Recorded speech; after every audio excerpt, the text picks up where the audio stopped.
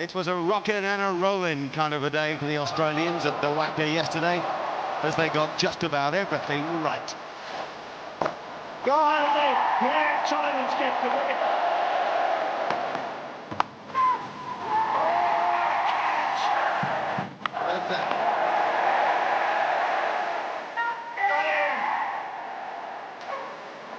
Down he goes, it's in the air to be out, it's going to be out.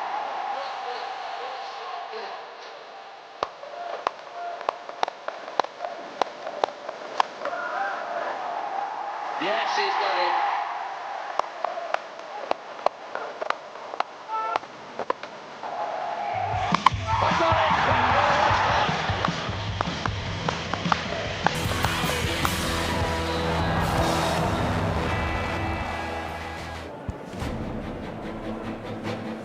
Hello again from Perth. We've got a hot day, and I mean hot. Already 36 degrees here. People piling on the sun cream lotion.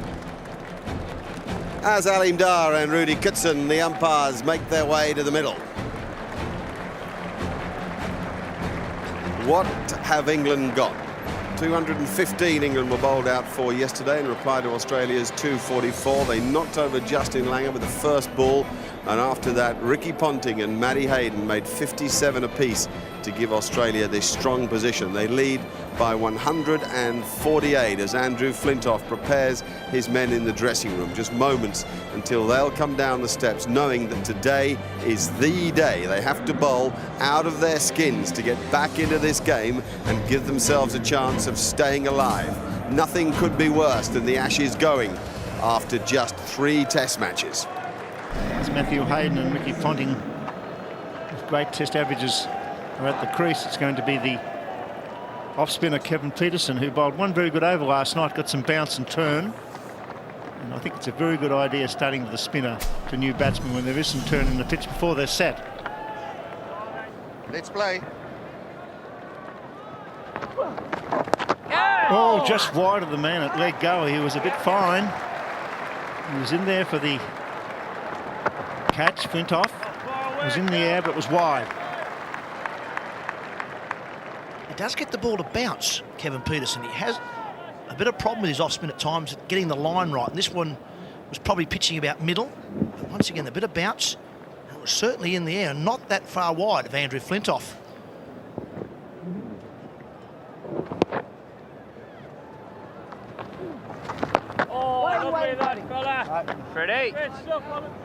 That 2 runs they took. I was wondering, watching him, what on earth Mahmood was doing down there. Because Ponting had a quick look around and then decided that the fielder was just ambling and they could take 2. Oh, yes. Yeah, no breeze to speak of this morning. Very still out in the middle and very warm, as Mark Nicholas was making reference to earlier today. They're expecting 36, and it must be pretty close to 36 out in the middle at the moment, right at the start of the day's play. So Kevin Peterson bowled it a couple of over, well, 1 over from that Prindiville stand end of the ground yesterday. The breeze was blowing nicely across the ground for him to help him drift the ball away from the right-handers. At the moment, it's dead still.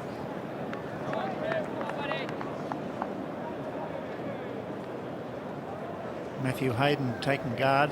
Batted beautifully yesterday. Struck the ball full face of the bat down the ground, put the pressure right back on the shoulders of the bowlers for the first time in the series, really. Slipping a gully in. Oh, he sweeps and misses it by a mile. Bounce and turn.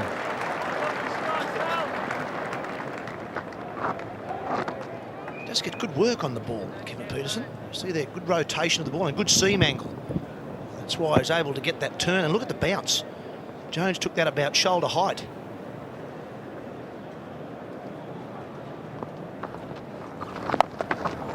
Tommy sweeps beautifully. Away for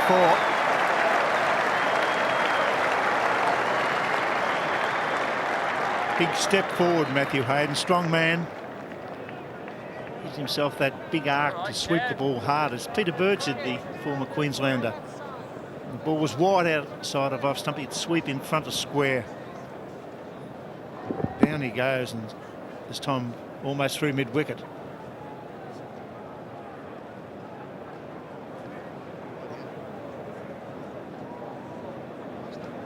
It was the little signal to Peterson that he only wants one slip now, so Flintoff's gone out. Yes. 8 off the over, good start by the Australian pair. 127 for 1. Full house again here at the WACA. Wonderful start by the Australians, 127 for 1. Bogard 1 for 21. For Justin Langer, first ball, great start. It's going to be Steve Harmison. Probably the key here. He troubled Ponting with 1 or 2 on the line of off stump yesterday. And really, I think to Matthew Hayden, have got to have 2 slips and a go in this morning and bowl that angle across the left-hander. It's very strong, straight down the ground. Yes.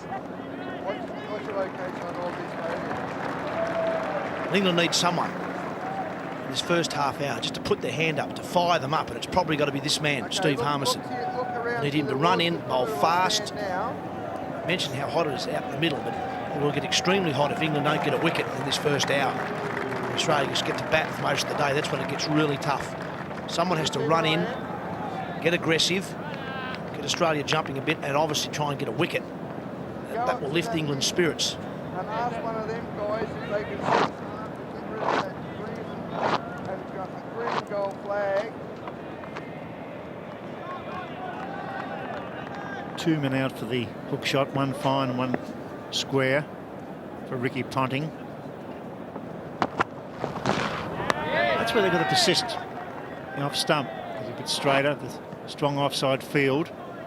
Keep the ball up to Ricky Ponting. Try and drag him forward. Stuart Clark did that beautifully. When he bowled, he was on line, he was short of a good length, he was a fraction fuller. Very rarely worked on the onside. Situation is for England that they have to do 2 things. They have to take wickets and keep the scoring down. It may seem a tactic that's not way out from left field, because quite often that'll be the main aim of teams in the field. Sometimes they'll be concentrating solely on wickets and won't care about the runs. But England have to care about the runs here, because they don't want an insurmountable target to be facing them at the end. So it will require some tactical expertise from Flintoff and his bowlers, and some good brain work. Yeah, well, Kevin Peterson mentioned overnight that he thought England could still chase down 350 if needed. So with that in mind, they've got to bowl Australia out for about 300, 320, something like that. I'm sure the way he's playing, he feels they can get 350, because he will probably back himself to score half of them. He's in that sort of good form, but it's got to start first thing this morning.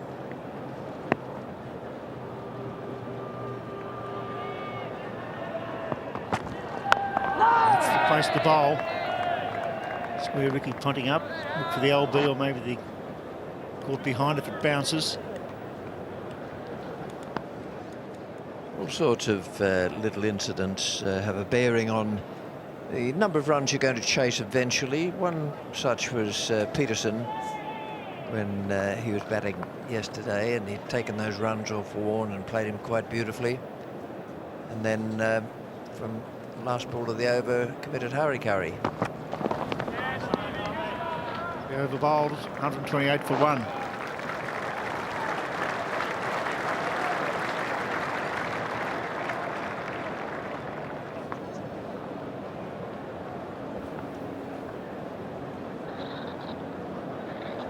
The off spinner to continue. Peterson to Matthew Hayden with 2 men out on the sweep now, 1 forward and 1 backward to square.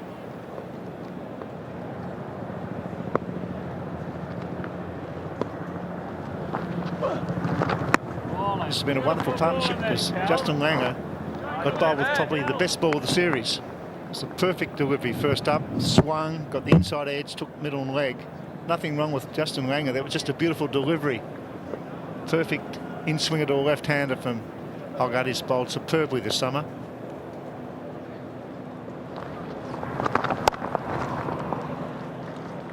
Interesting that Andrew Flintoff is persisting with Kevin Peterson. I think it's because he is getting some spin and bounce. We talked last over about the seam angle. One of the balls last over, just keep an eye on this delivery as it goes halfway down. We might even freeze it about there somewhere. There you go. Its seam angle is pointing towards about, well, first or second slip on that ball. That's a perfect seam angle for the off spinner. Rolls on, pitches, bounces and turns. That's what, if you're off spin bowler at home, that's what you want to try and get the ball to do when you're bowling to a left-hander. Angling in with the seam rotating, obviously, but rotating in the direction of about first or second slip. That was a perfect example of an off-spin bowl.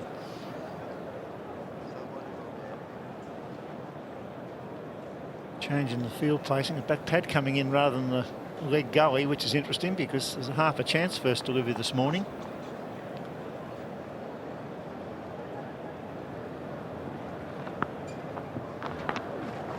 Waiting. Good on, Kev. Kev, lad. Boys. That's good hand action from Peterson. Again, the seam position is visible. That's a very good thing, good way to have it. Oh, just past the slip, that'll be 4. Wide cut, deliberate shot. Too wide and too short from Peterson. These are valuable runs and not good for England. They need it tight and pressure. Yeah, not ideal because it goes for 4, but once again, it's a half chance. It's not that bad a delivery. It's wide of off stump. Ponting cuts late, but oh boy, that's not that far from first slip. He's just creating a few little half chances already. He's only bowled 9 or 10 deliveries himself this morning, and already 2 of them have been in the air, not far from fieldsman. This is where a captain has to persist a bit with his spinner, show some faith in him. Great shot. Beautiful footwork there by Ricky Ponting. He'd been troubled a little bit by their bounce and turn. This time he comes at the bowler. It's straight through the line. Glorious batting. Come on, Kev. Excellent counter-attack. Kev, that's all. Ponting. This is just a good shot. Once again, not a bad delivery. Counter-attack from Ponting. I think he senses that Peterson, though he's a part-time bowler, he's bowling all right. Yes. Run at least 2, maybe 3. Hayden's quick. That's excellent cricket by both batsmen. 12 off the over, 140 for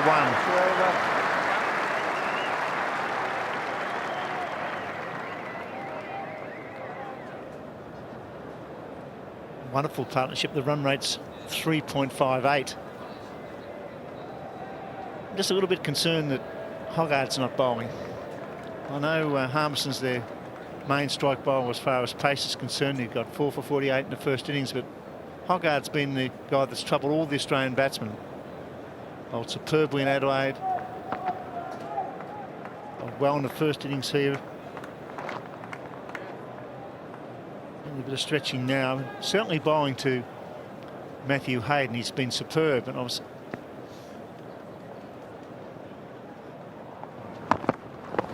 just a little bit surprised yesterday, Mark, with their field placings to Matthew Hayden. They took away the slips and they had a short mid-off, short mid-on, short cover. And right throughout the series, it's been that ball around about off-stump which troubles Cork and Mark Taylor, Bill Laurie, all the left-handers. If you play long enough, they get that line right. Matthew Hayden in the second innings runs himself out, which was disappointing. Gave him a bonus wicket there.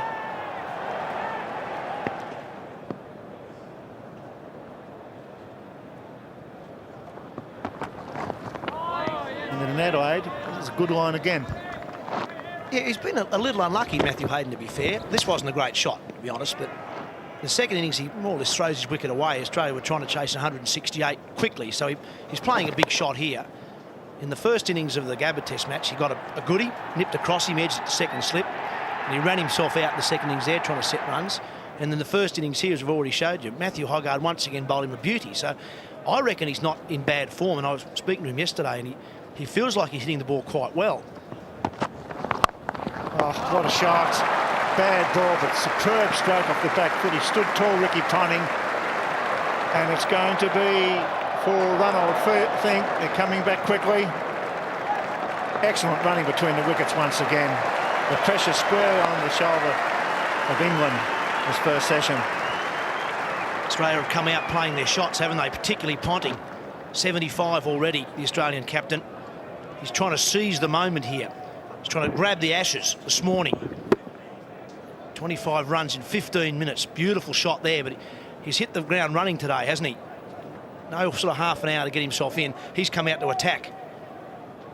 Great footwork, getting back, and he's not a tall man. Over the top of that and punched it through cover off the back foot.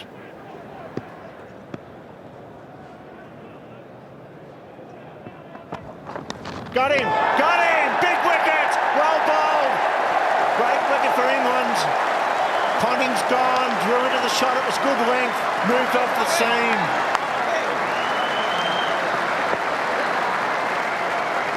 Good persistence from Steve Harmison. Just been hammered through point for a boundary. But didn't come back with any sort of short ball or to get carried away. Just got the next one the right line and the right length. Ponting pushing at the ball, good healthy edge, simple catch to the keeper.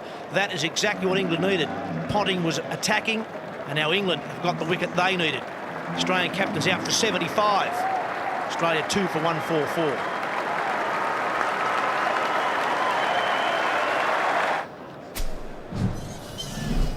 Two slips and a gully, and that's a good field to a left-hander. Much better than they had yesterday when the field spread all over the place. It's a squarish gully, cover point, and a mid-off.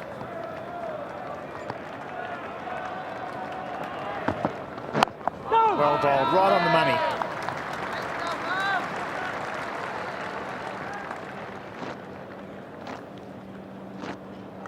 Just the ideal ball, wasn't it? Angled in slightly and may have just held its line. A little hint of away swing. Ponting pushing at the ball, but that's where you want to bowl. You want to bowl 5 out of 6 balls right there. Just a hint of movement away.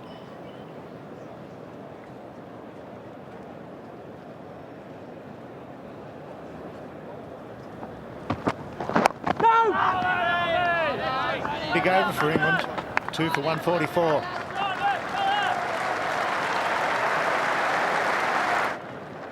Andrew Flintoff making a change. And Hoggard into the attack. I believe it's a good move. You could have bowled the spinner for another over, I guess, with the new batsman at the crease, but he's been one of their best strikers. While the ball's still hard and he's fresh, not too hot for him. Now to give him the spinner one more, Bill.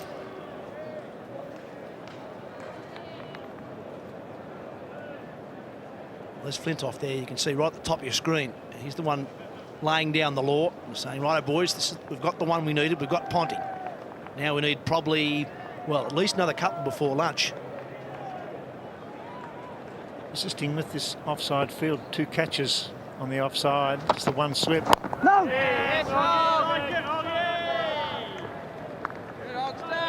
Yeah, Bill, you were talking about this last over. I'm not convinced this is the right field for Matthew Hayden.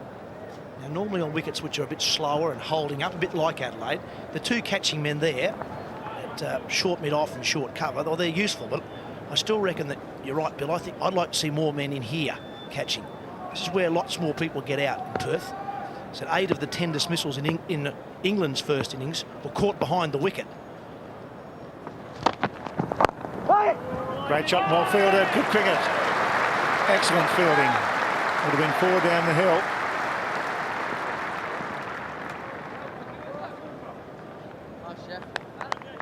The fieldsman.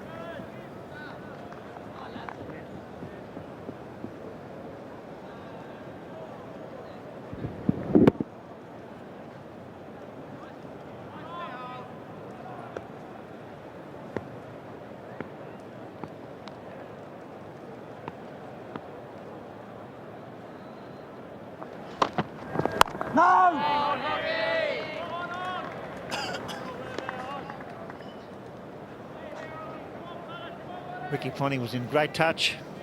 Got a good delivery, drew him forward. Good, genuine nick. Straight through to the keeper, big wicket. Very good bowling.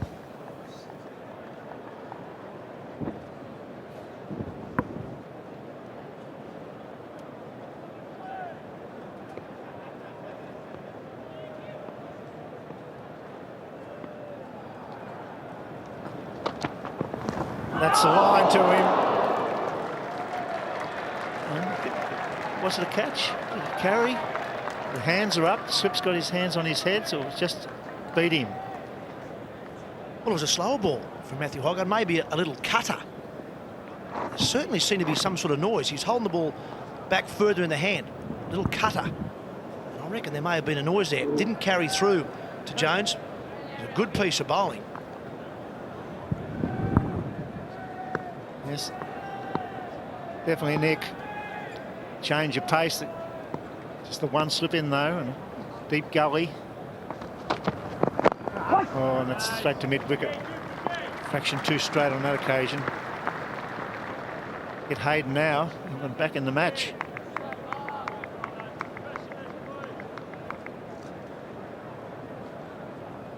I reckon he's just feathered that. Looked around pretty quickly too, did Matthew Hayden. See if it was going to carry or not.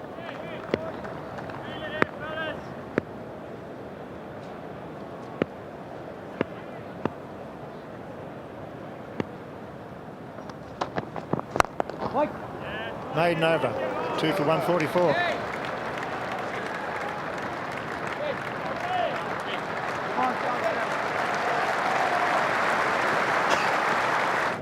Just need Harmison to continue. No wind. Dead still here at the WACA for the first time. Very warm.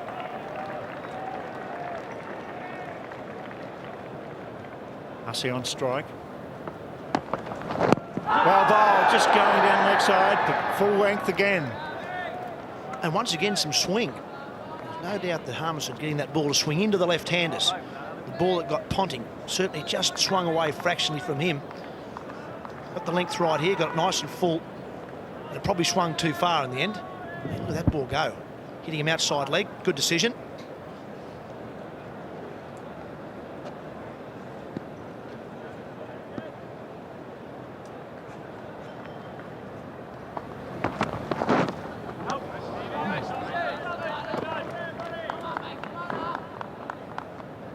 Good pace, hot day, but a lot hotter if England don't get wickets in the session. Good start, picking up Ponting. Sell out again. Seen a lot of wickets fall in this test match, just into the third day.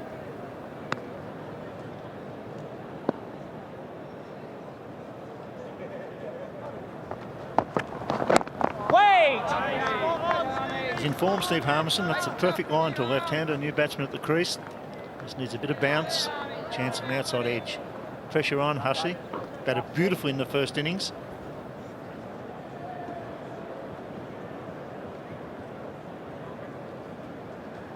This is what Snicko says about the Hayden one. Yes, it got an edge. That long, thin line. Occasionally it's just feathered the edge. No run. That was the slower ball, and because it was a slow ball, it didn't carry through to keeper Geraint Jones. Fell a good 2 metres in front of him. And you could tell from Matthew Hayden's reaction, couldn't you? Got a smile on his face. He wouldn't be smiling if it carried.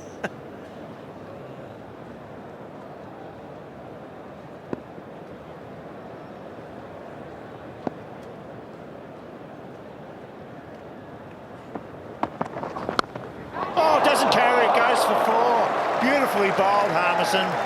Worked him over, got the edge, didn't carry with a too deep. It was just good placement. Good, genuine nick. I think at the end that Hussey might have done reasonably well here to keep it down. He didn't flick at the ball in the end, pushed at it, but sort of kept his wrist going reasonably well in front of the ball. Did it carry? Not quite.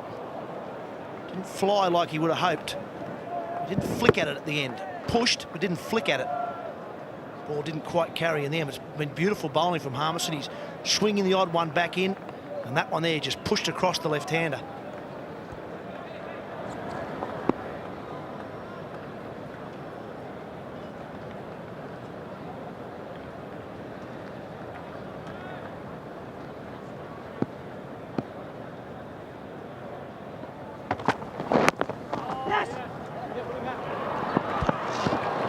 well run in the end. A very good over from Harmison. 2 for 149.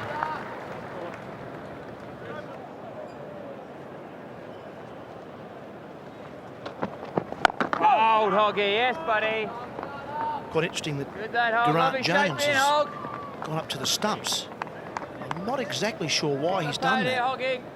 Michael on, Hussey, the buddy. man on strike, is, well, he's only Come on, 4, boys. and he got that from an outside edge. 3 and 4 now, Hogster. Come He's on, not really lad. renowned for running down the pitch and trying to slog bowlers over the top.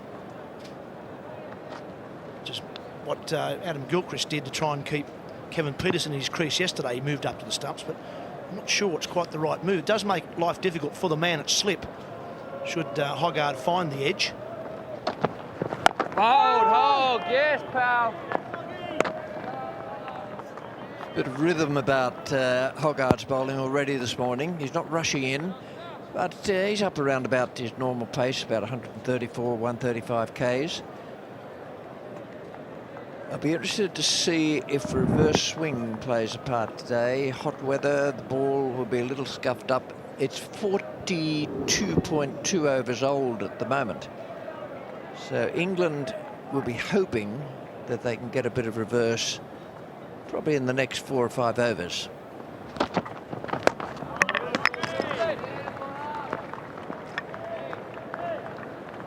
It's not really a percentage game if the batsman's staying in his crease to a medium pace. If he gets a nick and you put it down,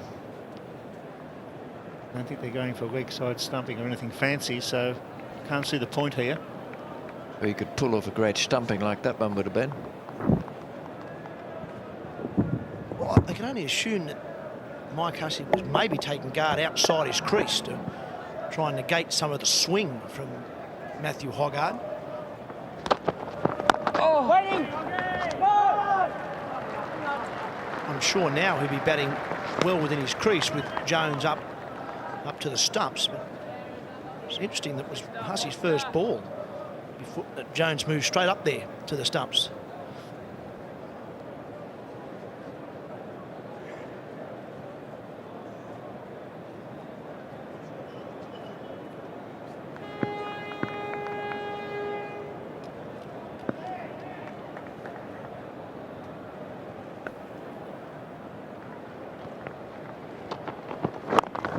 Get on it. Well done, Cole. He's on line, Hoggard. He's a new batsman, not too much width, Good, Hoggy. Good, buddy. making the batsman play every delivery. So one slip and a go in, short cover, strong offside field. One of those Perth days where there's not a breath of breeze. The flags, the old scoreboard not moving at all. A lot of slip, slap, slop going on out there today. A maiden over, well bowled, 2 for 149.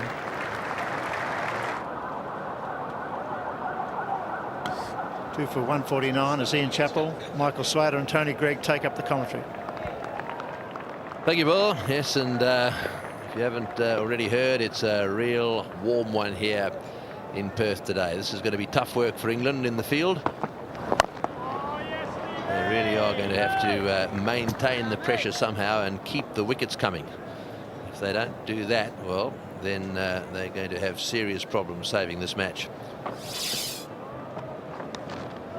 Well, taking wickets consistently is going to keep them going, even though it's a very, very hot day. And they've started well by getting rid of Ricky Ponting.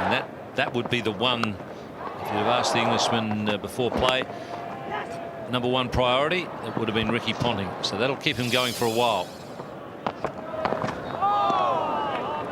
And the way that Harmison's bowling this morning should also prove to be an inspiration for the other bowlers. He's bowling beautifully, but you need to keep constantly taking wickets in this sort of heat to stop the team from flagging. Yes, had a chat with Kevin Peterson last evening, and he was saying that he thought that Harmison was beginning to click. It's taken a while, mind you, but he was of the view that last evening looked as if he was getting back to his old self, and certainly this morning there's a bit of rhythm about his bowling. There's a little bit of sting there which has been lacking. What he needs now is a wicket or two. pitched outside leg stump. That's the 150 up for Australia. A better grouping from Harmison. The first 2 test matches, a few deliveries on that, but they would have been even more scattered. The variety in length and occasionally line is a good thing because he's bowling at a rapid pace. He's still got to keep the batsman guessing, but there's a consistency. There's an ability now that when he's running in, he sort of knows where the ball's going. Because of that, the confidence is lifting. He seems to have the added little bonus this morning that he's getting the ball to swing and getting it to swing fairly regularly. Problem with Harmison is they wanted this in the first test, not halfway through the third one. It would appear that a lot of people connected with the England team, or people who used to be connected with the England team, all say the same thing, that he needs a lot of bowling. Obviously the preparation wasn't right for this series. Yeah, I don't think it was right for any of them. They should have had more cricket in Australia, more 4-day matches. Those that they did have, they tended to want to play extra players. It was all a little bit strange for me. When you go back over the years, they've been pretty insistent, England, on getting what they want in the lead up to a test series. Doesn't seem like that happened this time round, or if it did, they seem to me to have got their priorities wrong.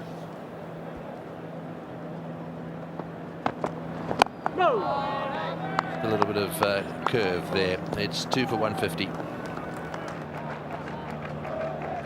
So the lead now 179. Hoggart getting ready to start a new over, but there's obviously a bit of movement down the far end of the ground. Hayden not quite ready. 64 he's got, Hayden. 10 fours so far in his knock. Ponting the man out this morning for 75.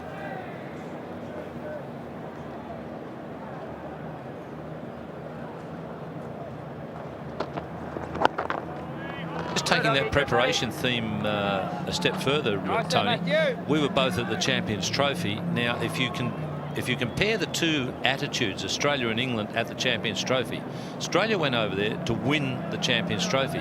England, it appeared to me, went over there with their mind on the Ashes. I mean, 2 or 3 of the members of their team, they were basically trying to get them back involved in cricket rather than any thought of winning the Champions Trophy. That seemed to be just totally incidental. I don't think you can do that as an international cricket team. No, and you can whinge on about the way these competitions are slotted in, and if you go down that course, of course, all you do is create a bigger problem for yourself. And I think you're right. I think that's basically what happened. And then to make it even worse, they went home.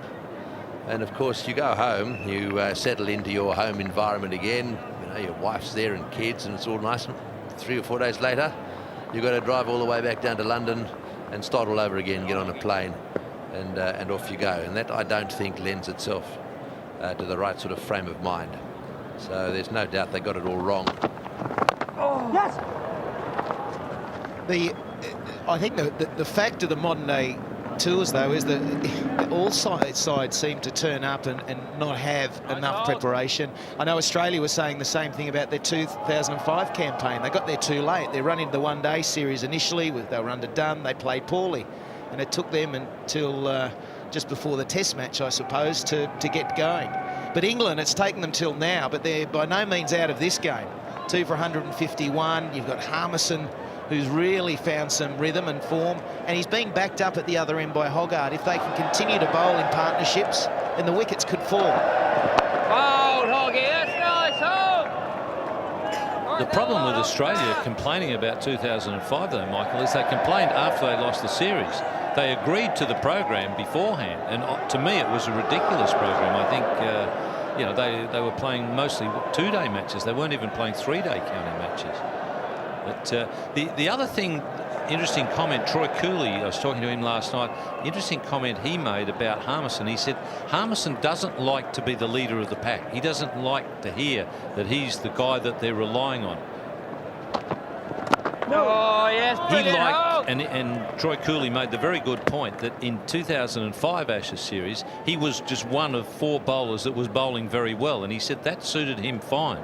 But suddenly everybody's telling him Harmison's the leader of the pack. Harmison's got to bowl well for England to win. Harmison's this, Harmison's that. He said he doesn't want to know about that sort of thing. He just wants to be one of 4 bowlers. Yeah, that's, I mean, he's just got to get used to that. Getting wrapped up in cotton wool. I mean, he's probably a bit soft.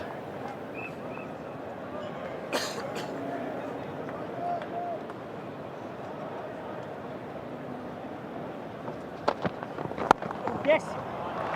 And that's gone flying away through that area down to the 3rd man boundary. Just a little wide that time. Hussey getting it away. 2 for 155.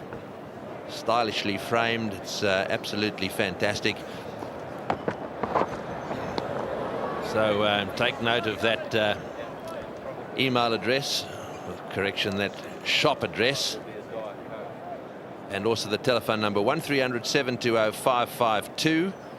That is available, and also for those of you interested in the Michael Hussey product, answering the nation's call. He's out there at the moment batting. That's also available, and also a very good Christmas present. First 50 of those, we'll get them delivered for you by Christmas. So the lead 184. Oh, that's got to be close. Did he hit it? Oh, if it pitched outside leg stump, it couldn't have been far away. That's it, I think. It was the line. And he's getting the ball to swing now. The first ball swung quite wide down the leg stump. He backs it up. It pitches and it straightens. Very close.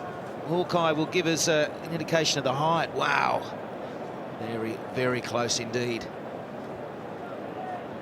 Yeah, my initial instinct, because he has been swinging the ball back, was that's pretty close. And boy, that's hit under the roll. I can't see how that's going to miss.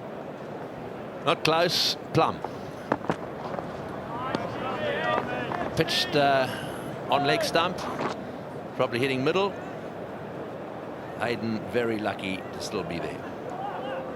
Beautiful bowling. Yeah, it's tough on Harmison, isn't he? He's been bowling beautifully this morning, and he's creating opportunities. The Hussey edge that just fell short in between the first and second slip. And you sort of need those things running your way to make inroads into this Australian side. You don't need a close one like that being turned down.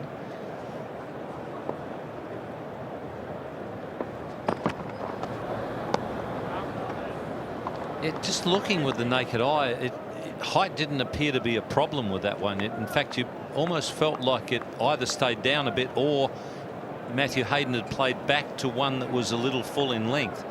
Normally in Perth, the first thing you're thinking about is height. But as soon as that hit him, I must admit, okay, you're looking from a height and you're looking from 150 metres away. But sometimes as an ex-player, you just think, oh, that's out. Or it looks very close. I haven't changed my mind. That's well fielded. No, he did right. I mean, he looked to me as the way he played it, his reactions were that it stayed down a bit, and that's why it looked as if it was absolutely plumb. The only way that it was going to be saved was if it pitched outside leg stump. You could see there the reaction going down, bending his body down. He didn't want to look up at the umpire. He thought, oh, that felt bad. And he's not out.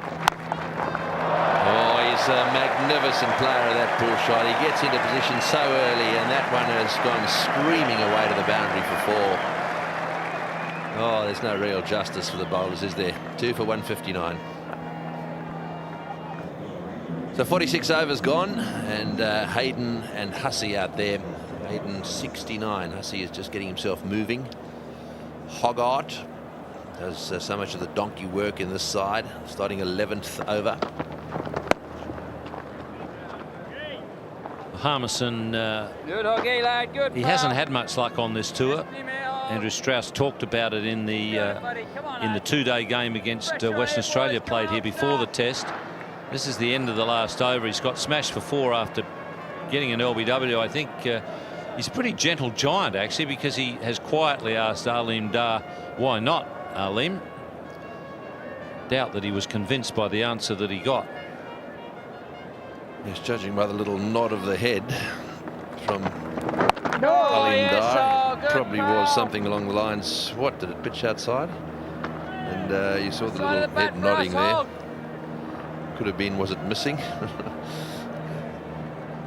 You would assume it's that line, the ball pitching outside leg. And, of course, with the LBW decision, any ball that pitches outside leg cannot be given out. And I'm sure that's what Alim Dar was thinking, because what has maybe worked against Harmison, when he's not been bowling well, he hasn't got any shape back into the left-hander, and that strong angle across, it's hard for him to get a left-hander out LBW.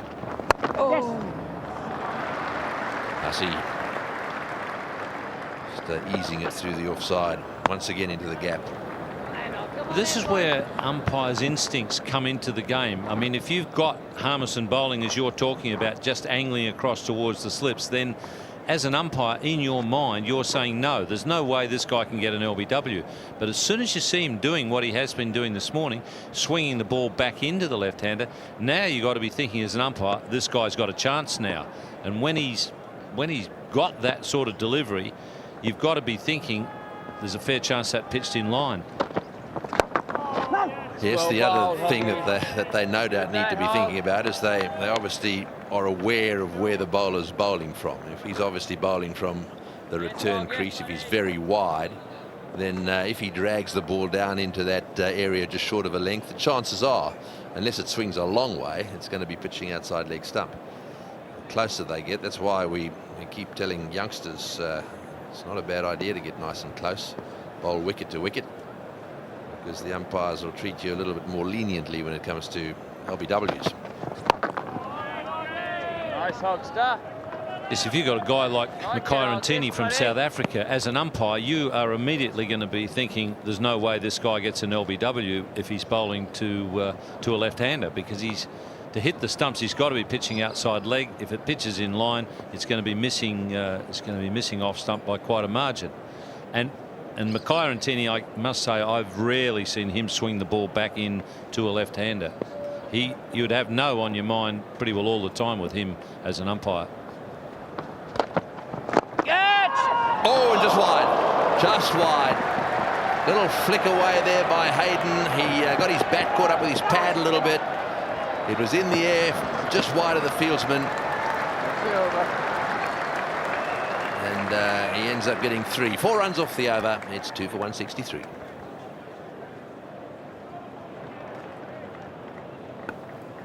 Well, Harmison, who we thought probably had Hayden out LBW last over, is now out of the attack. And well, he's a big hero amongst all the English visitors to Perth. Did such good work, such sterling work in the first innings. Monty Panesar has been given the ball. Just 10 overs bowled so far.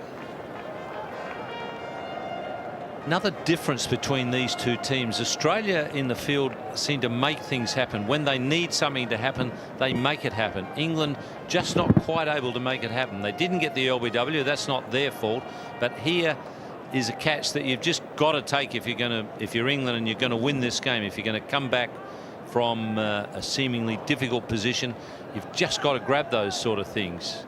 And there wasn't the anticipation there with that shot from Matthew Hayden. That was the last ball of the last over.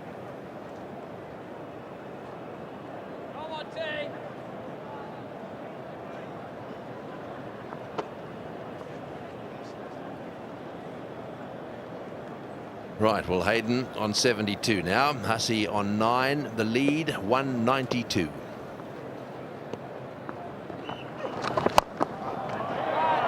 Boy, straight away down the wicket.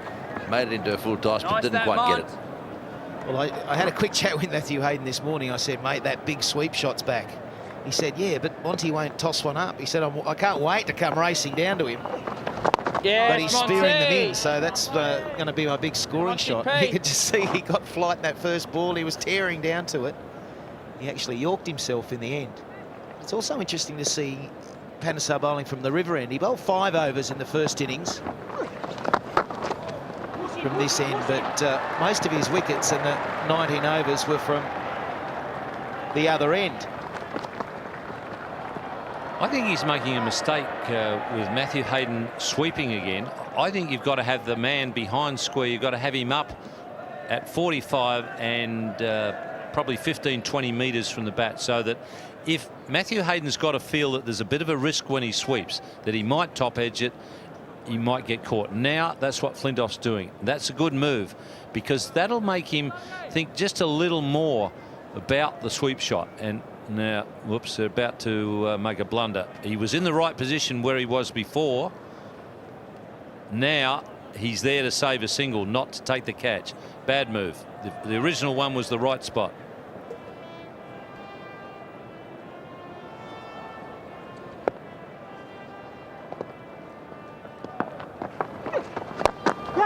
Well, it's nicely hit, but there's a man back there. Harmison, the fieldsman.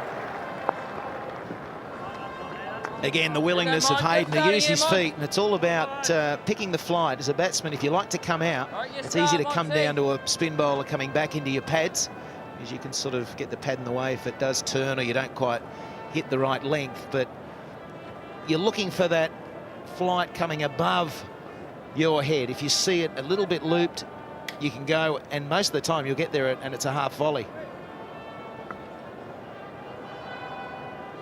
The line of that delivery has got to be outside off stump.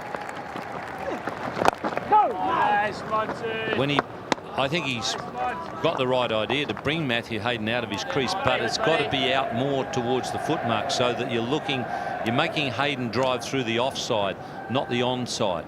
If you're making him cover drive, then you've got a chance of getting him.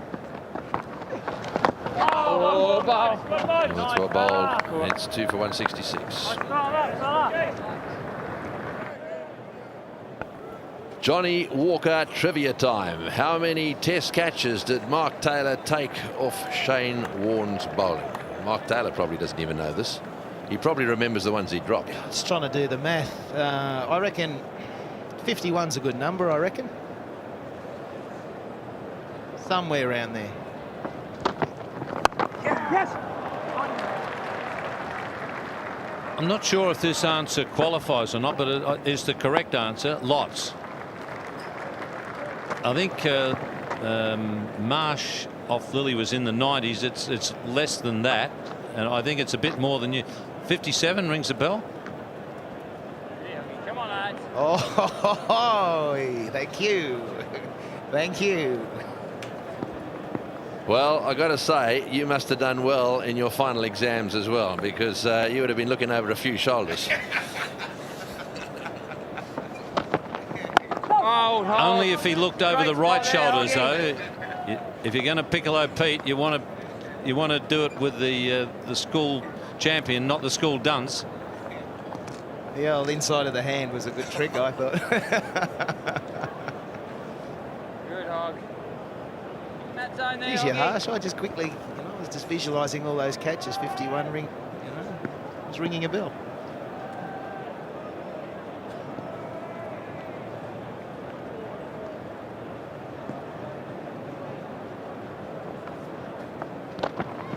No. Oh, ball. Good hog. Right good in behind buddy. that one again. They're looking very solid out there at the moment. Hussey on strike on 9, 27 deliveries, just 2 fours so far, really sitting himself up. He knows very well if they can just get themselves through this first 2 hours, get themselves into the afternoon really hot here. It's going to take some doing here to England for England to keep going, especially if they don't take wickets. It's going to be a big challenge.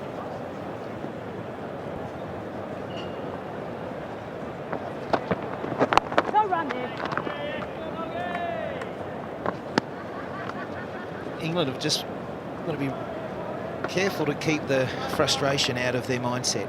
Keep it at bay. They've created these opportunities. They haven't quite come off. The LBW shout turned down. The diving catching chance not taken. Positive for them is they are creating opportunity, and you just feel with Panesar, if he can get a breakthrough, then there's every chance he can get another fifer and be the inspiration in the bowling attack once again.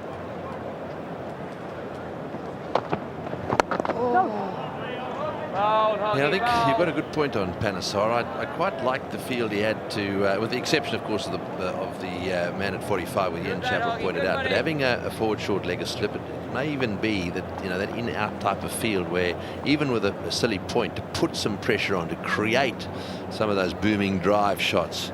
He's got a mid-on back, but the mid-off up as well. So we'll have a close look at that field when he starts his next over. He's got two left-handers out there at the moment. He's got a little bit of rough to work with outside the off stump.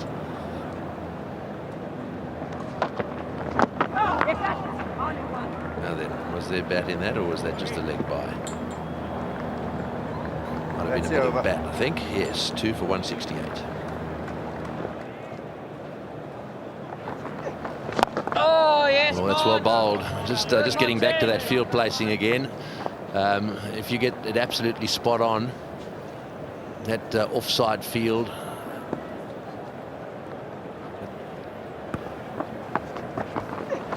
Oh, well bowled. Just starting to get a little bit of dip as well. Well, he's got the right line to Hussey with these two deliveries. Just outside off stump. Get him looking to hit the ball through the offside. That's probably turned enough to just miss leg.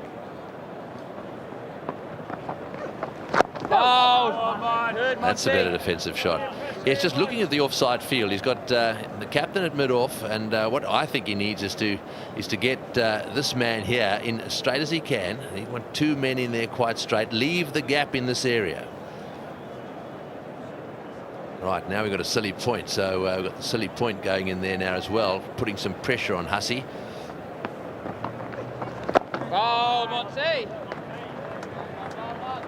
He might even at the moment be tempted to bring the point fieldsman around to straight cover and leave that gap and try and encourage him to cut perhaps the wrong ball. Cut one, and particularly with Monty's bounce, you're always likely to get a little nick from one that bounces. Got two of those in the first innings. Guys trying to cut him, and the ball bounces a bit. Little top edge nick. Geraint Jones hung on to both of them. Yeah, this is going to be a good battle. This is. We got the feeling that.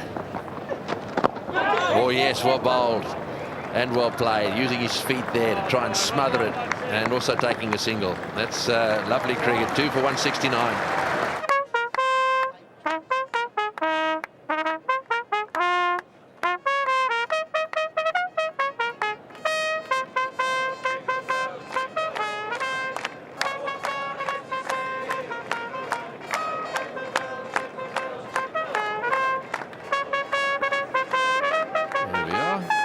Christmas spirit. Jingle bells emanating from the Barmy Army. Hoggart to continue.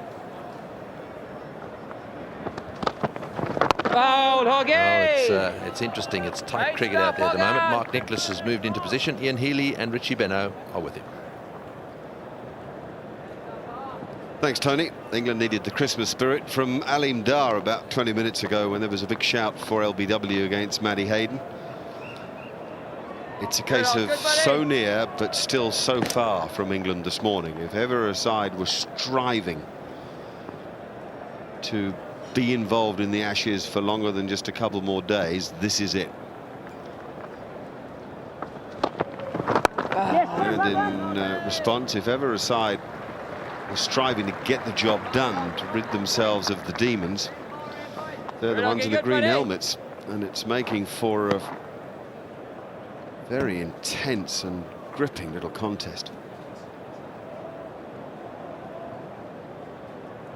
You just sense that anything could break, that England could pick up 2-3 wickets prior to lunch, and they'd be cock-a-hoop and believe in themselves again. You sense that Australia could get to lunch undefeated and think that much of the job had been done.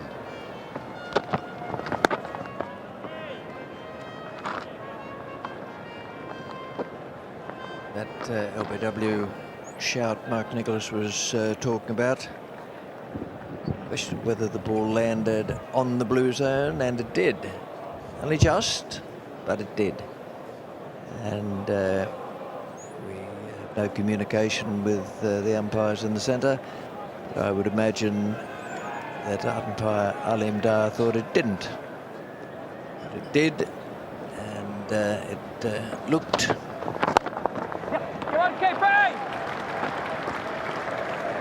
for all the world as though it was as close to a victim as you would ever have. There's the 200 lead by Australia, and I had the same instinct as Ian Chappell. He said it just looked ugly right from the word go. I saw it live as well, and I went, oh, and I think Hayden thought the worst as well. He got himself to 77 now, though. It's been a while since he's really ground out a big 100. 138 was his last big one, 11 innings ago, and that was not as big as he's done a long time ago. 3 and 4 years ago, they were double hundreds. Oh, yes, Hog. People have changed the way that they bowl at him. I mean, that's the issue for Hayden. People have been prepared to bowl wide for long spells and ask him to come after the ball. Historically, he's hit the ball pretty straight because people have bowled at him. He's a less good square player, particularly offside, which is unusual for a left-hander. In fact, off the front foot, you very rarely see him square drive, but you see him off drive a lot. The different lines have completely changed that, and he's had to almost get back into his shell and fight a little harder for his runs. Hussey's fighting like heck right now, that's for sure. It's 2 for 171. The advantage for Australia now 200. 2 for 171 in their second innings, having bowled England out for 215 yesterday. That could be the crux of the thing, England's first innings. First hint of a breeze on a seriously hot day at the WACA. Yep.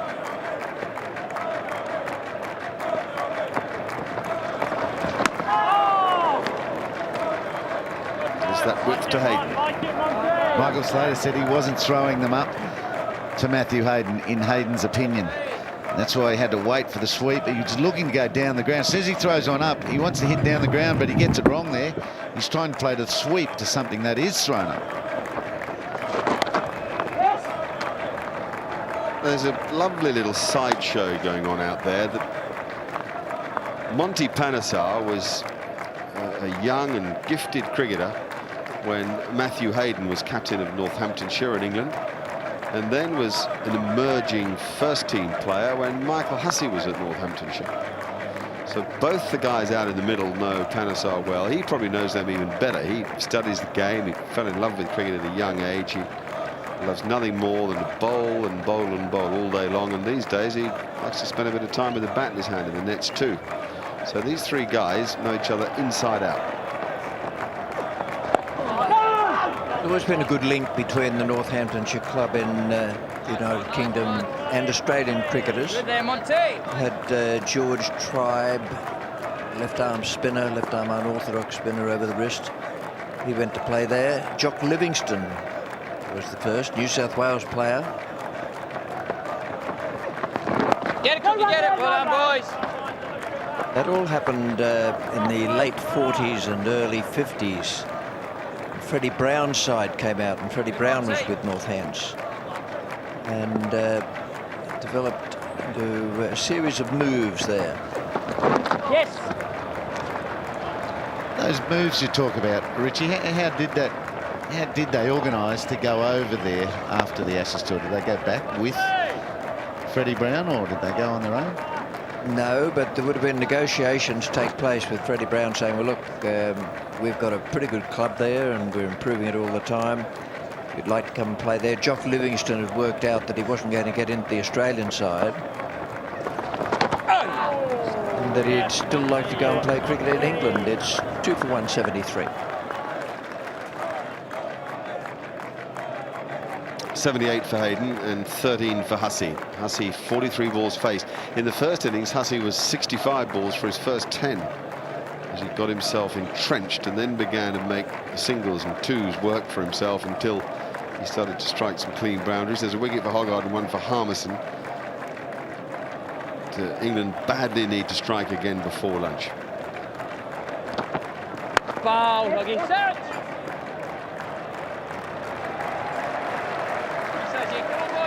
Just a little break. I'm not sure whether this trio of Nicholas, Healy and Benno would do too well without electricity or running water. Completely cut off from the real world. Living with the world's oldest tribes is coming in 2007 to Channel 9. It's not a game, it's a show about living with those tribes cut off totally from society. Mark, you were cut off a little bit. You hosted a Survivor Series in England, didn't you? Well, it was in South America. Yeah, but yeah. Oh, yeah. Very, very fortunate is Matthew Hayden. It's been that sort of a morning for him. Maybe the cricketing gods have made their choice.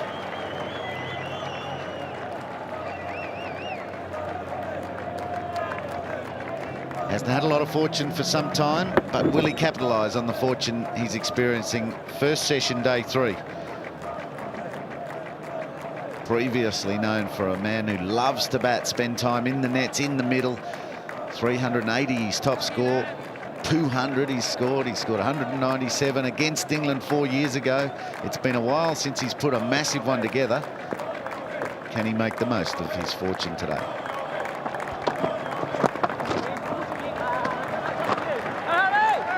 Willpower is getting him these runs, and speedy running between the wickets too.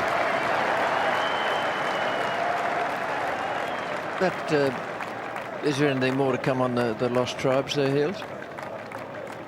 Not really. I worry how they're going to charge the cameras if they've got no electricity, no running water. Oh, now come on. Matches? Well, they get the rubber from the latex trees, make some rubber bands, generate some electricity, and put it in the battery. It's the people in the show that don't get the electricity or the running water. Not the blokes making the show. Oh, that's the way you did Survivor, was it? You got it. You know, your hair never changed, I bet. Can I just have a look at that list you've got there, Hills? No electricity, running water. That probably means no Chassam Montrachet or no Shadow Lynchpage.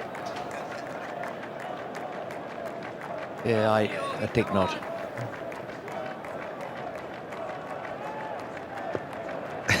So you had some luxuries. It's given a hit to the bog standard Shiraz, isn't it? Yes, hold. But in that show, like the world's oldest tribe, surely even the crew who are shooting it, you reckon they'd have some luxuries? They got to do it as well. Good, Og. Come on, pal. What are you on? Come on, fella. Come on, Og. I'm just getting a bit twitchy about no electricity, no running water. You here, Hoggy. Come on, bud. Listen, Hills, that's the people in the show, right? Everybody else has generators and water brought in, and they don't live in luxury, but they live okay. Oh, yes, Hog. 10 minute Hog. And that killed an over, Hills. It's 2 for 180.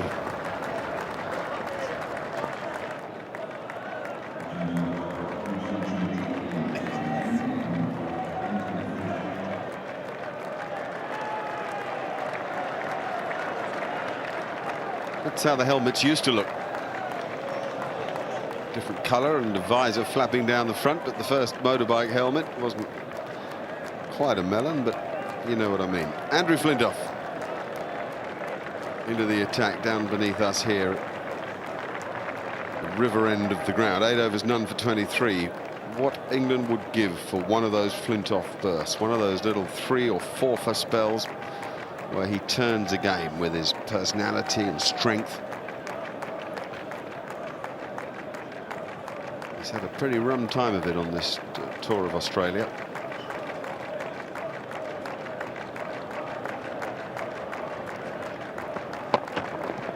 You sense he deserves some success too. You sense that the Australian public and everybody here live at the ground would like to see such a big-hearted and talented and entertaining cricketer just do something magical for an hour to even up this contest. He's had no impact in Perth, has he, with the ball? 8 overs for 23 here. I think it was just 9 overs for 36 first innings, but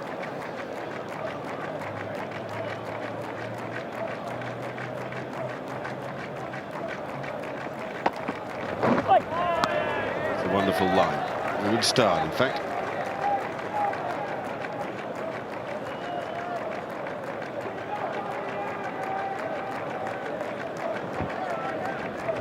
always tell how good the line is by the way a batsman leaves the ball. Setting himself up to get into position to play, and then the last minute withdrawing the bat and the arms high and out of the way. And that is one of Hussey's great strengths, what to play and what to leave alone. Excellent judge of his off stump.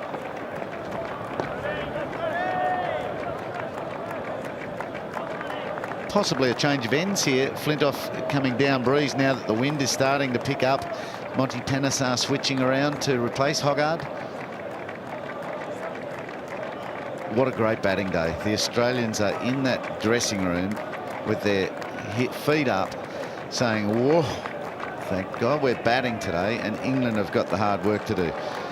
And everyone's hoping every partnership does well so that they don't have to get out there. Just stay in once you get in there.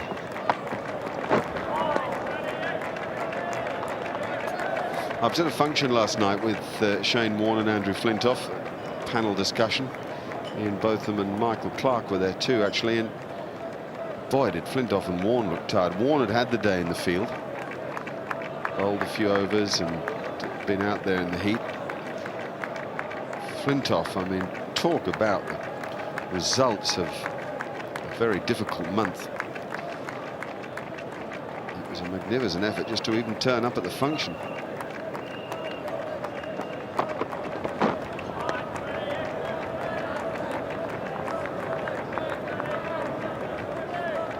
No great pace yet from Freddie. He's about 130, that ball bowled. You'd expect him to be 140 or even just above it when he's really firing. One of those bowlers hit the bat hard, they jar the bottom hand. The speed of delivery isn't always quite the same as the power of the impact. Somehow they get the ball to hurry off the surface.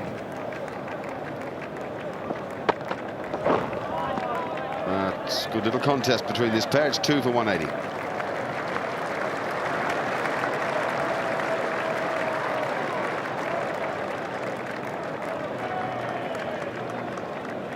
It was 36 degrees when we were out there just before play began, up to 38 now, and fairly airless. In fact, the breeze has just picked up, but Ian Healy was pointing out he's never seen so many people with fans working away and trying to get something out of demanding day.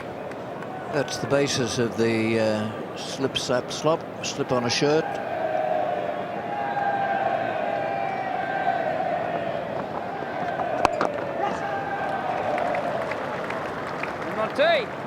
Yeah, slip on a shirt, slap on a hat, and slop on masses of 30 plus. Just to make sure you don't finish up looking like a Northern Territory beetroot.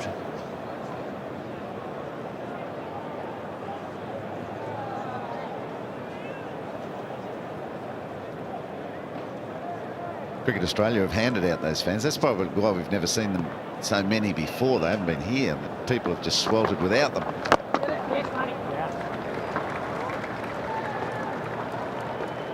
So it'll be a real doctor today. Cooling breeze that comes from the sea. Right over from the left of screen, right over Matthew. Oh no, the other way. From the right of screen, right into Matthew Hoggard's face. He's in the perfect position to get the benefit of it.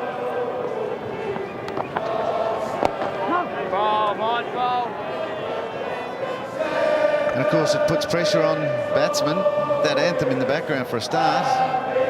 Hoping to have a lifting effect on the English. Pick up a wicket here or there. But decision making is key in batting, and when you're hot and tired, sometimes you get it wrong.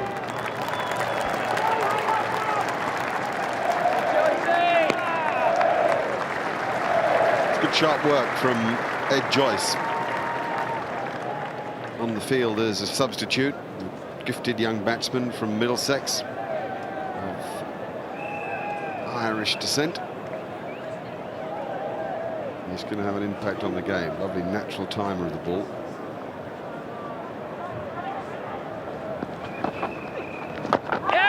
That must be out, is it? There's two noises. Well. No interest from Rudy Cookson at all. Sometimes we've got a good idea because of the stump microphones, and we get that in our ear. Let's have a look. Looks out, looks out.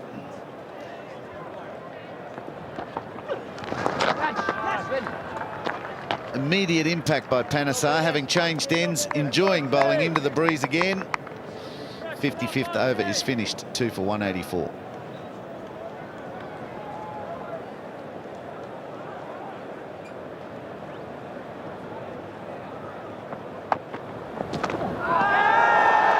And what do we reckon now? Nope.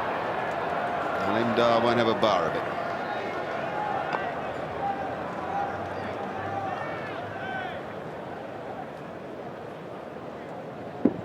Great bowling this by Andy Flintoff. The drama still continues in this series. Sort of dies, and on the way down to, oh, not really, Garrett Jones, it's sort of got through that gap somehow. I thought it would jumped a bit and decked back rather than died on him. Missed everything, maybe the back part of the front pad, back leg maybe. So close. That was a very good decision by Limdar. It was a flurry of pad and bat and trousers and ball. And he got it right because it hit something, not the inside edge of the bat.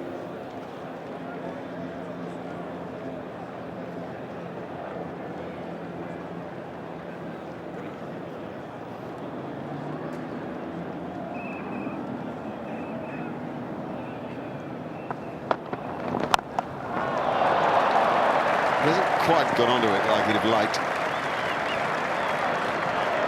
Another stroke that Hussey's had the opportunity to play at all in this innings. It's really been a struggle for him. And that's because England have bowled so well. Yeah, I love the drama. The sweat on Panesar's face, the slips with their hands up, and then Flintoff comes in and starts this over with a beauty. Did it hit the bat? I'm pretty sure it flicked the front pad, this Hussey one. Flicks the front pad. Just have a look at the bat. Does it change?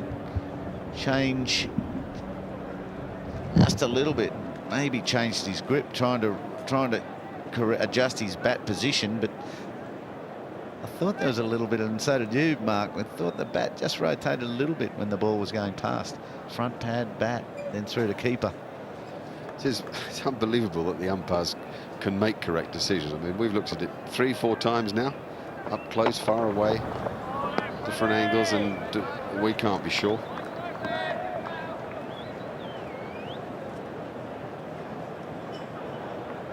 Doesn't help us that the ball gets lost in the shadow there.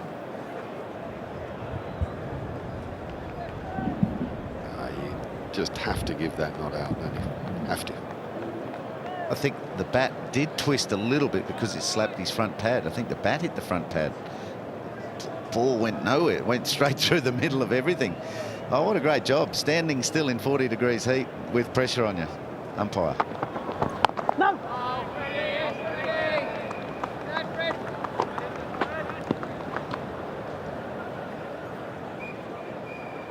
Have a look at the appeal the previous over, and England reckoning a bat pad and us thinking there were two noises, but the Snicko reaction is when, wow, bat hits pad there, and then there's an, I don't know, what does that tell us? Hot spot. There's the reaction on the pad, but nothing on the bat.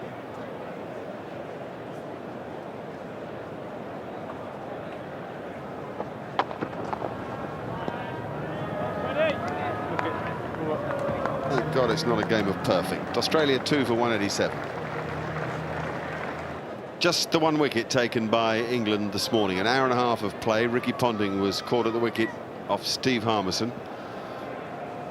Cracking bit of bowling. Harmison bowled a lovely spell first up. Other things might have gone England's way. They haven't. Australia are fighting, almost knowing that this is a real opportunity to get the job done. They can just hang on in there at the crease, taking the game away from England.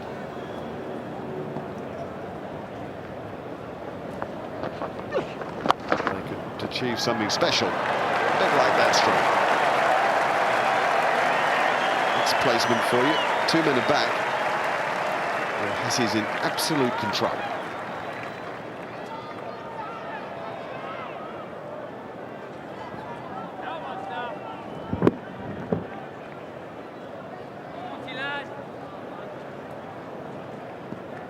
All of a sudden the sweep comes out. He's been playing defensively. Had an appeal against him in at short point, and he decides, no, I've got to go with the spin. I've got to get as many runs as we can. The lead at the moment is 221 with 8 wickets in hand.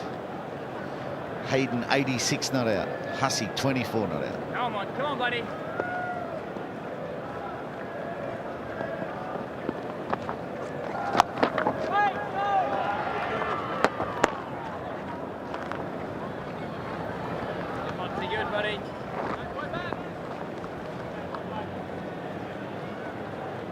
Reports are that some of the patches on this pitch are just starting to loosen up a little bit. How's that? Good, Monty. I think he did get an edge on that one. Didn't go to hand just yet. They can build pressure. Things can happen quickly. If you keep bowling well, keep creating chances, you never know. Just like day 5 in Adelaide. Well, that's hit him outside the line of off stump. That's the problem for Panesar. To hit the stumps, getting the spin that he's getting, and there's certainly enough there to beat the bat. He's almost got to pitch it outside off stump. And then if the batsman gets his pad outside the line, he shouldn't be given out LBW. So if it hits him outside the line of the stumps, which it's done, he'll get away with it as long as he's playing a stroke. 2 for 192. 1 for 73 in just over an hour and a half this morning as Michael Slater, Tony Greig and Bill Laurie come into the commentary box. Thank you, Mark. Very hot day in Perth. Hard work for the Englishman. Flintoff charging in. Hawks.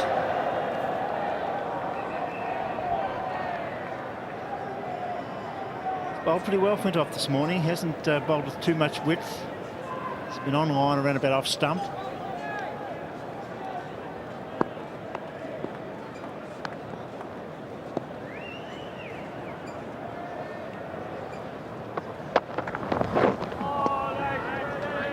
That is well left. Good line at the moment from Flintoff. He's into his 11th over here. No wicket for 26. He needs a few in that wicket column. That's his problem at the moment. He just needs to make a contribution here as far as the wickets are concerned. This is the best way to slow the Aussies up. Get Clark out there. Get Simons in. Gilchrist. Mind you, if the umpires keep giving him not out, no chance of getting him in. Come on, Tony. The umpires are out there in 40-degree heat. It's a tough job. The lead now, 221 to Australia, but they are creating opportunity, and that's the positive for England. Yes. Nicely played. Gets past Harmison and go all the way. You really need an athlete at mid-off. The drivers at the crease, both Hayden and Hussey, are good drivers. 50-run partnership just at the right time. The Ponting went for 75. Yeah, or at the wrong time, depending on which way you're looking at it. This is a beautiful shot by Hussey, and it just gives you some idea how this ground just slopes away down towards the boundary now, and it also gives you an idea how nicely he timed it. Beautiful outfield it is as well. Lovely shot. And he's coming around the wicket. Flintoff, we mustn't get too straight here because Hussey's very good on the onside as well. It's been a pretty good spell for the England skipper. His line's been very good.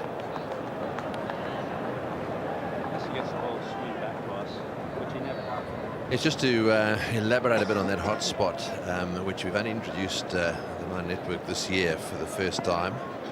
The development on that technology. Yes. There goes another beautiful shot.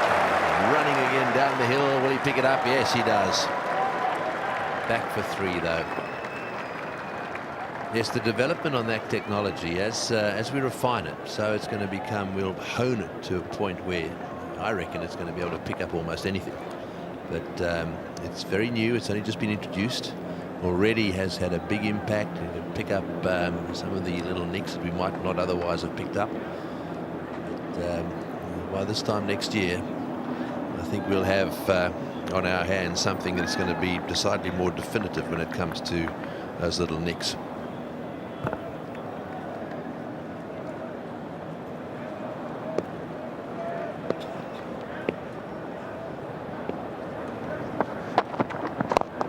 Oh, brilliant shot. And brings up the 200 on his pads. Hayden works it away for another 3. The over bowl is 2 for 202.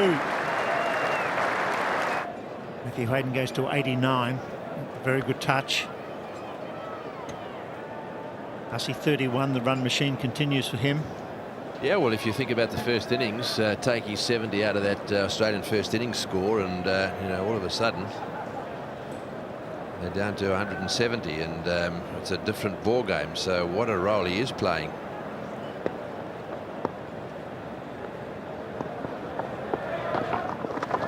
Gone for it, down the ground. Misfield. And goes into the 90s, goes to 91. This is a good battle. I just think he should be bowling a bit wider and trying to force him to hit through the offside more against the spin here. Good use of the feet on that occasion.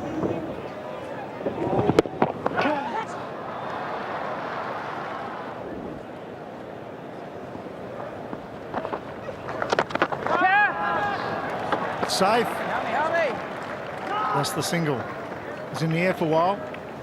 In the air, and because of the nature of that sort of shot, it imparts amazing revolutions on the ball, and often you'll see the fielders in the deep not read the spin, and it's usually the second bounce that will really take a kick to the right, and it can be quite embarrassing if you're not reading it. We'll just see if it does dart to the right. There it goes. Whoa, just great shot, just a single. Plays that well, Hussey. Hits straight through mid-off. This partnership's starting to rev up now. Yeah, the fielder's got to be a bit straighter. It's a very, very important position. He's got to be trying to force the batsman to open his face a bit more. You can see there the ball runs out to the left hand of that field, a little further to his left, and there are no runs there. Gone! No! Yes! Got him! Second chance, that's well bowled. He went wider. And the second grab he gets in, so he's gone in the 90s. Collingwood takes the catch. That was beautiful bowling. The gap there was a point. He went for it and he's gone. Well done, Monty. A little bit of extra bounce there. Hayden furious with himself. Gave himself a little bit of room there, trying to cut it away. Look at him. He's really absolutely ropeable. Wanted 100 more than anything. A bit of extra bounce from Monty and a juggled catch. But oh, there we are. Turn as well, and nicely taken too. It was brilliant. Like a goalkeeper, he banged it up and got another opportunity. That's what England wanted, and they finally get a breakthrough. It's 3 for 206. Hayden gone for 92, so Michael Clarke at the crease now. And there was some spin and bounce in that delivery as well. Yeah, beautiful bowling, no doubt about that. And well, Michael Clarke now might just have his work cut out a little bit, because it's always a bit difficult when you first come in, especially if they get the fielders in the right place, and especially if he gets it, pitches it in the right place. So a little bit of spin there, a little bit of curve for him as well. Yeah, I think it's the bounce that'll prove difficult for the new batsman. Michael Clarke will really be trying to cover and play a little bit with the spin. There's an LB chance early before you get used to conditions, and the bat pad and the offside is in play now. Too deep cover. You mustn't give the new man an easy single like that, and the wicket's just fallen. It was a big wicket and a very good catch. And the 7th 90 for Matthew Hayden. He was ropeable. He can't believe it. He backed off it, trying to hit it through the offside. There wasn't a fielder there, but there was at first slip. That is a great catch. There's some debate as to whether he was standing too deep yesterday. And if Collingwood is still in that same position, that might have helped him take that because he needed all the time. It's 3 for 207.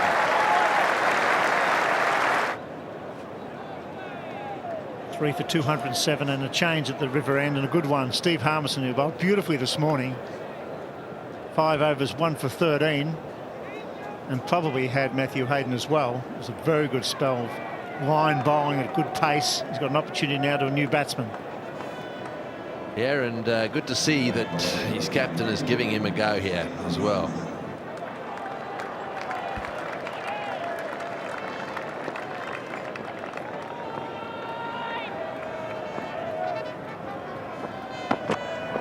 All well bowled. Inside edge, no bad pat in.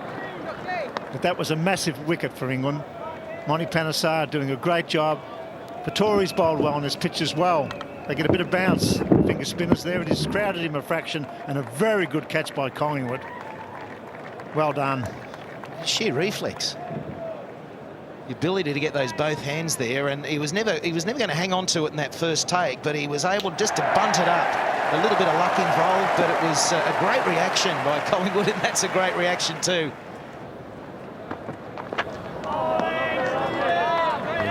You don't keep Collingwood out of the game for long, do you? There's one way or the other he's involved. There's the spin. Turned a long way, actually. It was certainly bouncing a little bit as well. Boy. Initially he was protecting himself. It's the anger Matthew Hayden was feeling. So frustrating. He worked incredibly hard. Oh dear, and he didn't move in. I'm not saying he would have caught it. He was on the back foot, square leg. Cook, a little bit sluggish in the field. That's the second half chance he's had today. It would have been difficult, but he didn't really come in. Armisen running in to bowl, bowling well, new batsman and no forward short leg. I mean, you know.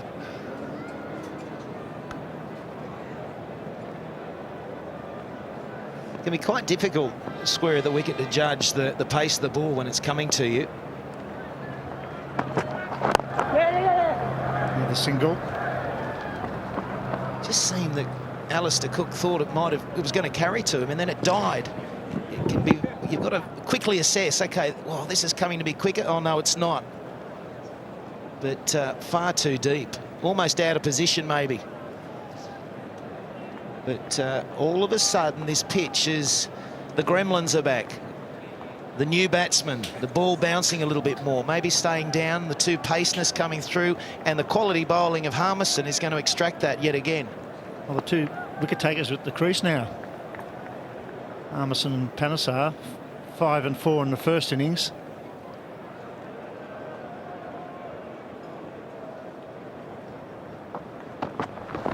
Yes. Yes, they've got to get him out. Hussey's the one. Boy, he's starting to look really dangerous now. He's moved on to 32, 33 with that single. Ball coming out of the middle of the bat. Made 70 in the first innings. Very good player, and this is the sort of situation he absolutely relishes. I think he's a bit better than very good. I think he's one of the superstars at the moment. He just keeps making runs in all forms of the game. He's a brilliant field. Very good cricket brain. He knows when to go and when to stay. It's been a good partnership there with Matthew Hayden.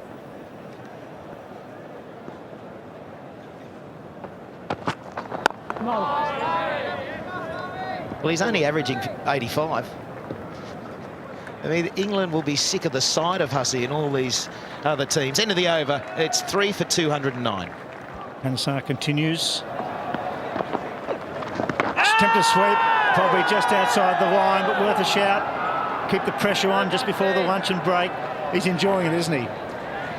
He can change the course of the game now, Panesar. He's made that early breakthrough, and now, with all the enthusiasm he shows and bowls with, every chance he can get this second one before lunch. They're running out of time, but he's making stuff happen. Almost bowled him. Almost took the varnish off the stumps. Attempted sweep shot. This does beg the question, mind you, doesn't it? If Panesar can do this, what's Warren going to do? that makes it even more important that they roll them over sooner rather than later. Very, very close.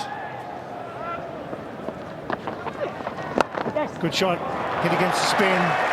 It's worth a try, they'll throw it out there. He does drive beautifully through the offside, Michael Hussey. Just to dispel that pressure, 2 lucky breaks, plays and misses, and then a comfortable 3. But it brings Michael Clark, the new batsman, on strike, and that's not a bad thing for England. And 2, that with this extra bounce that Panesar can get, and that the ball is spinning away from the right-hander, that's when an edge can come into play. Still think that bat pad on the offside is the real threat for Michael Clark prior to lunch. They've got a man on the point fence, I can't believe it. Keep him on strike.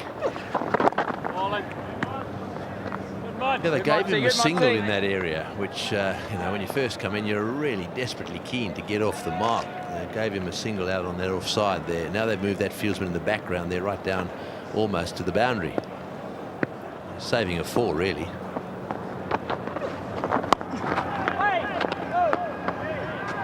Well, that's why he's there. They're trying to draw out that ability to cut for 4, and they've still got the attacking field in place. And Stuart McGill, the leg spinner, would often start with that same field. And it was just if he was going to bowl a long hop in the first couple of overs, hopefully it wouldn't go for 4. Oh, Monty. 3 for 212. 3 for 212. Harmison. Oh, hit him on the helmet. Might have been a bit of bat in that too. It sounded like 2 noises to me. He doesn't often get hit in the head. Let's just have a look at this. Oh, yeah, it might have been body then into the visor, was it? This is where Harmison, once he hits these straps, causes some problems. He was through that, hit the shoulder, then onto the visor.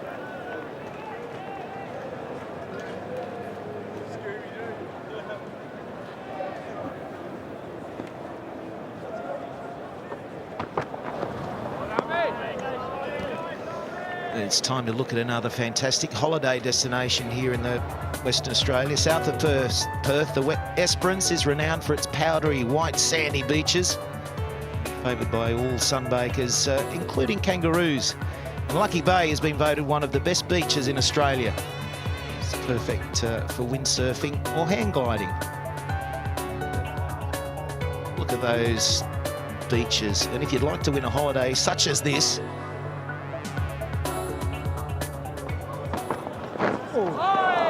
delivery. If you'd like to win a holiday in Western Australia, then visit the website therealaustralia.com and take the Armchair Cricket Challenge.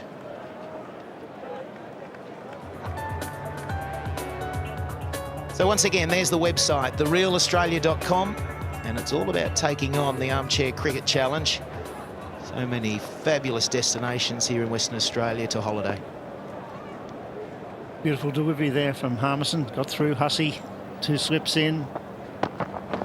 It's gone for it. Over the top somewhere. This is a good over. Bowling without luck. It seems to me, Greggy, that at the moment Hussey is rattled out there, and that's why these streaky shots are coming out. He's getting away with it. But there's a lot of plays and misses, and then there's the occasional good shot. But there was nothing convincing about this one. But again, it's sort of running Australia's way. Yeah, I think Clark is just saying to him, oh, you were right. Just bear in mind he's been hit on the head.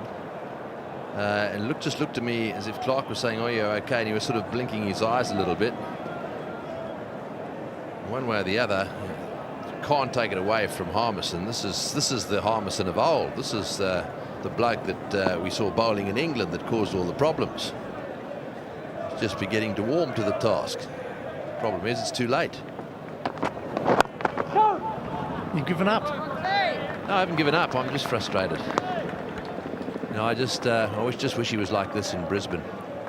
And just going back to that one that hit him on the head, I mean, that, you know, you don't often see Hussey smacked like this. And this really is the difference in this modern game. You know, crash helmets. So that's carry him off material. You know, if that in the old game.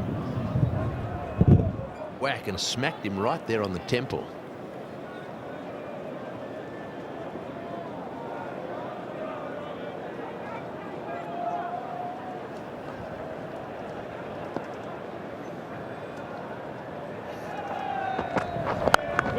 Great shot, a man sweep. I don't think you'll get it. So well timed. Billy dives. Well done. Get 2. Cook was the fieldsman. Over bowled. 3 for 218.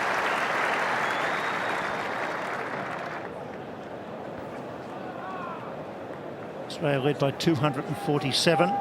7 wickets in hand. Panesar continues the last over before the luncheon break on the 3rd morning. Oh, Mont!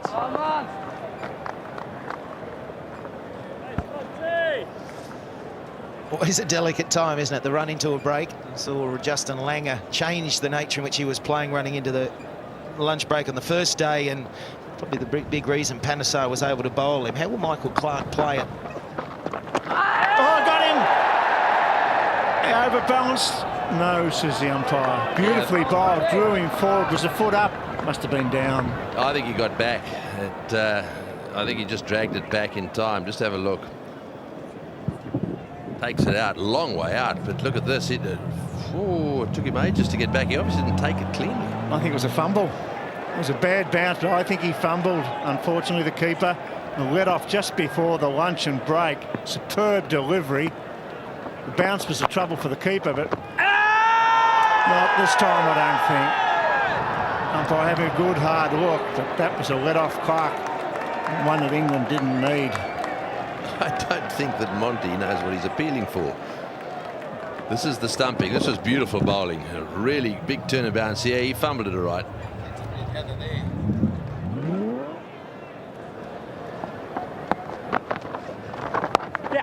He gets off the mark with that single. Can't believe that fieldsman down there before luncheon break. New batsman at the crease. He's bowling beautifully. He's getting some bounce. He's getting some turn. He's got some flight. New batsman at the crease, and he'll get him off the hook. Yeah, it's all happening out there too. Like every ball, you feel that Panesar could rip another wicket. The spin, the bounce, that was what deceived Michael Clark. Oh no! Don't forget the luncheon break at Simon on the cricket show with some breaking news as well. It's all happening.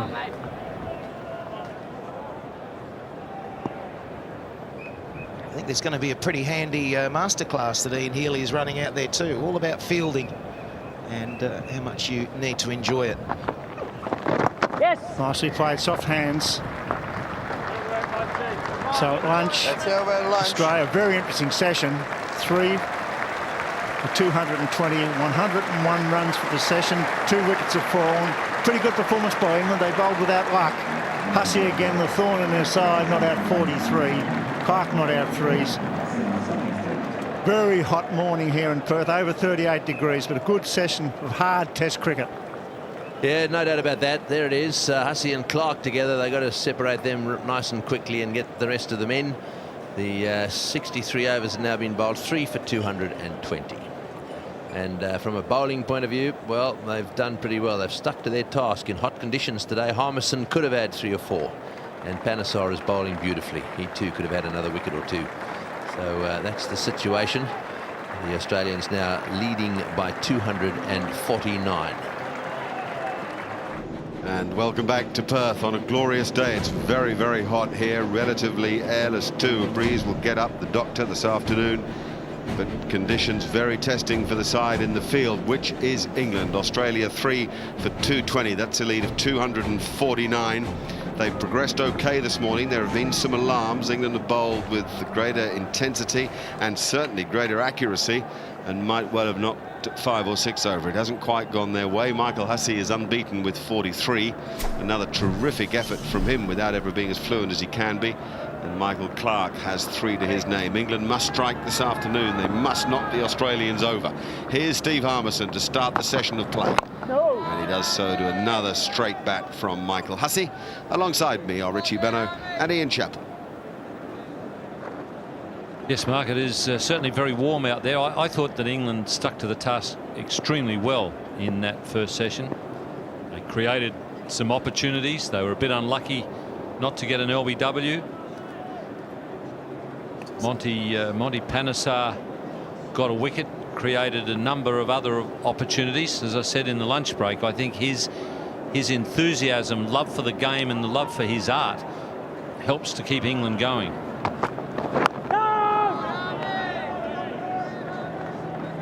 They're now going to have to keep it going again for another session, and probably, I don't know if it's more important, but equally important is the fact that they're going to have to do it with the bat as well. Show the fortitude with the bat. And what a great boon for Panesar to have Steve Harmison in form too. It means that bowlers can work as a pair. They picked up 5 and 4 in the first innings. Batsmen view spinners differently when there's a quick bowler on song at the other end. Harmison's bowled to good lines, but excellent lengths. He hasn't been too short, which can sometimes be the case here in Perth.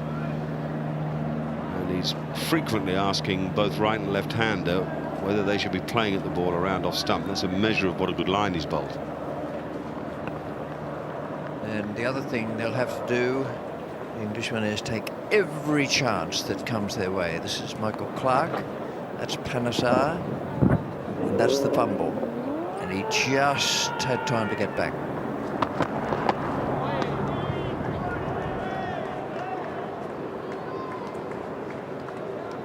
Bounce probably caused the problem for the keeper. It's hit high up on the gloves, and just that fraction of a second may have made the difference. Beautiful delivery. That's what you're looking for. A spin bowler who beats the batsman in flight. If he can do that occasionally, he's going to get some wickets, as long as he gets the support.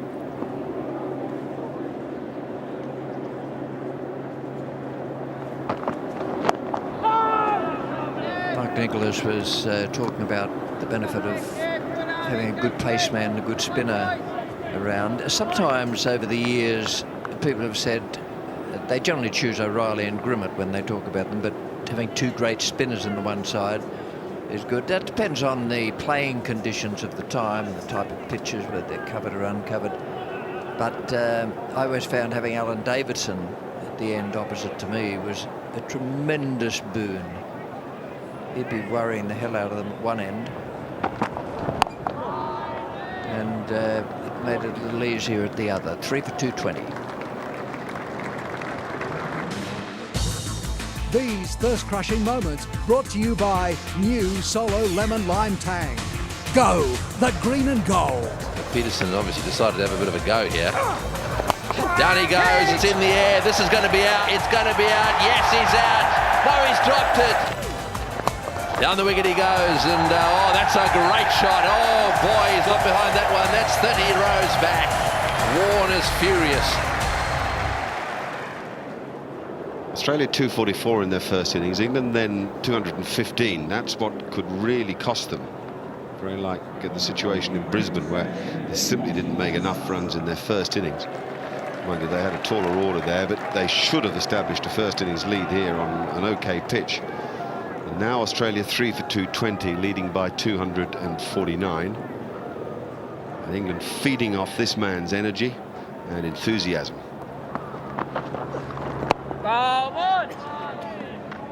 You were just talking about bowling in pairs. This pair seem to enjoy bowling with each other, Monty and Steve Harmison. They had a terrific match at Old Trafford against Pakistan where they dominated. Ball has to straighten a long way. So the angle that Panesar's releasing it from around the wicket means that a lot of balls may go on down the leg side. Now, if he can hit him in line between wicket and get the ball to straighten, he has a chance. Batsman wouldn't have seen it, but Rudy Kutsen's finger gave a bit of a twitch. I thought that was just the bean counter. There have been 6 of them.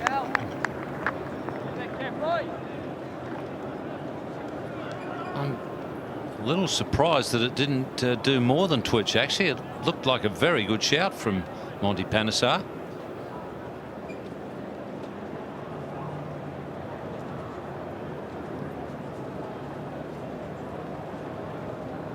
Brett Lee was given out playing forward in the first innings.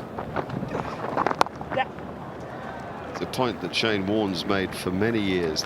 He reckons he has a lot of people on the front foot, with the ball holding its line as it would with him, or with the slider more typically, or the top spinner. And just because they're propping forward shouldn't be an excuse not to give them out.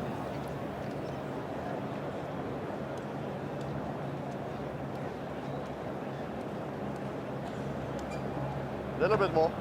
That's a spot there. Nice attacking field there, both a silly point and a short leg. England clearly understand the need for wickets. That is their only way into this test match. It's irrelevant now how they defend, it's how they attack and what they make of it. Really, they've got to think in terms of picking up 5 this session, otherwise Australia will extend such a lead as to conceivably put it beyond them. 3 for 2-2-3.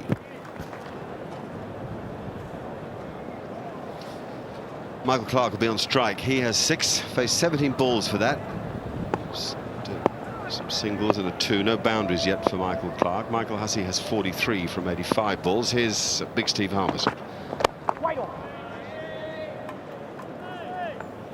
One of those days where things might have gone England's way, but haven't. They've beaten the bat, had some huge shouts, they've caused problems with good lines. They thought they had their man, but didn't.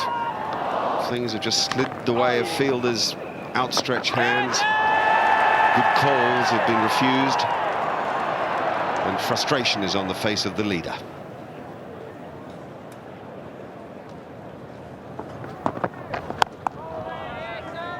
The way to look at it, if you're Andrew Flintoff, is, well, we're creating a lot of opportunities. Sooner or later, things have got to go our way. And a lot of opportunities created in that first session. Some very, very good bowling. You've just got to keep bowling well, not get disheartened by the fact that things aren't going your way. You look at it the other way and say, we're bowling well enough. If we keep plugging away, some things will come our way. Yeah, and with the odd exception, notably a lack of a short leg fielder on occasions, particularly for Harmison, Flintoff set some quite attacking fields, and that has changed the way that the Australians have played. There was a time late yesterday afternoon where you felt England were drifting to the close of play with just a slip in place and lots of fielders deep defending their ranks, but this morning they've understood the need for urgency.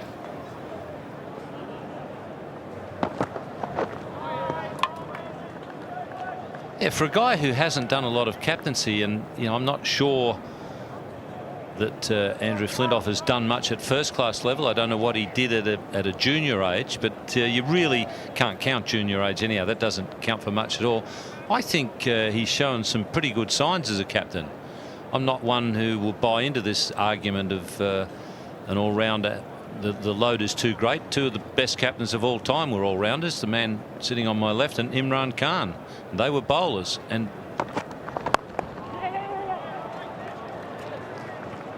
bowling all-rounders. And I think Imran Khan makes a very good point about captaincy when he says that to be a good captain you've got to understand bowling. Well, who better to understand it than somebody who is a bowler? There were many, many years where the opposite was applied by those who chose captains for various teams. They generally chose batsmen, and someone who was a bowler didn't actually get much of a look in. It's 3 for 224. Ponting was the first to go. It was a really good ball, that, from Steve Harmison. He looked in good touch. Matthew Hayden was caught at slip. There was some dramatic extra bounce and spin that did for him. And you can get a look at it on the 3 tracker. He wants to get back and play the cut stroke, but he's cramped by the spin and undone by the extra bounce. And then Collingwood, with a brilliant reactionary parry, makes the opportunity work. As ever, the Panesar celebration was something to behold, but the great thing about Collingwood, he will get the most out of situations. He's not a waster of his talent. Good concentrator and a good applier of himself. I think the mistake that Matthew Hayden made in that situation, if he'd have tried to late cut that, he'd have been okay probably. But the fact was, and you've got to give credit to the bowler and the captain for the field placing. He wanted to try and hit it squarer. That and the bit of bounce that Monty gets produced the edge. If he'd have late cut that, he'd have been okay.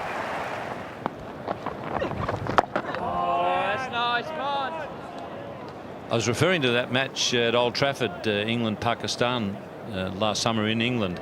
And Panesar and Harmison got all 19 wickets that were taken by bowlers in that match for England.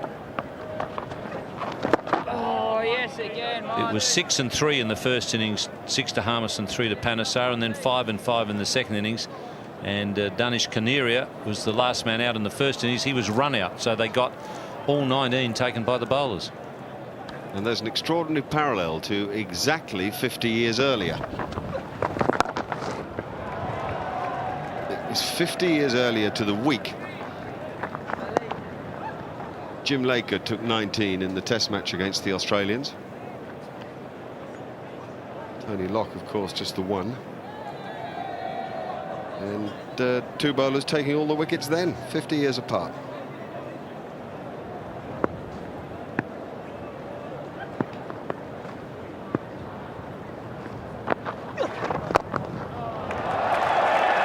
Lovely use of the feet. Oh, I say, it looked like a chip, didn't it?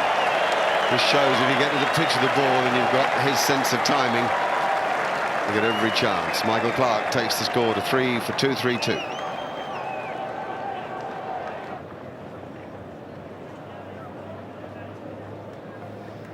Doesn't do it for everybody then.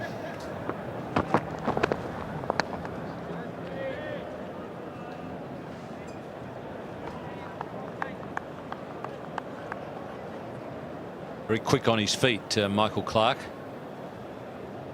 As good a spinner as Monty Panesar is, a batsman who's quick on his feet can make life difficult for him, as Clarke showed. But the good thing about Panesar, the same as you find with Shane Warne, if they get hit for 6, it's not the end of the world. They bounce back. That's an amazing shot.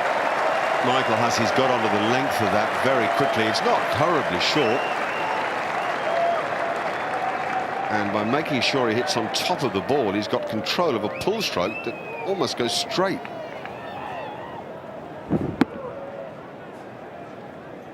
Probably was done a little bit for pace. I think he was probably looking to hit it to mid-wicket, but it just got on him a bit quicker than he expected. But the good thing was he was hitting it to ground.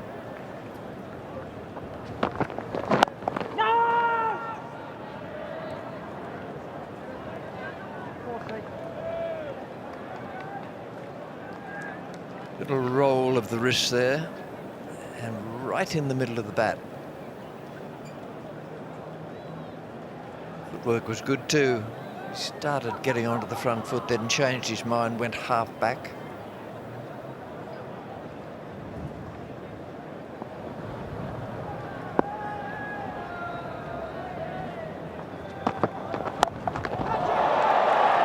Has to be out, doesn't it? There's 3 of them converging, and the chance has been missed. Dear me. And it's Michael Hussey. I don't know whether Steve Harmison's applauding 50 for Michael Hussey. He ought to be hammering the ground in disgust. 3 guys could have caught that, none did. And I'm not quite sure what the wicketkeeper was doing out there. But I thought the man at square leg was the one who should have been listed and shouting for the catch.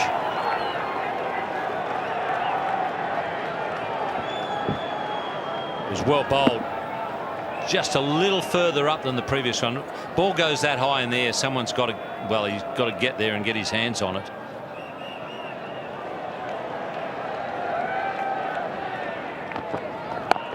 I think it's Peterson, at square leg. And Peterson's really only got a stroll across to the ball, but because Jones has got the gloves, Peterson's decided to leave it to Jones. Jones has given it the full sprint and is at full stretch, which indicates that it isn't his catch. Peterson seems okay there. Now he just pulls out.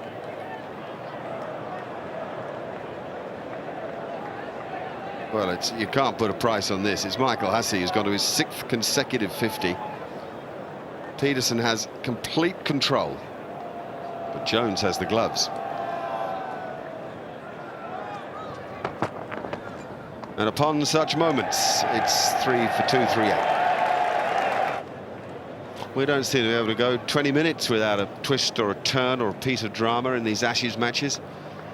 We've just had another, and so many opportunities have gone England's way today. Some have gone past them for lack of fortune, and others just with little mistakes. Small mistakes that change test matches. Yeah, I spoke earlier about the difference in these two teams. England have probably created as many opportunities as what Australia would have in this 2-hour session, plus a little bit. But you can bet your bottom dollar. I can think of 2 catches that I'm sure Australia would have taken. This is one. Really, it was Peterson's catch. Peterson had a good angle at the ball and everything.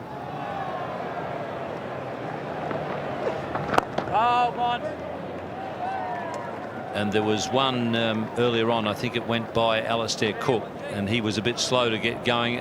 And you just get the feeling that Australia don't miss those opportunities.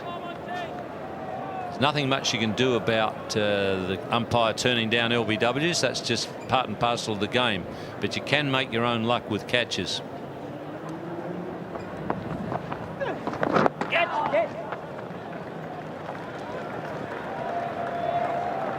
Oh, well run.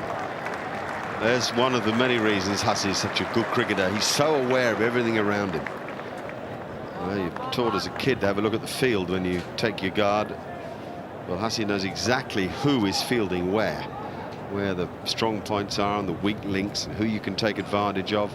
He knows that if you've hit the ball softly, you might get 2, not 1, as we just saw. And he has 6 consecutive Test match 50s. Now, he still doesn't have an Ashes 100.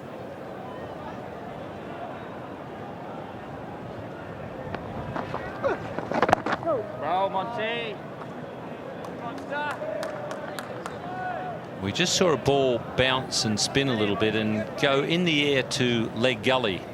Quite often for the finger spinners in Perth, you're better off having a man at leg gully rather than bat pad. Probably better if you can have both. Nice, buddy. That's Unfashionable position. 3 for 241.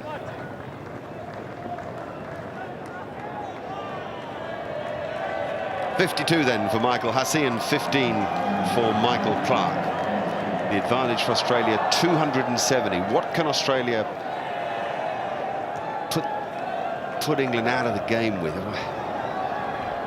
Very difficult to be sure. Certainly the pitch has played well today, possibly better than at any stage in the game. That was predicted by the curator this morning.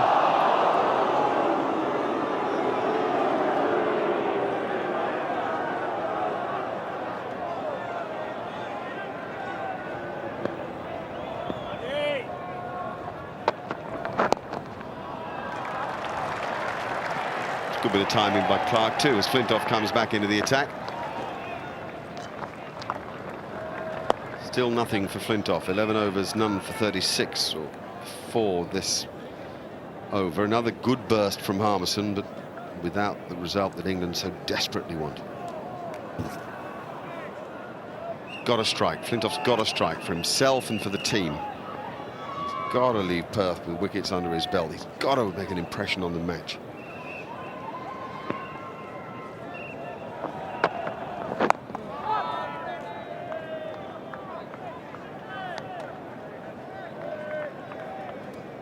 Yes, he hasn't had much impression on this series so far. I thought he bowled very well in Brisbane, but the batting side of things, he's really been struggling. That's creating a few problems for England. with Flintoff not in very good batting form, the lineup looks a little thin.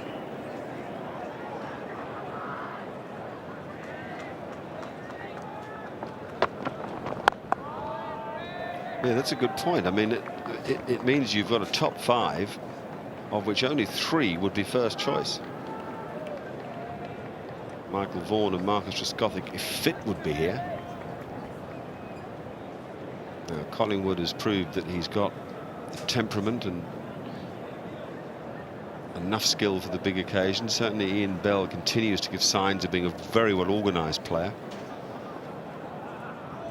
Flintoff not firing at 6 exposes the whole lower half of the order.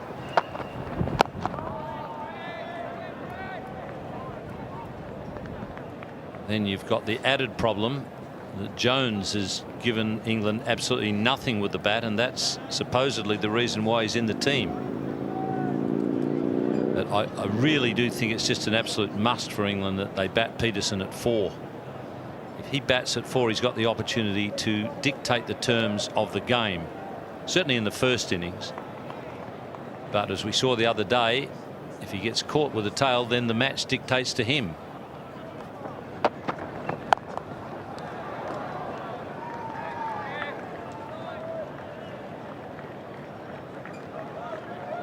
Do you think there's a case for just, I was going to say telling him, but sitting him down and explaining it through and talking him into it? Because I gather he said to you just the other day that 5 was his choice.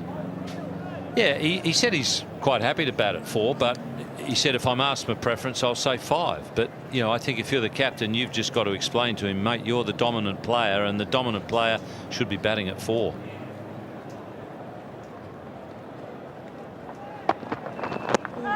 Good pace from Flintoff. Good call too. Not out Alim Dar. 3 for 243.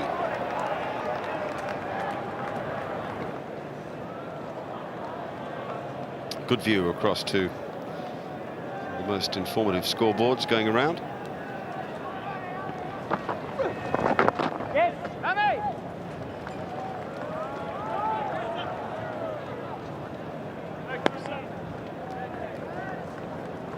Big shout for probably LBW, I think. Flintoff was going up for LBW. That was the feeling I had. It appears to hit him in line. Now, height could be the only thing that worried the umpire. Everything else was okay.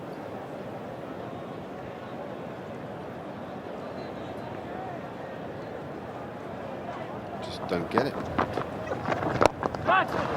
Very good, very, very good. He really is in good touch. Footwork is assured and the strokes are crisp and positive.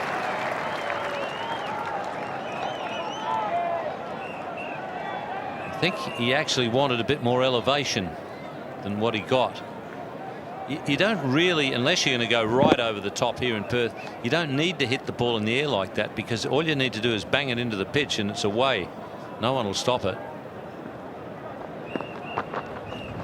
Oh, my foul. You come down the track to a spinner here and hit the ball firmly and hit it into the pitch, and it perhaps bounces again on the pitch. Nobody's going to stop that. It's good night.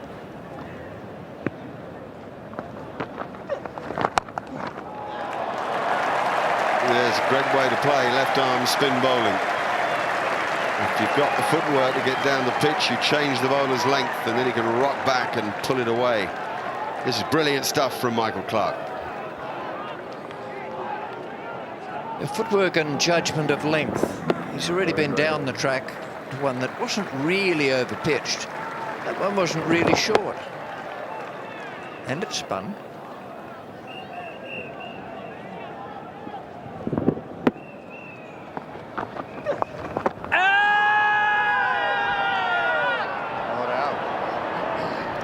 Huge stride and hit him outside the line anyway. You just sense Panesar really understands England's plight, how desperate it is that England take wickets, because the lead is building. The lead is now 281 and Monty knows it. He wants to make things happen. Wonderful freshness of youth and opportunity. And Clark's taking it too. There's youth and opportunity for you. What a reply this is from the young New South Welshman. It's 3 for 2, 5-6.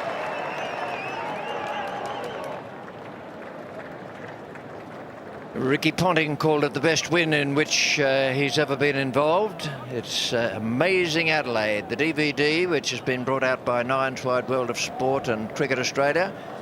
It's being released shortly, called Amazing Adelaide, and it's got all the highlights and incredible moments from the Adelaide Test in it.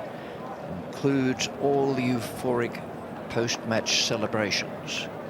I'll be hosting it with Michael Slater. It's a great Christmas present. And it goes on sale Wednesday, December 20. All major DVD retailers. That's Wednesday, December 20. And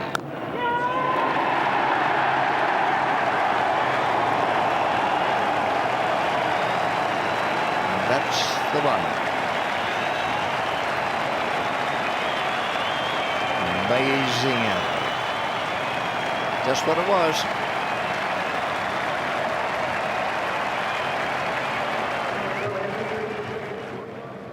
Never has a dull draw become an Amazing Adelaide so quick.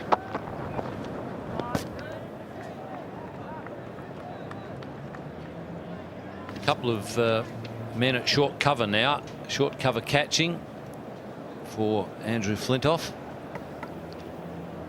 Hoping that he can get the drive in the air, carrying to one of those two men.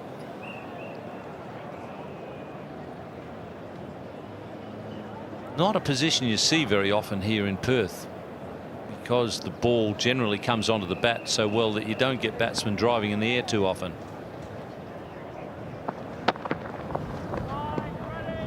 But talking to Shane Warne this morning, and he said that just occasionally the odd ball doesn't come on the way you're expecting it to on this pitch. Maybe that's what Andrew Flintoff is hoping for.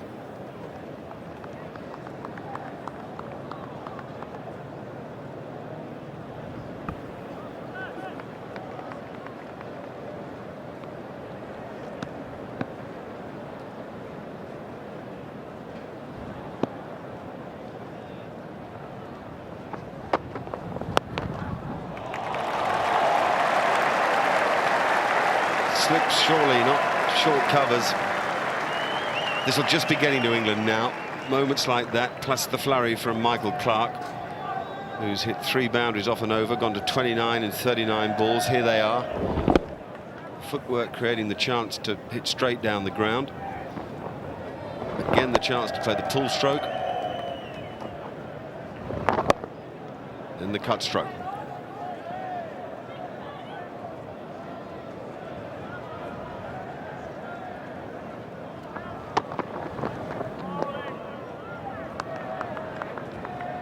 I think what can happen is you create so many opportunities and you don't get much to show for it. So far England have created a lot of opportunities but only got 2 victims, and it's now starting to get to desperate stakes and you start trying to make things happen, just trying a bit too hard. I agree with you, Mark. I think you've much more chance of getting a catch in the slips in Perth, even at this stage of the game, than at short cover.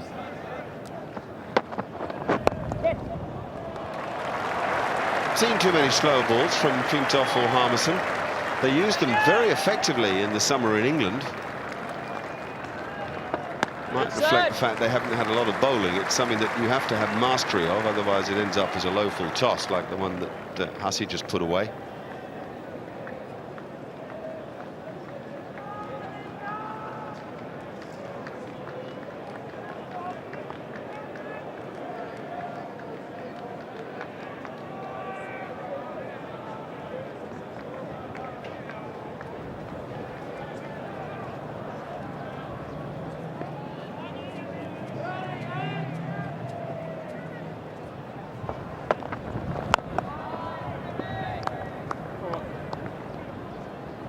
Another good over for the Australians. It's 3 for 263. The lead now extended to 292. as Ian Healy, Mark Taylor and Bill Lorry come into the commentary position. Thank you, Mark. The game getting away from England. They've had 2 chances. They've missed the stumping of Michael Clark just before lunch, and then a catch there from Michael Hussey that should have been at least dropped. Not a complete miss, and now the Australians are tightening the screws. Good partnership at 57.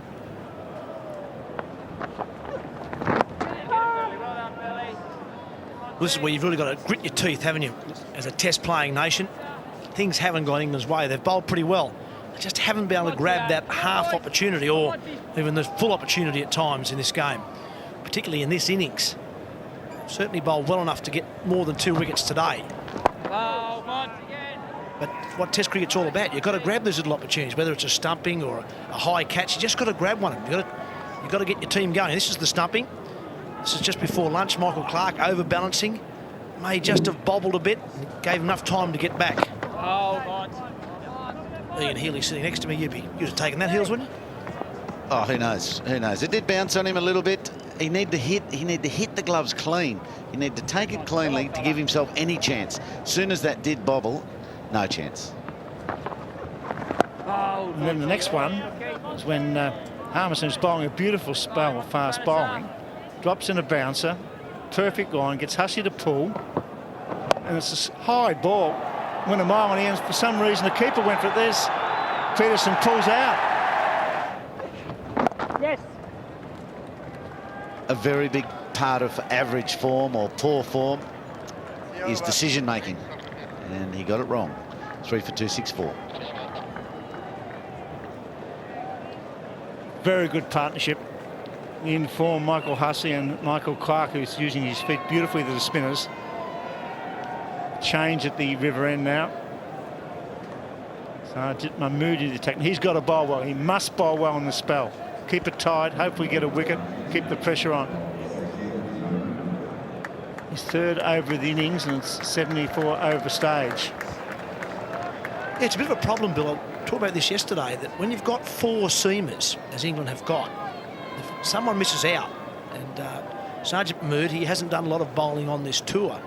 Only bowled 7 overs in the first innings, and now he's only bowling his 3rd in this innings. So here we are, over halfway through the game, and he's bowling his 10th over for the game. That can be the problem when you've got so many bowlers. I'm not suggesting for a minute you don't bowl Hoggard, Flintoff and Harmison. They're good bowlers, but when you've got 4 of them, I think sometimes you've got too many. Maybe even a second spinner is an option maybe when you've got 5 bowlers. No, have this bloke grab his chance now. Can he grab it and stay in the attack? It's up to him. I thought the last over he bowled late last night to Ricky Ponting was really, really average over. There was about 3 short balls. Ponting missed time to pull shot. Hayden got a leg glance away, and he didn't fill anyone with confidence, and that's a bad sign too. You see first ball into a spell, the umpire's down sussing out the pitch. And then you go around the wicket and be all over the ship, because he has the advantage when bowling to the left-hander. He must come over the wicket really and get the angle, and all of a sudden Alim Dar goes down and does a bit of gardening, so he's worried about his foot before he bowls the ball.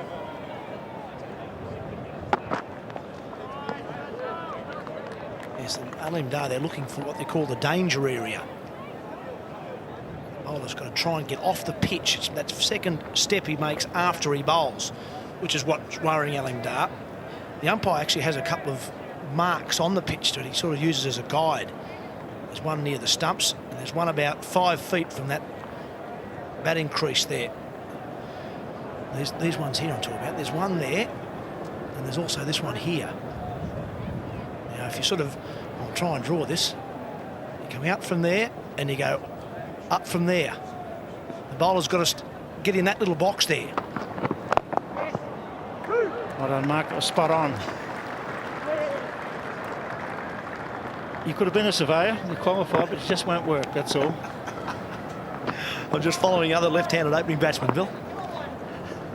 That's right, but it's very tough on this young guy. He's just got to get over a bit. But he bowled in the match previously. He bowled a few overs, got a couple of wickets. Surely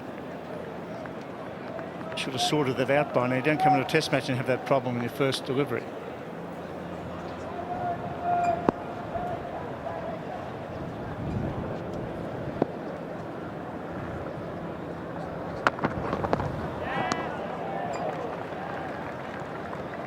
Just going back to those marks and testing out my surveying skills, Bill, as you talk to them.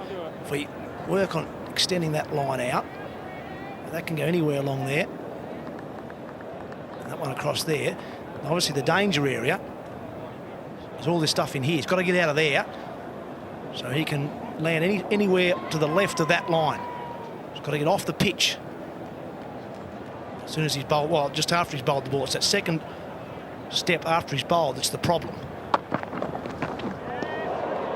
See how much that camera was wobbling? I think that's coming up from the light tower. It's a big light tower camera. The camera's manned, but the tower might be wobbling in the breeze. You got the wobbles when you went up the other year. You weren't too confident just for half an hour. That's why I mentioned it. There is a bit of movement in these towers. He's one of our worst cameramen. That's why he's up there.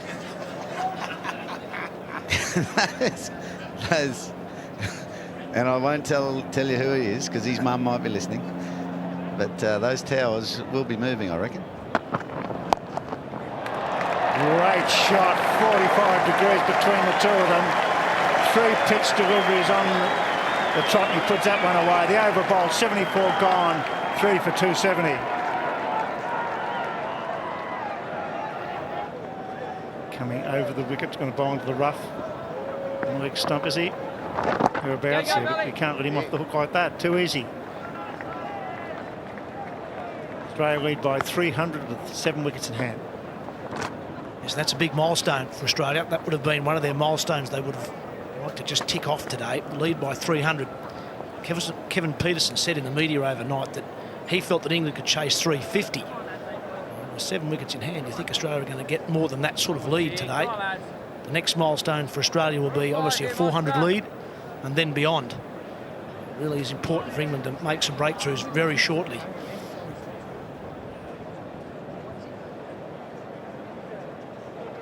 They're starting to slow things down. Starting to slow things down because maybe they're worried about the total Australia are starting to compile. Are they starting to think, well, we're going to have to bat for 2 great days here? That's not a bad move, though, Hills. He's coming around the wicket to the left hand, just changing that angle. And he's got 3 men out for the sweep shot. It'll encourage Hussey to sweep. I think this is worth a try. Just maybe get a gap between bat and pad for change. It's been over the wicket to the left-hander. But you can't give away the strike so easy. You mentioned one of the big differences of this innings. I think there's 2 big differences. One, Monty Panesar bowled when Australia were 1 down, not 3 down. I think he might have got the 3rd wicket in the first innings, but he was then bowling the majority of his overs when Australia were, the top order had been knocked over. So he didn't have that in this first innings, just 1 down, and the sweep shot. Because Australia could be totally flamboyant, that big sweep of Hayden came out. And I think round the wicket to Mike Hussey, who's got the sweep shot out as well, and it's a punishing sweep. It's not just for a single, is it? That it's going to be a different angle that he's got to sweep from. He's a greater chance to get an edge or a miss hit. So it's a good idea.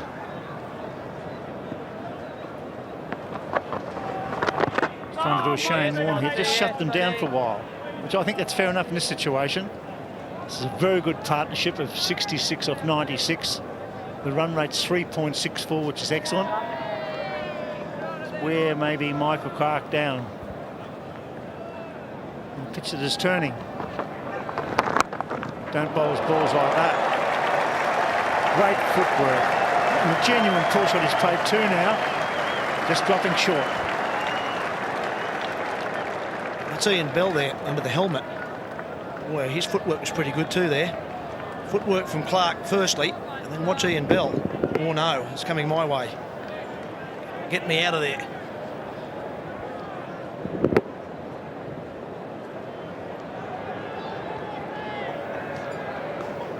So not even the tactics of tying them down. If you're looking to tie them down, you better do it. You know, Clarke, you've got to have an answer to that fast footwork, Monty Panesar. So make it good. Drag things out and see how much pressure you can put on their run scoring. We're dropping him back now to mid-wicket. We'll just single there every time now. Bell, he's gone from bat pad to mid-wicket. 3 for 276. 3 for 276. Australia had a 29-run lead when they started this innings.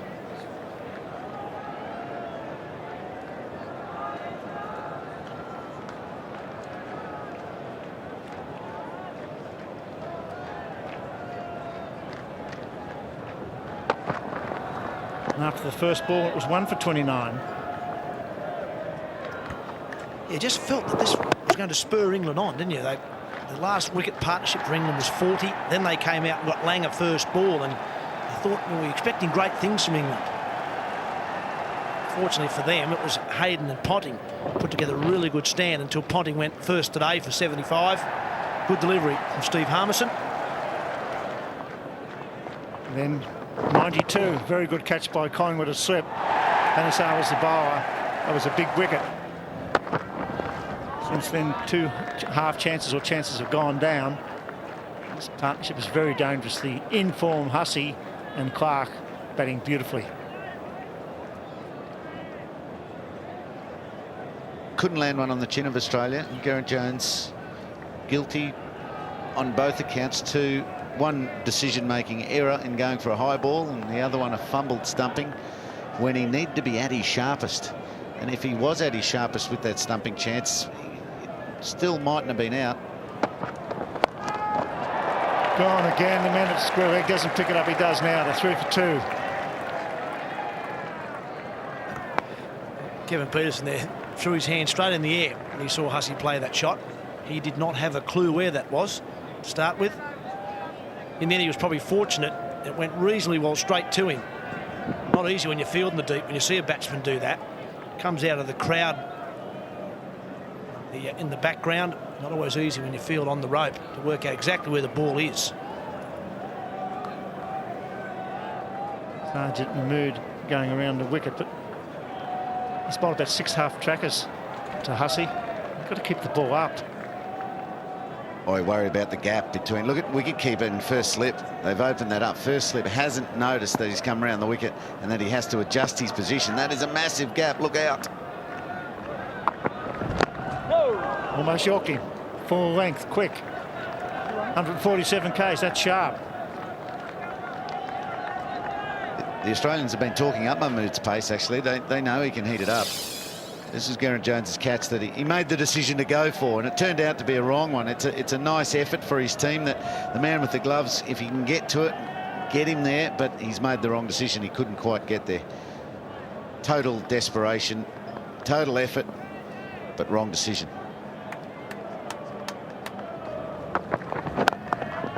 Bit of length. I watched Sergeant Mahmood bowl against Pakistan in England this year, but on television. He got a few over 150 Ks in that series, so he can be certainly sharp enough. It's just the control that's been the question mark about Mahmood so far in his career. He certainly is quick. New ball due soon too. Why not throw it to him? He's the one they haven't seen much of. He might create something with a new ball.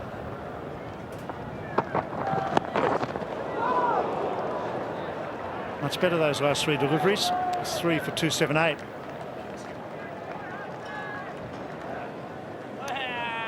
Good solid partnership. Another massive crowd despite the heat. The Australians in a great position. They lead by 307, and the informed batsmen really, apart from Ricky Hayden, Hussey and Clark, going superbly.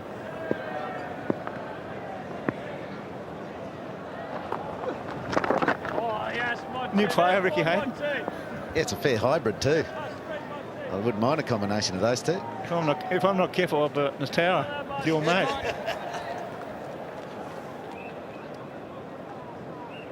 Come on, Monty, get it right. Keep it up. A bit of flight. The breeze is in now. The doctor's in. Hey, Monty. This is more of a defensive ploy by Panesar, but it's something that could work with a batsman like Michael Clark, because he does like to score. He's not the sort of guy who does like to get tied down for too long. I'm not sure that Michael Clark will like to do that for more than about an over. It's the sort of ploy that does work. Can we ever see... We see a fair bit of this bowling now, and I think this is good tactics by England, because they have to scrape and fight here to drag a draw more than likely, but Do we ever see the time where the law changes to the law, the LBW law, where you can be given out from a ball pitching outside leg? Then you have no strokes at all. The reason why that was put in so you could play strokes on the leg side with confidence. Bring that in, there'll be no strokes at all. No, but that ball from Michael Clarke, the one that hit him in the pad, not offering a shot, you could appeal for. If it was going on to hit the stumps, do we ever see the time where it could be given out? You're on the board of control, Mark. What do you think? My only concern would be straight away that you'd see a lot more of this type of bowling. And I'm not so sure it's great for cricket. When you've got a bowler who's throwing it into the foot marks, we've talked about it quite a bit with Ashley Giles so far this series, that you'd see a lot more of this type of stuff straight away. You'd use it for a long time. Oh, Monty. 3 for 278.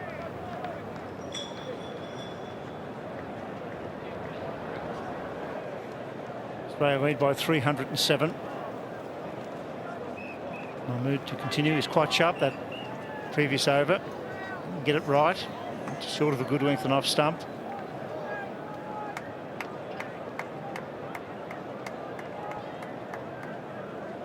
It's a sunscreen record today, isn't it? Every time we pan to the crowd, there's half a dozen people putting sunscreen on.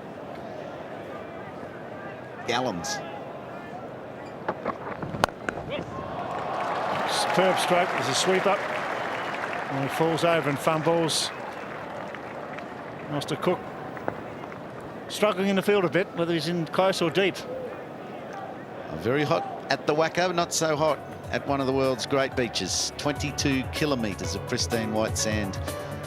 Famous for its sunsets, barbecues, camel rides. At Broome, Cable Beach, Broome. If you'd like a chance to win a fabulous WA holiday, then visit www.therealaustralia.com. Hussey wants one and gets one. There was a little bit of hesitation there. So www.therealaustralia.com and take the Armchair Cricket Challenge. I wonder what that is. Famous for its pearling and sunset camel rides. Awesome. The Armchair Cricket Challenge. How many cups of tea you can have in one session? I wonder what it is, Bill. The pearls looked okay. A couple of gimmies there would be all right, Hills.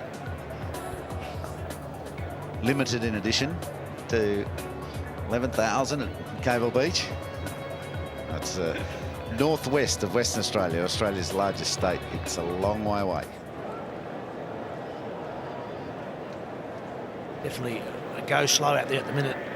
It's not from the Australian batsmen, it's from the England bowlers. They're certainly trying to slow things up at the moment. Maybe there's already a thought about this, chasing whatever total it's going to be. It looks like it's going to be well up into the 400s the way Clarke and Hussey are going at the moment. England may already be thinking about just trying to draw this game, which is a dangerous thing. We saw that in Adelaide. I reckon on day 3 of that test match they started to think about draw, and things changed very quickly on day 5.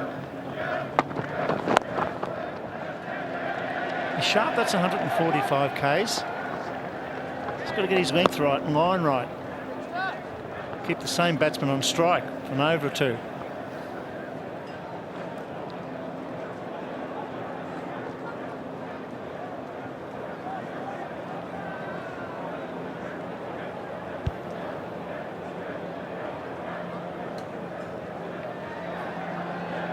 Great work by the cameraman today. It's tough out there for all our cameramen.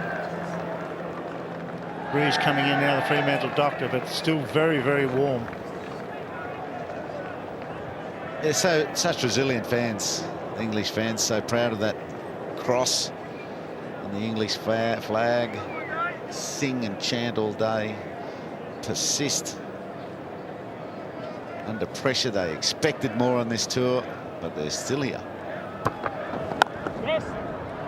No ball call. They get tired of watching that shot though, do you, from Michael Hussey? I've said it a few times on the commentary.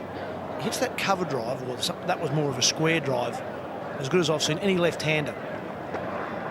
Seems to make a good stride, gets his weight forward. It's probably something that Alistair Cook from England could look at, the way Hussey drives. It's a nice flexing of the front leg, stays over the ball. 3 for 284 as Simon O'Donnell, Michael Slater and Tony Gregg take up the commentary. Thanks, Bill. Oh, man. Yes, the lead now is 313. And Monty Panesar has starting his 26th over, so 1 for 88. He's still got quite economical figures, 3.4 runs and over. In the circumstances, not too bad. However, they need wickets.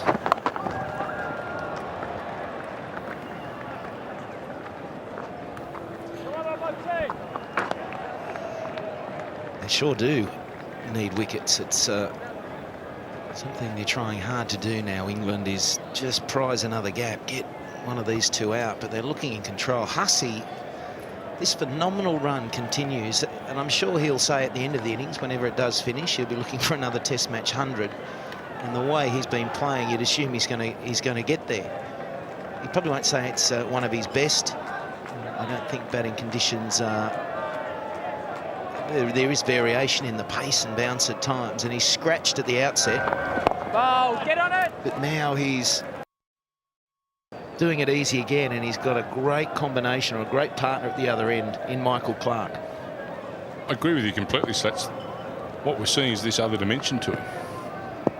Tough, tight, wants to fight. Things aren't going smoothly for him, so he'll stick around, work through a tough period. And I think we saw that also with Michael Clark in the first innings. Tough period of time for Hussey and Clark, England getting themselves on top. And then suddenly went into that pull stroke, and I thought it was at the old Clark again.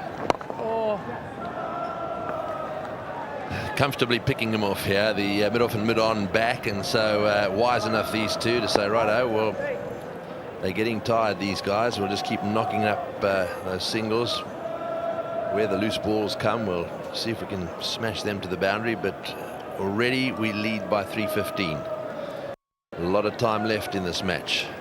Just again, an apology for any breakup in picture you've got. Just a few technical problems over here in Perth. It's a super hot day.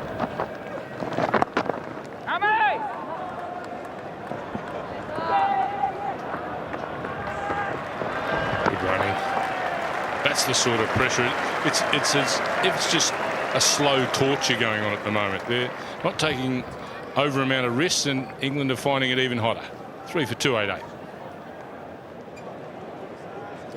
So 79 overs bowled, one more to go, and the new ball is due. This is when you just love to be a fast bowler, don't you? You've been out there all day, temperatures nudging 40, and you've bowled 10 or 15 overs, and then you get a smiling captain come over to you and say that new ball is due again. I want to start all over again. Won't take it, will they? With Panesar being their main striker in the first stick, do they continue with the old ball, persist and try and see if he can swing something for them, or take it straight away? No, take it. I mean, you can't mess around here. 317 lead. I mean, you've got to try something. I'd take it, and it may well be that Panesar starts bowling with it quite early. I think too, Simon, there's definitely been those greener patches out there. They've still got a tinge to them. The hardest ball is, you know, it'll fly through a bit of extra bounce and a bit more skiddy when it's not hitting the grass. So the new ball is what extracts the movement, and it's worth a gamble. I mean, they've got to do something, given the lead is pushed out to over 300.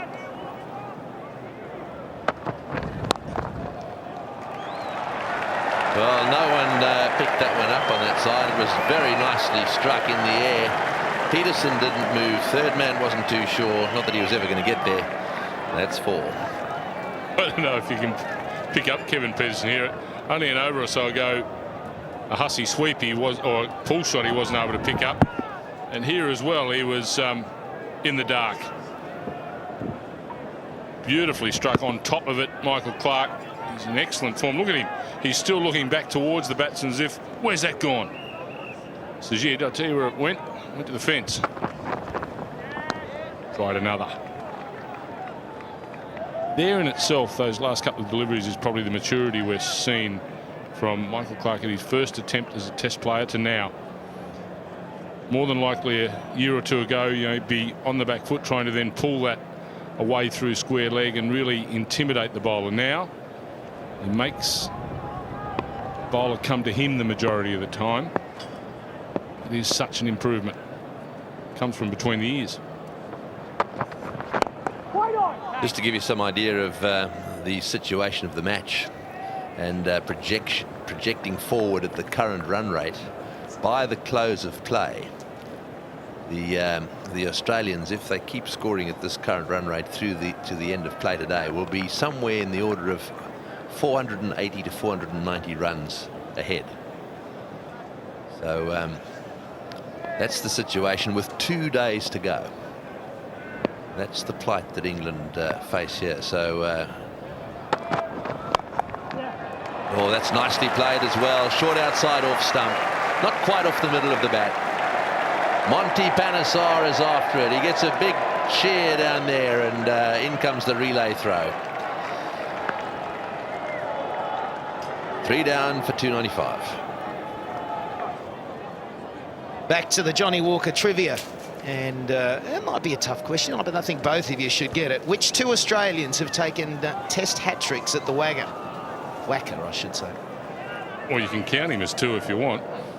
So you can actually have one name, but you could say he took 2 hat-tricks because he takes up the size of 2 blokes. That's Merv Hughes. He's one. He's one. Well, the other one's Shane Warne, isn't it? Incorrect. The other one is Glenn McGrath. That was in the year 2000. Against the West Indies, I think his wickets were, from memory, Lara. Campbell was the first one, actually, and then it was Jimmy Adams, and Langer took the catch. New ball has been taken. And a reminder for the Merv Hughes hat-trick, that was against the West Indies in 1988, and he got 2 wickets at the end of the first innings, and it was the first ball of his spell in the second innings, and that's how he constructed his hat-trick. And it was Gordon Greenidge, LBW, for memory. Let's move on. Right, new ball's been taken, and what we need here is a hat-trick. spoken just like you would expect from a former English captain. They've taken the new ball. That's the big news here now. Bang on 80 overs have been bowled. Can he do what he did with the other one? In goes Hoggard. No. A little bit of swerve there for him, though. He's their swing bowler, and if he can get it in the right place, he'd be trying to seek out an outside edge.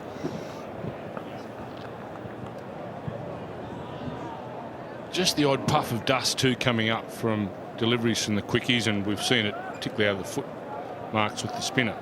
That's another reason why England have to get wickets. This new ball is so important. They knock over a few and get through the Australians, because batting here on a 5th day is going to be even more difficult. So if they've got any chance of a chase and winning this test, it's got to happen now.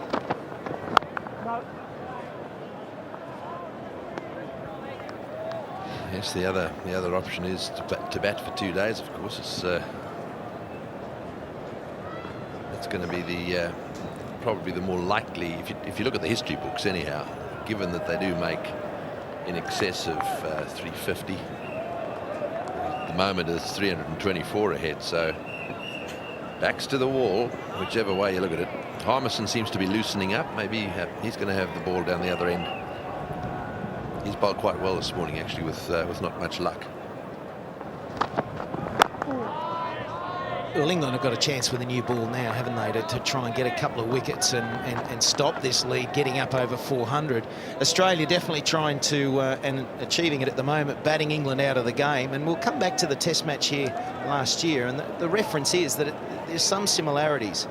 Australia made 258 in the first innings, and South Africa then made 296. But in the second innings for Australia, they declared at 8 for 528. And South Africa had to bat for about 130 overs to save that Test match.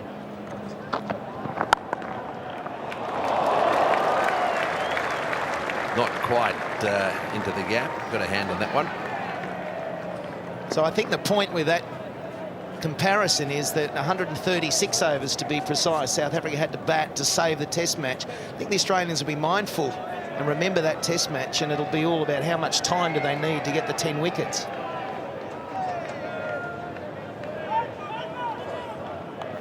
So how much time do they need?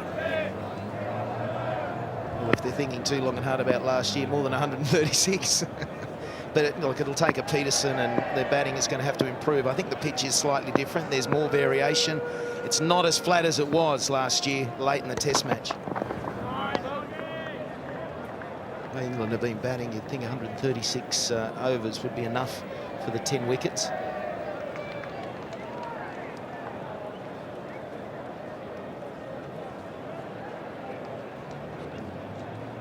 It'll take them another 136 to get last 7 for Australia.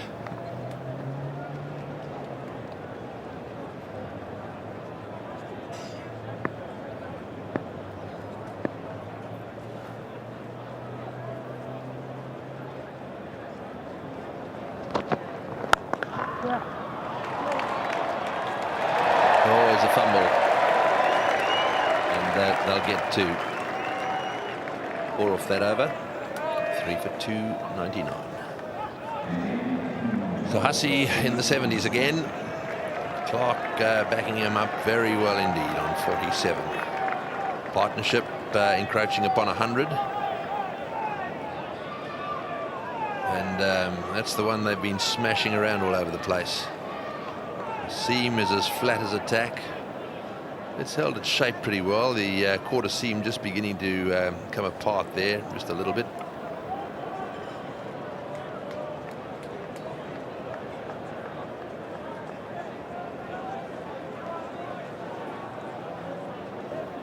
Right, Steve Harmison bowled well earlier today. He is hoping that he can maintain that sort of form.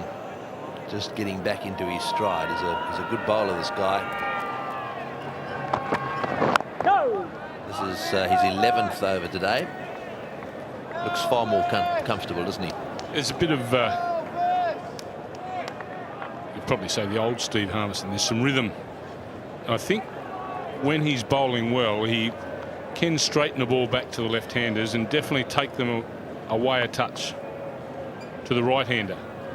And I think the groupings you're seeing there is the stuff that when we're seeing him in that red zone, he's on song.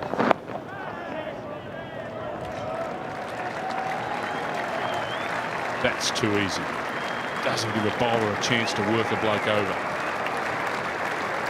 3 for 300 the score. And cheers all round here. 329 ahead they are now. 94 the partnership. And Harmison wanders back to the end of his mark. From Durham in the north of England, the temperatures there hover between sort of -5 and I suppose at best about 25. Yeah, it's a nice part of the world in England, Durham. Uncle and Auntie living up that part. It was a couple of years I played county cricket over there. The Scoob, we were coming across the young up-and-coming Harmison, and it was all the talk how vicious he was, how pacey, and that he bowled this West Indian length because of his height, and that is short of a good length and with the extra bounce. But the Riverside pitch hadn't settled. It was a new ground, and it's really settled down nicely now in terms of the quality. It's good batting, but then it was dangerous. And one of the teammates of mine for the Derbyshire side played a bit like the Danny Morrison forward defence out here at the WACA many moons ago. Solid forward defence to a full-length ball. It hit him on the badge of the helmet.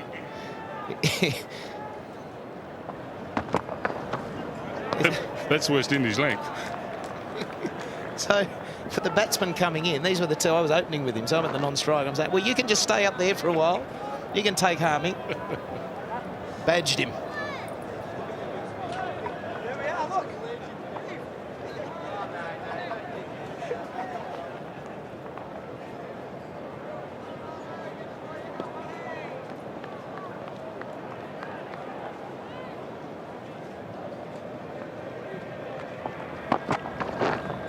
Well left, and the end of the over. 3 for 300.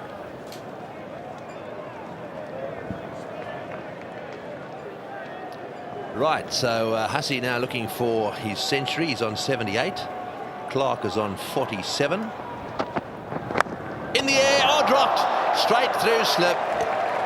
Well, that's the way things have gone for England today, I'm afraid. That went fast, and Strauss never laid a hand on it. Well, Mike Taylor's done somersaults up the back. It just seems to be here. He's basically at second slip. This is the third over with the new ball. It should have absolutely broken his rib cage if he stood in the right spot for a first slip. He should have been taking it there, and he's coming half his body length across. That's just poor field placement. Cost England a wicket.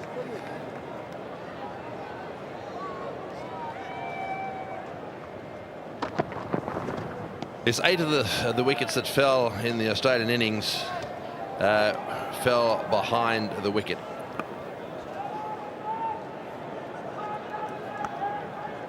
Yeah, and that's been the way the whole Test match. The second new ball, and it's always going to look bad. You're hedging your bets when you're putting one slip in place and he's going to stand at second. What you're trying to say is, well, if it goes a bit to my right, I'll take it. If it goes to my left, I'll take it. But in reality, it doesn't happen like that. He would have had to take one of the great slip catches. New ball. That's when you get your edges, one slip. And if the majority of catches in the history of the game went to that position with a new cricket ball, that's where you'd have him. They don't. The majority, if you think you're going to create enough opportunity to have two slips, have them. But if you're going to have one with a new ball, he goes to the what you would call the stock standard first slip position. Yeah, and a good example of that is the England innings, where 8 of the catches were taken in the behind the wicket, just 2 in front of the wicket. And it was an example of every single one of the players, by the way, in that England lineup being caught. Doesn't often happen. He'll be really disappointed with himself, I think, Flintoff, but he's digging in. He doesn't want to now react and get 2 slips or push that first slip to a proper first slip. So there's a stubbornness, and I suppose as captain, it's you don't want to admit that you've made an error. Okay, I'll show that we're sticking to our plan, whatever that plan is.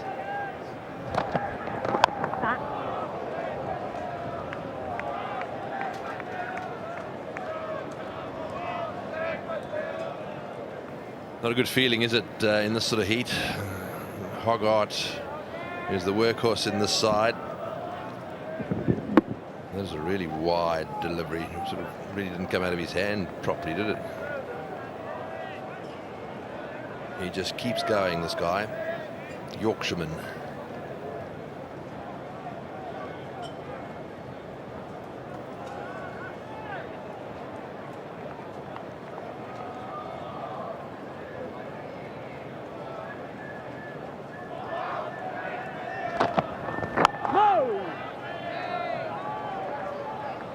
Three down for 304. So Hayden out for 92, Ponting 75. They would both have been very keen to kick on and make 100. Hayden in particular was very upset when he got out. Hayden has made 3 90s this year. Getting ready for the cricket show down in the tunnel where the players come up. Maybe Hayden got out just prior to lunch, Tony, and he was upset. He was rather loud as he went into the tunnel, and he'd be getting some lovely advice from Shane Warne, who's into what they used to call him a 2-in-1, didn't they?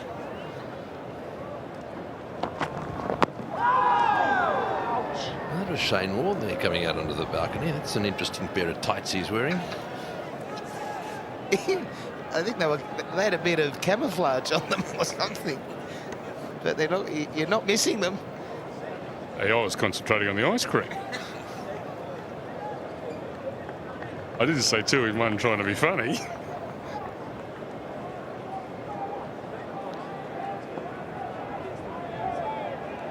As always, cutting a mean figure, isn't he? Short delivery and very well played. Onto the back foot, beautiful pull shot, into the boundary it goes. 4 more to Michael Hussey. 86 he's got. Could have seen the back of him too in the previous over. No such luck. 139 deliveries he's faced. Seeing the ball like a footy. Good bowling from Matthew Hoggard in the previous over. Created an opportunity. They didn't take it. Make them pay. And again. And he's hit this one hard up. Into the fence it goes as well. Hussey is seeing them well now. Awesome from Hussey. You might say, well, he should be back in the pavilion if there was a more orthodox field set for the new ball, but he's going to make you pay. And guess what? That average of his in Test cricket is going up. He's now moved into his 90s. The average before this innings was around 85, and now it's on the increase again.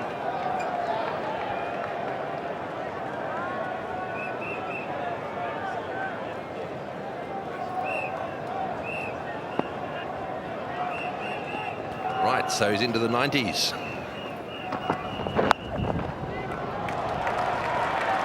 Will he get the second? No, just one. 91. Home crowd as well. I think if he gets there, it's 9 runs away.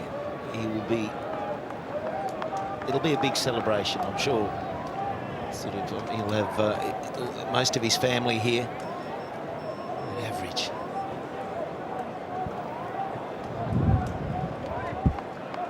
It's quick. That was actually off the handle of the bat. And Michael Clark's not going to miss that as well. He's got that nicely into the gap. And that is 50 for Michael Clark. So he's cashing in here as well. 3 for 316.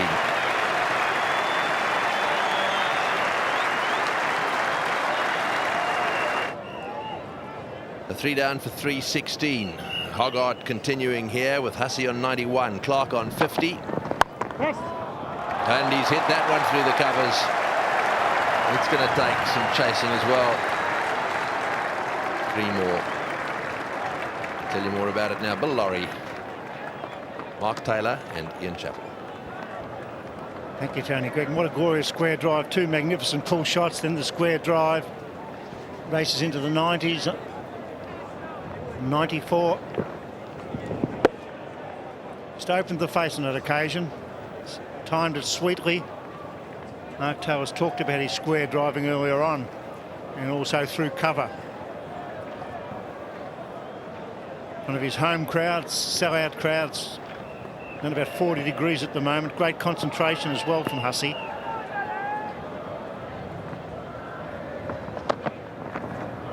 Well bowled by Hoggard, a bit of outswing. Well, we often say that you make your own luck in sport, and that's what Michael Hussey has done. Watching him bat on the first day of this game, it's the most I've ever seen him struggle. He really had to work hard for his first dozen runs or so. I think it took him something like 62 balls to make 10. And he got through it. He got through the tough period and ended up making 77 in the first innings. He was the mainstay of Australia's innings, and now he's cashing in. He's had a couple of chances again. He's been dropped twice.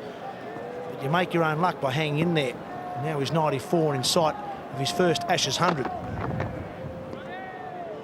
Hoggard getting the ball to swing away from the right hander as well. Unlucky, knocks over Langer with the first new ball and possibly should have at least had a chance dropped with the second. Real workhorse, this man on screen. Never gives in. Good, intelligent, medium pacer. Yeah, the bowling today from England has been very good. It's been good enough to have Australia about 8 down now. They've created that many opportunities, but the fieldsmen haven't performed at the same level as the bowlers.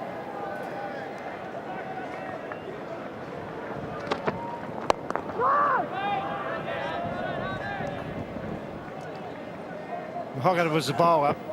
Strauss is about 2.5 slips or 1.5 slips at least. Went between the gap. He got a hand to it that should have been swallowed or dropped at first slip. Not in a wide position. They had that position all match.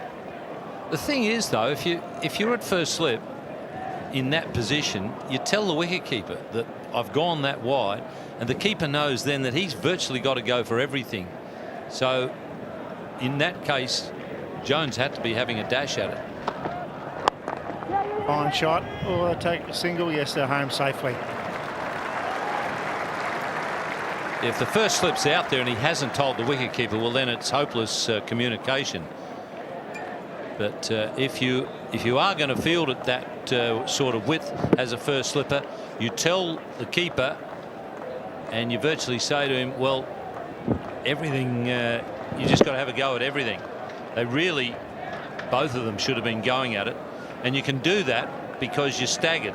So if the keeper dives across and he can't get to it, the first slip dives across and, as Andrew Strauss did there, gets a hand on it, at least you don't clash heads.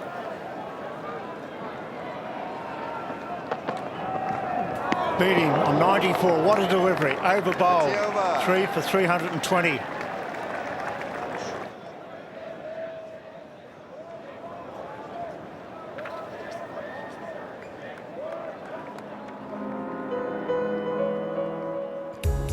Clark, another 50 in top form. Really is batting beautifully. Harmison continues to Clark. Crack, oh what a shot, straight to wide mid-off position. That'll go all the way. He's a glorious stroke player. Great use of the feet against pace or spin, brings up the 350 lead. England well on top. I mean Australia well on top, should I say. Well, England could still be in the game if they'd taken their opportunities, but this is what happens when you don't take your opportunities. The batsmen suddenly realise, well, they haven't been good enough to pick us off. Now we can take advantage of it, and England really are looking to be in trouble now.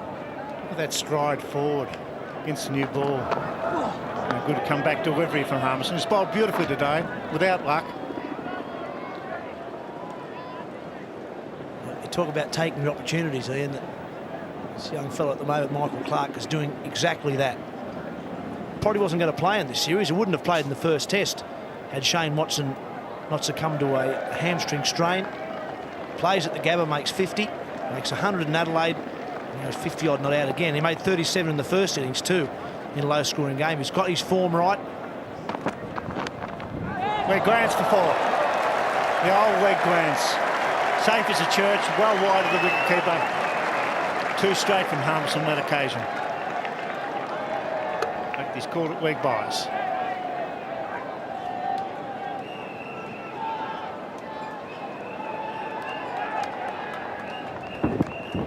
You quite often get a few wicketkeeper catches in Perth down the leg side. On that occasion, it's come off the thigh pad. Alim Dar's got it absolutely right, but often the keeper will get a few opportunities in Perth. Well, the back foot this time, no run. By taking those opportunities that you're talking about, Mark, Michael Clark now, along with Michael Hussey, has established himself as the Australian middle order of the future. You've got Ponting, obviously, is going to be there for some time, but some of the other players, Hayden, Langer, not going to be around for a lot longer. But Clark has pushed himself forward as part of the middle order of the future. Got him on the finger. That was a beautiful delivery, really. It was just short of a good length, and it took off and jammed the fingers onto the handle of the bat. But it went to ground. It's just that spot we've been talking about all game. I reckon it's about 6 or 7 metres from where the batsman is. There's just a little bit of corrugation in the pitch. It's been a good cricket pitch, this one. There's been enough there for the bowlers, and also the good batsmen have played well. They've been able to score runs. Just every now and then one hits that spot. We've seen a little bit of movement off the seam. That one jumped alarmingly, which can happen when you've got a guy of Steve Harmison's pace and height. It was very well played too, wasn't it? And straight to ground. Great footwork. He's a wonderful stroke player as well. He's got a nice spot in the batting order. He's never slow. He's a good runner between the wickets. Well, I like that. That was a pretty nasty blow, but Michael Clarke hasn't messed around too much. Obviously, you get the first flush of pain, and it's not a lot of fun at all. I guess you've got to get the glove off to have a look and see how much damage is there. Sometimes you don't want to look, but you think, well, I better, just in case. But as soon as he saw that, there was pain but not a lot of damage, gloves back on, and let's get on with it.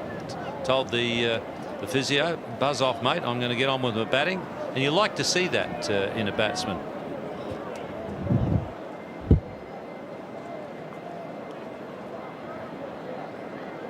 Now it's important for Steve Harmison here to get this one right. He wants to bowl something in exactly the same place if he can. Well taken by the keeper. Over bowled 3 for 328.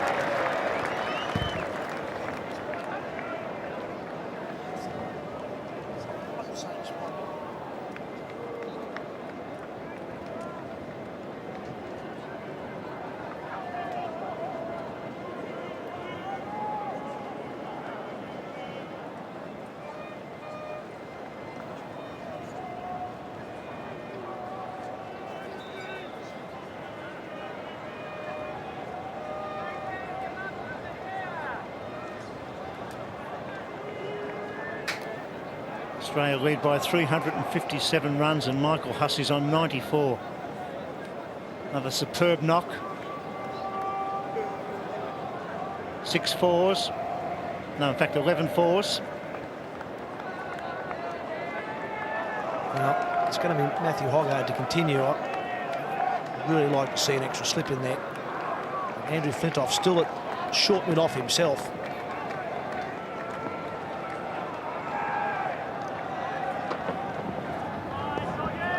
Sometimes it's good to be stubborn, but not when it gets to the point of stupidity, and now it has reached stupidity. And I cannot believe that Matthew Hoggard hasn't said, hey, listen, mate, if you don't go into the slips, I'm going to boot you up the backside till you get down there, because he must know himself that he's got much greater chance of getting a catch in the slips. I just can't think of a ball that Andrew Flintoff's right in the lower part of the screen there. I'm not sure how many balls he's fielded off Mike Hussey. It wouldn't be too many. I'd like to see him just go straight into second slip and move Strauss back to first. Oh, inside edge, it's well bowled. Matthew Hoggard will keep the pressure on. He'll bowl at the stumps and push the odd one across. Here's a drop catch again. He angled it across. And it's a dive from Strauss, and I think I'm with Ian Chappell. They both should have been at least going for it.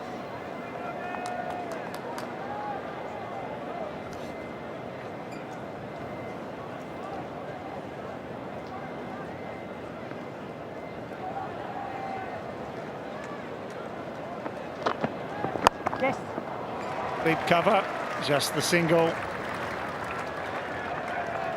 crowd on the edge of their seats. The local hero has worked very, very hard. 15,000 first-class runs before he got a run in the Test 11. That's unbelievable for start. Up and down the Western Australian batting order for about 5 years. Batted in almost every position apart from number 11.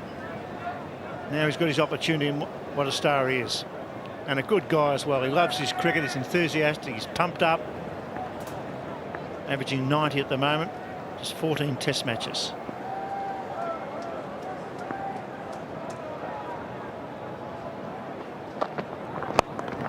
Well played, whipped it away for risky action. I'll pick up 2. There's an opportunity, Bill, isn't it? Mike Hussey, get 100 here, run off the ground and retire. 5 Test match hundreds you end up with, averaging 90 or over 90. So I'm left-handed Bradman, give the game away. Tell you what, he's got a good cricket brain though. He's very sensible, isn't he? He builds an innings when you need to. He can be a dasher when he wants to be. Great concentration, we must never forget that. It's very, very hot out there. Getting great support from Michael Clarke. Close, close. No.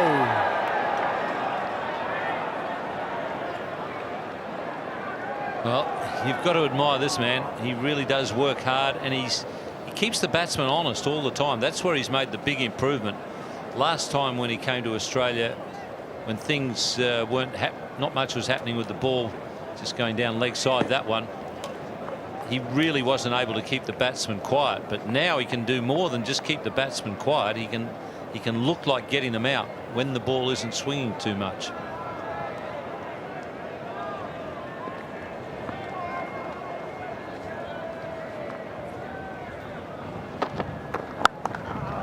Great shot. Sort of a back foot square drive through cover. 7 off the over, 3 for 335.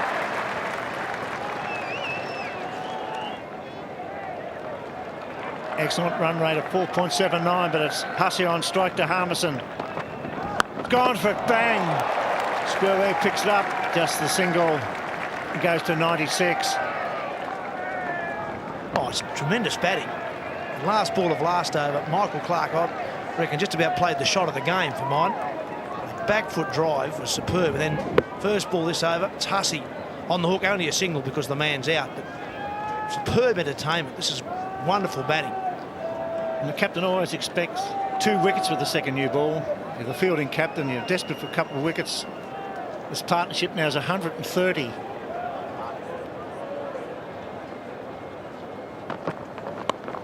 Oh, it's gone through for 4 more. Poor old Harmison, bowling his heart out. No luck whatsoever. Well, you can bet your bottom dollar now that out there in the England camp, if they're not saying it, the thoughts are, we're just not having any luck at all. It's true, but to a degree, they've only got themselves to blame. Monty Panesar just giving him a pat on the back there. That one's gone right through the gap. Australians are finding the gap. You can just see the look on the face. We're just having no luck at all. Oh, shot. This one's forward a point. They'll look for 3 here. Very hot. There he comes. Great running. He's been out there for hours. Hussey, he wants his 100. He's on 96. And listen to the crowd. They've endured probably 42-degree heat. They're getting value for money. This man on screen, and that is a fine shot. Rocks back, gets over the top of the ball and punches it forward a point. Glorious batting. And left and right-handed partnership working well. Well, the Australian batsmen now know that the heads have dropped a bit, and you know that England are starting to think about their bad luck, and they're looking to punish them as much as they can, taking the extra run on that occasion.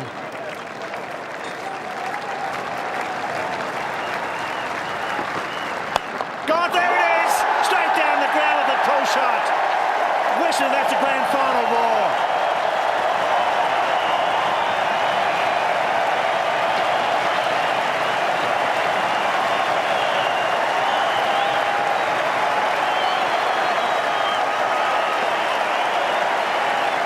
His 5th Test 100. His first in Perth. His first against England. His 4th in Australia. What a cricketer.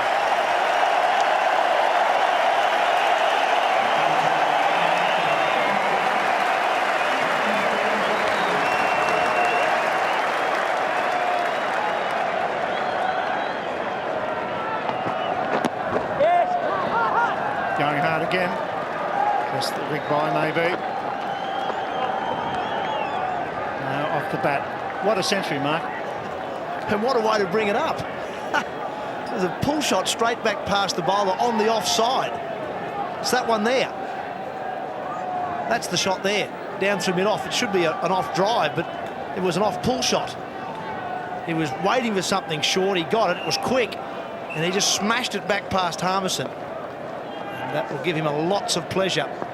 Nearly as much as the crowd got from watching him put together that 100. Brilliant stuff. Oh, that's a slaughter. That's a slaughter. He's gone over point. bounces away for 4. What a partnership. Great value, this full house. Sitting in the hot sun, seeing some great batting. 88 overs gone, 3 for 352.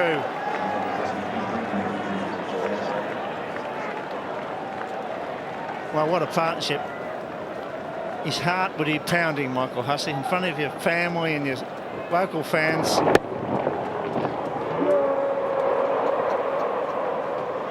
Yes, that was his wife there. His wife Amy. He's got his daughter and his son here, we believe, as well. Daughter there, Jasmine, son William. We believe mum and dad are here somewhere as well, Helen and Ted. They'd be very proud of their son and husband, as are about 25,000 people here come along to watch. And they'll say we were there at the WACA when Michael Hussey scored his first Test 100 against England. I was there. It was hot. Magnificent partnership of 146 now with Michael Clark as well.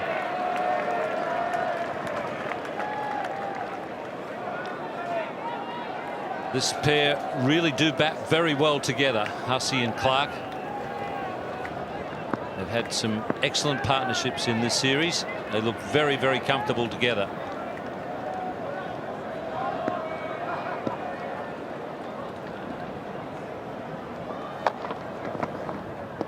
A swing there for Flintoff coming into the attack. Hoggard, once again, a good spell. Unlucky, Matthew Hoggard.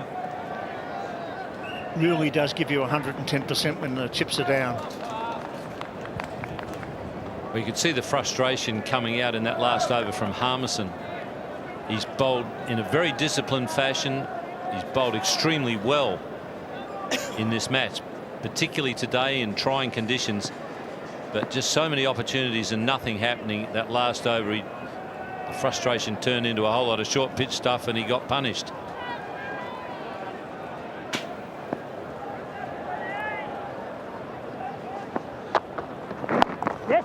Well bowled and well played. Moved a bit off the seam. Be looking forward to the tea break, Michael Hussey, and will Michael Clark, because they've run hard between the wickets. I'm not sure Michael Clark will be. He's on fire out there. I know we're talking about Michael Hussey's 100. It was a brilliant 100, but Michael Clark, that last ball of last over from Harmison, it was short and wide, but he smashed it in front of point. It landed 2/3 of the way to the boundary. He's seeing the ball like a watermelon. He's looking to play his shot. So, yeah, he might be a bit tired, but the adrenaline's running. He is absolutely loving it at the moment, playing beautifully. He's back in the Australian side, and Ian Chappell's dead right. He's cemented his spot in this middle order. He's eyeing 100 himself at the moment.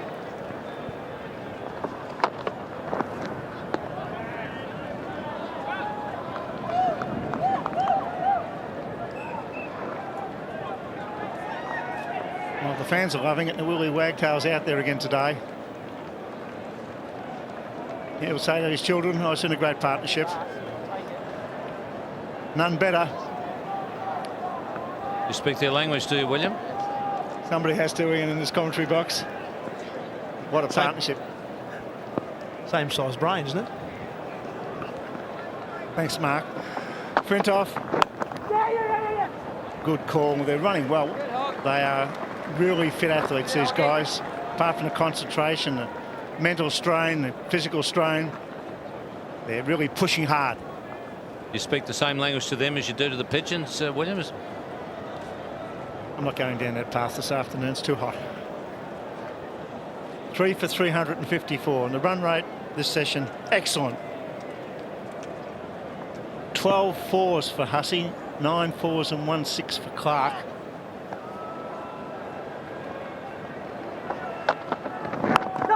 What Michael Clark has done, he's striking at 77. He's taken the pressure off Hussey. It's been a wonderful balanced partnership. Well, the problem for England now is that they know that they can't bowl much better than they bowled today. They've hit Australia with their best, and have a look at the score: 3 for 354. And this has been the same problem for their batsmen. Got into a position where in this game where they could have done some damage, and the batsmen weren't good enough. Another single. The over bowled. 3 for 355. Wonderful buzz around this big stadium here in Perth. Local hero, an Australian hero, one should say. Michael Hussey, 103 not out. Excellent support from Michael Clarke on 73, and it's going to be a change just before the tea break. Panesar coming back into the attack. Yeah, not a bad move either. It's last over before tea. So I think you're right, Bill. Mike Hussey in particular will be looking for maybe a shower and a cool drink. Maybe a couple of blokes around the bat, put a bit of pressure on him. Mike probably looking to play too many big shots in this last over. Michael Hussey will be thinking 200. He really will. He's got England down and almost out. Do a Brad Hodge. You've got a double century here against South Africa.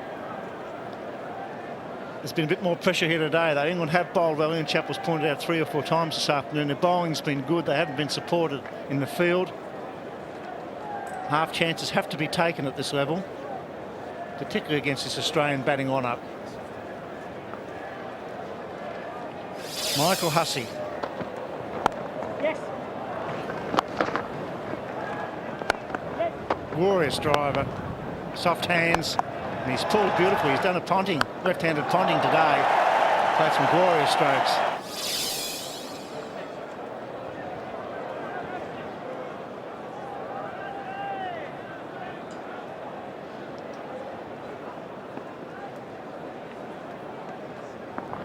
Panesar.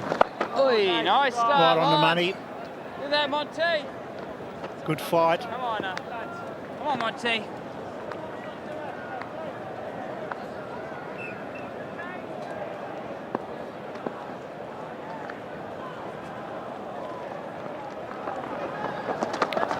Gets past the keeper.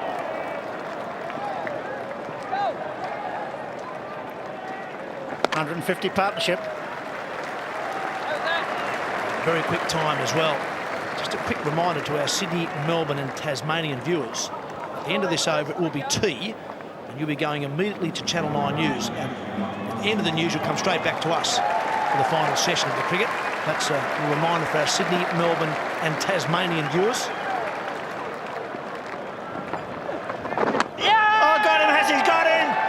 It's a noise, yes, the end of a great innings. Just before tea, Panesar does it again. Hussey, a magnificent century.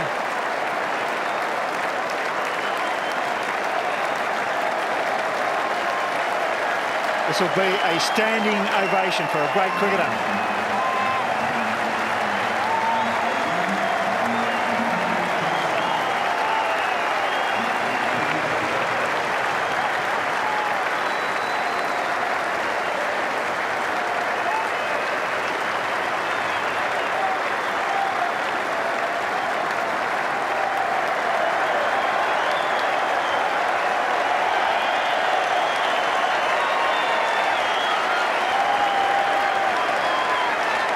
Well, a great moment for Mike Hussey.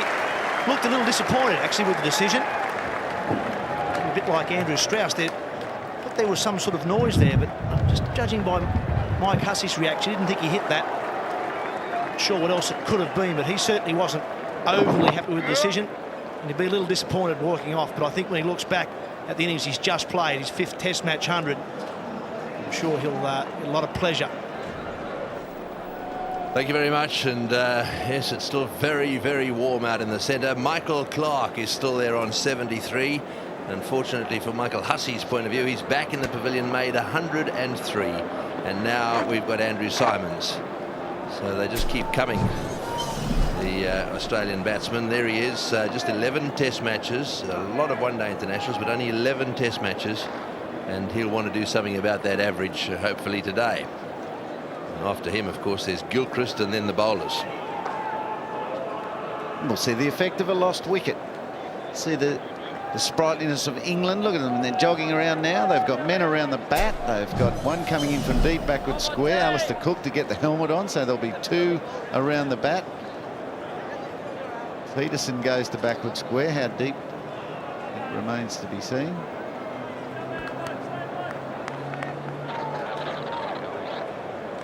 He's going all the way back. Monty Panesar's fingers are twitching. He's ready to go. He's 26 and a half overs, 2 for 92. Foul, Monty. A slightly harder ball he's got here, and there might be just a little bit of extra bounce for him as a result of that. So a nice seam to grip on, trying to get it to turn away from the right-hander. Nice attacking field as well. Slip for silly point and forward short leg. He's got a pretty aggressive batsman to confront as well. He likes to hit them. He won't be hanging around. Sometimes it can be harder to bat at this stage. 390 on the board. You think, should I, shouldn't I? Simon's better be positive and really clear what he wants to achieve. At the end of the over, it's 4 for 357.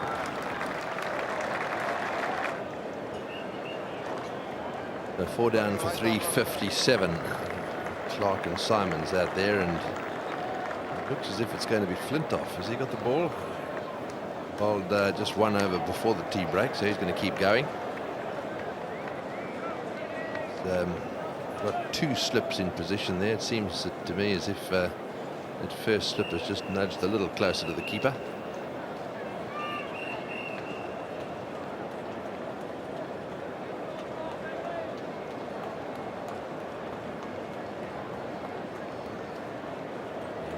No great hurry to get going here.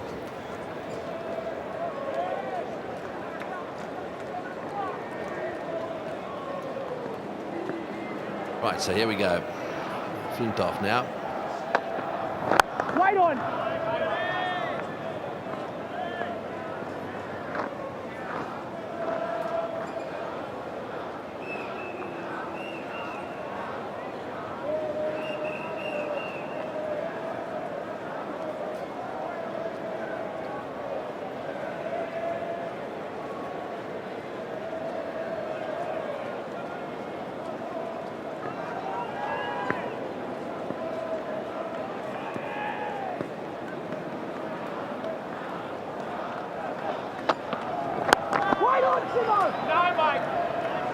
A difficult situation for batsmen out here. The last over Monty Panesar bowled, he bowled the remaining balls to Andrew Simons. This, I thought, was a very brave leave. Sometimes a good thing to leave the ball go. Going in towards off stump, and he picked it as the one that was going to spin away, but it was, unless he is a very good picker of the ball, it's extremely brave. Wait on, Brett. We haven't looked at too many super slow-mos of Monty's deliveries. Has he got a sliding arm ball that you've seen so far, Rich? Well, the answer to that is yes and no. When I saw him bowl at Lord's, where there's a big slope, he was definitely bowling not only the ball that turns away from the right-handers, but he was bowling a ball that's straightened. However, I haven't seen much evidence of it in the times I've watched him here. It's, you would normally get someone who undercuts the ball or develops a slider. It's gone fine, and it's gone for 4. He's playing well. All the Englishmen that have swung the ball, it hasn't troubled Clarke. They've tried to target his front pad. He played across the line of a couple in Adelaide, but got away with it. And he's been much straighter this test match. He's even got tighter than the other 2 test matches in this series. And he's put the others away wherever and whenever he likes. 77 from 98 deliveries.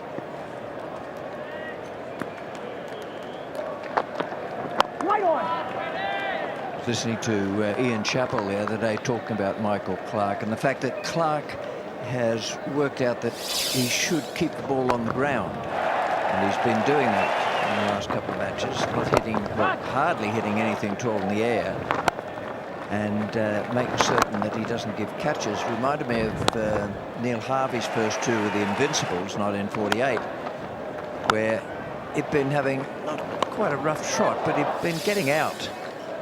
And he was getting out caught.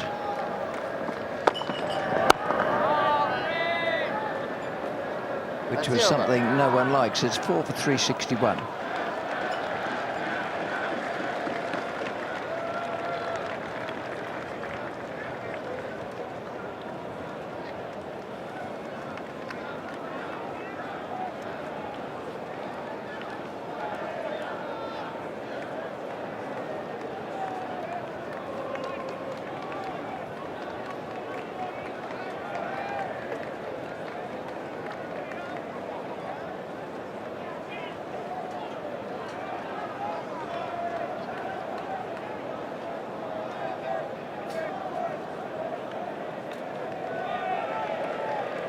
Right, so we'll see a bit more of Panasar now. We've seen him spin the ball quite a lot. We'll keep a close eye on him, see if we can pick up his variation delivery. The easiest one to bowl is the one that you just let run in almost like an in-swinger. A little bit of drift there for him, but giving away a single to mid-off.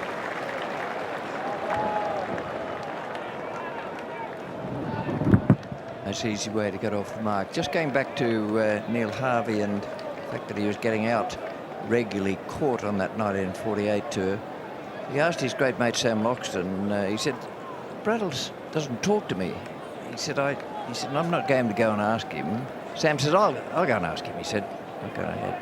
So he went in, the Don was doing his correspondence. He had George, my little mate, wants to know why he's getting out caught all the time.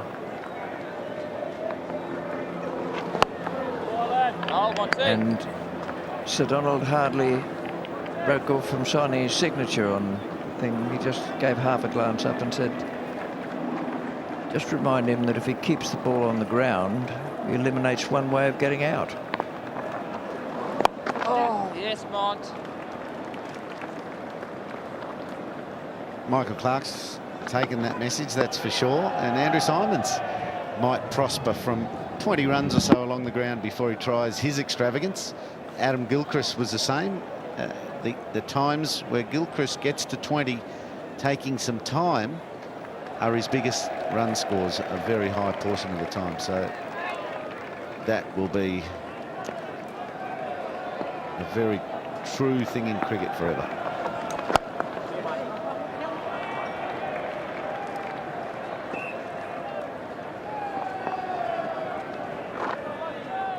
Let's have a look at another slow motion picture. Very long fingers. Watch him getting that forefinger of his over the top of the ball. And the trajectory, while it looks very slow on the super slow-mo, don't forget it's all been slowed down quite dramatically. A bit of drift on that occasion. Certainly gets the seam into a very good position. What he's got what I'm looking for and what we've been sitting here talking about is the one that just skids on. It can cause problems. Right, so helmets all round, so they're going to gather around Symonds, but mid-off stays back. I really would quite like to see them bring him up and save the one. Let Symonds go over the top. Oh, it's got him. He's got him. That's it. Well bowled, beautifully bowled. Slightly quicker, that one. And it seemed to me that it turned. It may have got the shoulder, perhaps even the glove. And deflected, I think, off the keeper's gloves and nicely taken at slip. Beautiful piece of ball. Close to perfect. Glove, more bounce even than the shoulder. And a good sharp catch taken and slipped. But a very, very good piece of bowling. It's 5 for 365.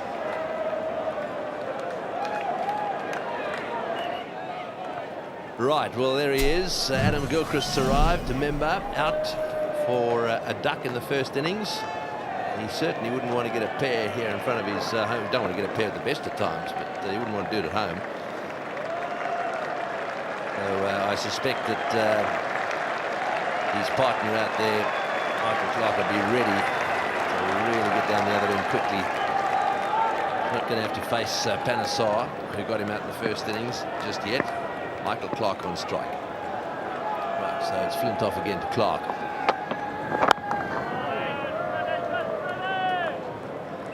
Richie Beno picked it a little earlier. Andrew Symonds had to be really careful whether to leave one go or to play it. He couldn't make the decision on the last ball of Monty Panasar's over, the 92nd of the innings.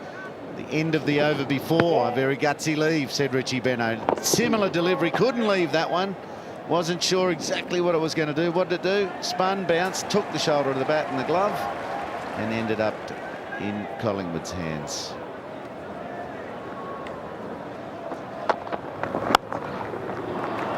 Oh, he's got that through the field, just backward of point, and it will be cut off down there, right on the boundary.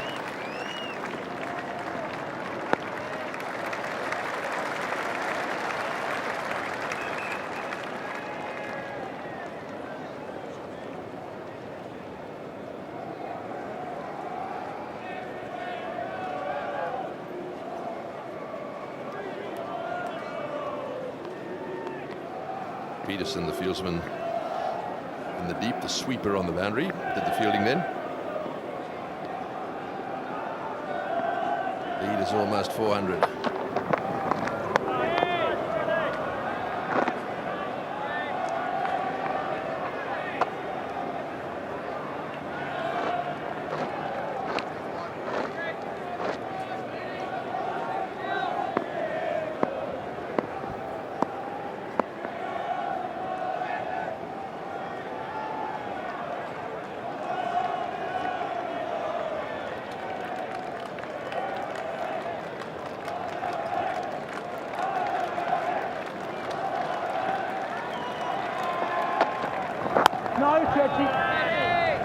Very watchfully played by Michael Clarke, who's on 81. Sure, he would love to chalk up a century himself here. This 3 Mobile Ashes test.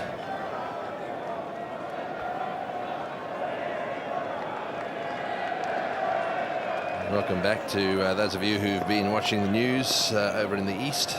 The news here is that a wicket has fallen just a moment ago. One pulled away nicely, and it's racing away to the boundary. That's a beautiful pull shot. So Michael Clarke playing that lovely pull shot.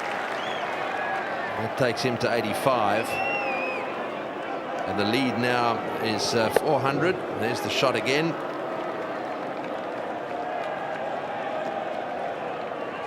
Devastating middle order now. You've got Hayden and Langer who love to play that shot. Then Ponting, the master of it. Hussey, as good as anyone. And now Clark coming into the fore. The Australians are loving it short. And that one's gone straight to the fieldsman out there, Peterson.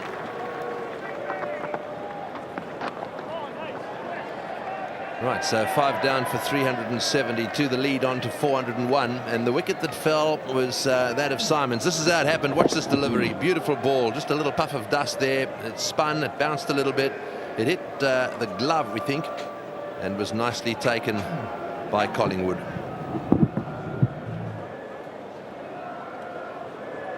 It was a wonderful piece of bowling because it completely confused Simons. He finished up letting go of the bat with one hand. And the bottom of the bat, if I caught it correctly, was actually resting on the ground. So it was complete confusion on the part of the batsman, and beautiful bowling from Panesar. Yours, Mont. Good, buddy. Right, so some pressure out there now. Clark on 86 and on strike. Down the non-striker's end. Adam Gilchrist, who made naught in the first innings, hasn't faced a ball yet. Oh, Mont. Good that, pal. Good, Monty. 88 test matches, 127 times he's batted in those matches. Just over, well, just under 5,200 runs at a magnificent average. Bold. Good, Mont. Like your stuff, Monty.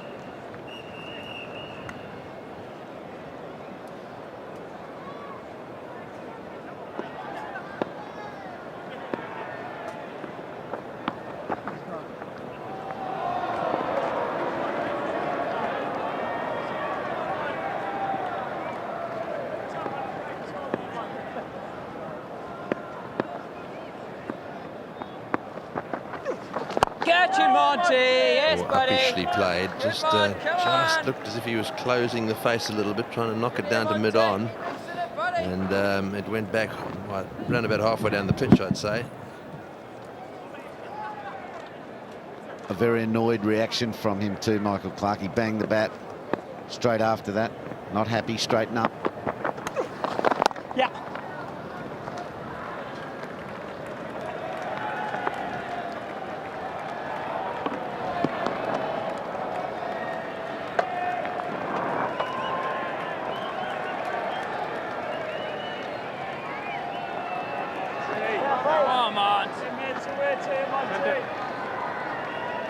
We'll look at them pile in now.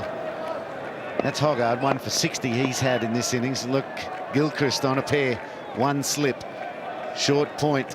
Out he goes to tap down that nasty rough that always confronts left-handers towards the end of a match. And they've also got short leg. That's where he was out. To a great catch by Ian Bell in the first innings.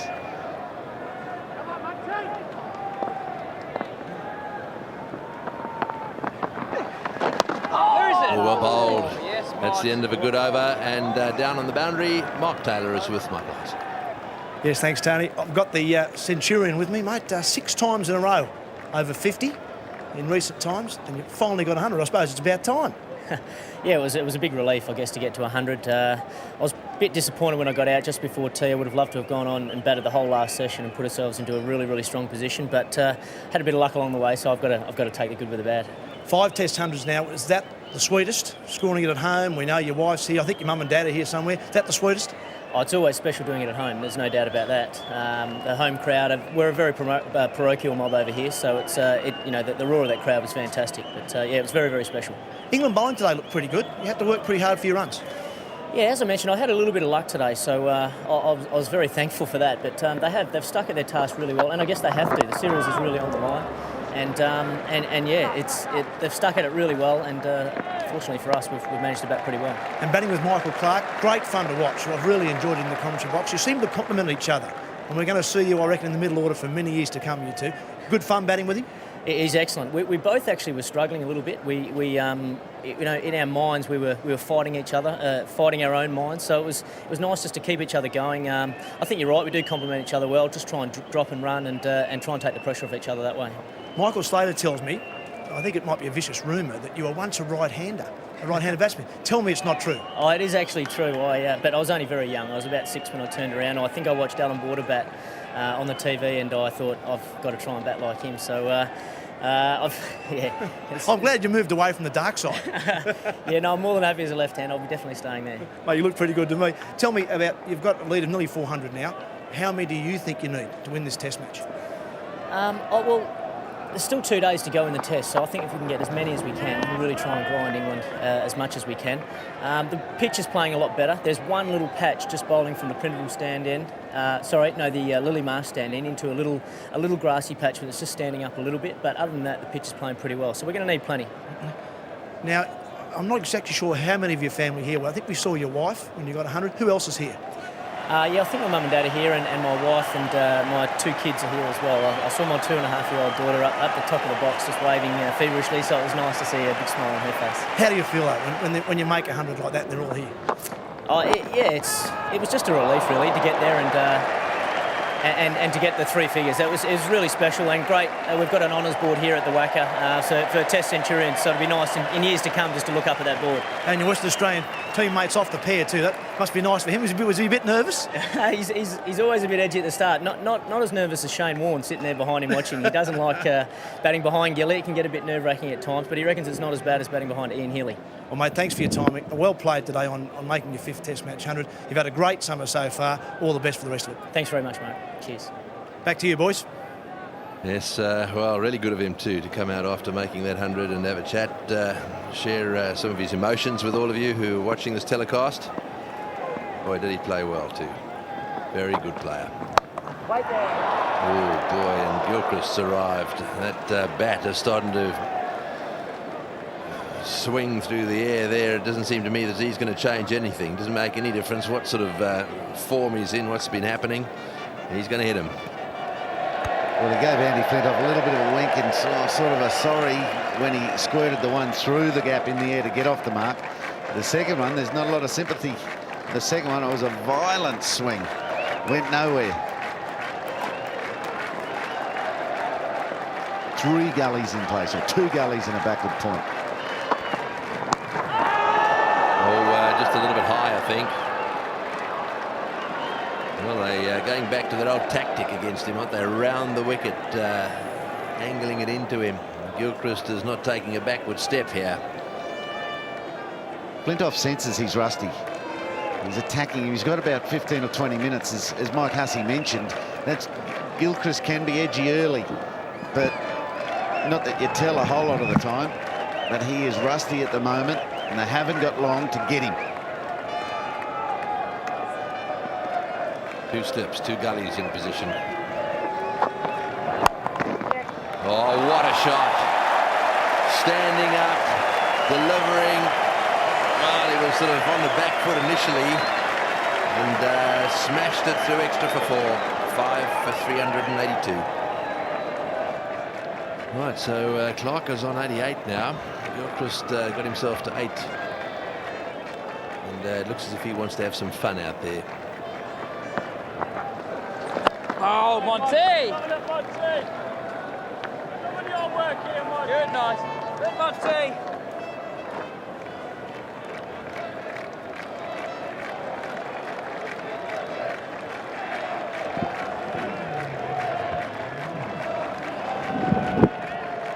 They haven't been able to pick up any of that variation yet. Oh, he's got that one away. Fine, that'll go for 4. Yes, that didn't quite look there to cut. He went hard at it and it went down. There's a fair bit of Michael Slater in the technique of Michael Clark. How nervous is he going to get in the 90s? Slater's had 10 or 20 in the 90s, hasn't he? 92 from 117. Monty Panesar brought the miss hit. He's got 3 for 101 himself. Oh, yes.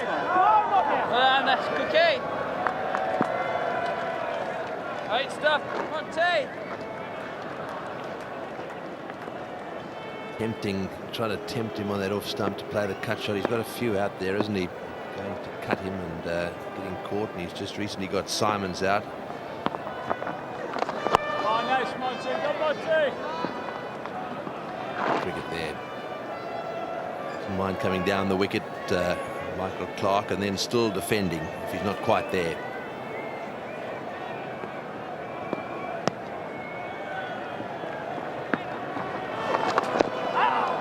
Good again, Mont.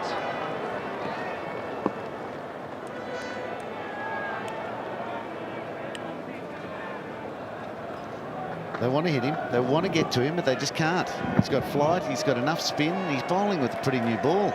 He's only 16 overs old. He's doing a great job. Yeah. Well, there goes the cut shot again. Another single, so he'll retain the strike.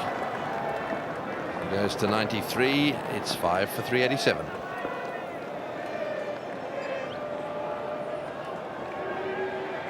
The lead is 416. Flintoff is going to continue to Clark. Clark on up 93. A very interesting battle taking place out there between Flintoff and Gilchrist as well. They don't want him to play himself back into good form. Still 2 test matches to go. I'd like to get him out as quickly as possible, having removed him in the first innings for a duck. They break this partnership, we're in for a good afternoon. Actually, if they don't break the partnership, we're in for a good afternoon as well. There's going to be runs flowing, great shots being played, or England on a roll, the crowd firing up, and maybe England getting a bat.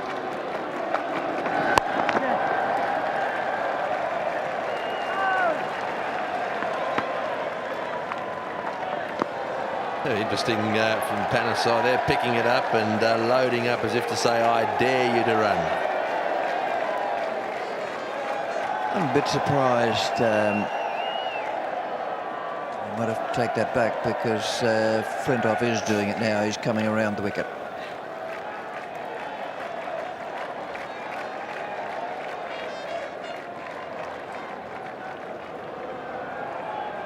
Last over, we saw a back foot drive in the air, past point. We saw a flashy square drive off the half back foot, and then a front foot drive with an attempted pull as well.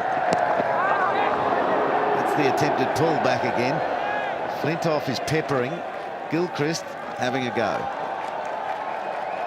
Yes, well, he's got Monty Panesar back on the boundary, down just a backward square leg, and he's bowling that length, which is round about waist high, and he's struggling a little bit to get him away. Panesar just being moved a little finer and a little further back.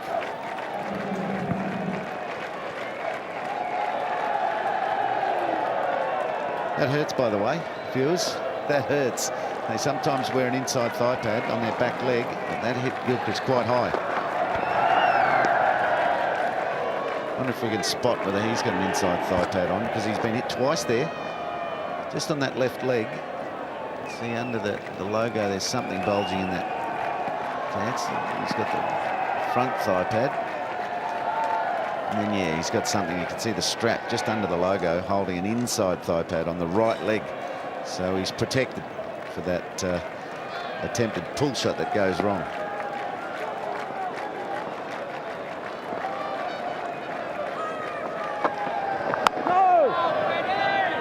A little bit more watchfully played. If he gets over this little period here, this 10 or 15 minutes, then I think Gilchrist will then just start playing normally again. He's obviously a little edgy. I reckon Andy Flintoff's forgotten about his ankle too. He's firing up and enjoying this contest. He's right into it. He's sweating like a trooper. He's gesturing, he's following through, he's heating it up. He's about 140 Ks. He's forgotten about the sore left ankle. He wants him.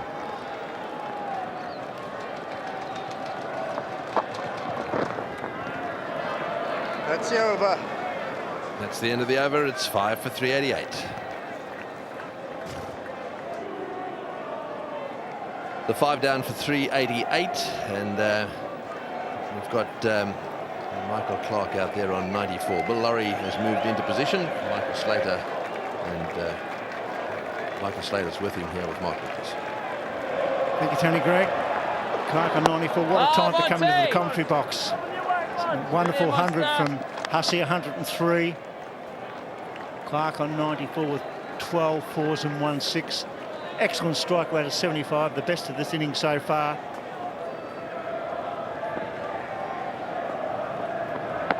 Hanasar doing a great job. Clark watchful, a little bit of turn there. Good evening, gentlemen. Evening, Bill. Evening to everyone. And I'm sure all of you at home have enjoyed the stroke play. I'm sure you've enjoyed the enthusiasm still from Panesar. England have battled hard today, but in the last couple of hours, the bat has dominated. Elegance and brilliance of Hussey. Come on, Mark, give us a smile. Oh, Bill, I'm just getting over the shock of Slater's legs. I'm sitting next to a bloke in a pair of high-cut shorts and a polo shirt. He's got a tattoo on his calf muscle. What's that? The test cap number, is it? Or 356. Huh? Panesar, 94, he pulls it. Finds a gap down the hill. They'll get at least 2, maybe 3. Happy with 2. He mistimed that. I think he slowed it down, Panesar. Didn't quite time the pull shot. He's laughing. He's on 96.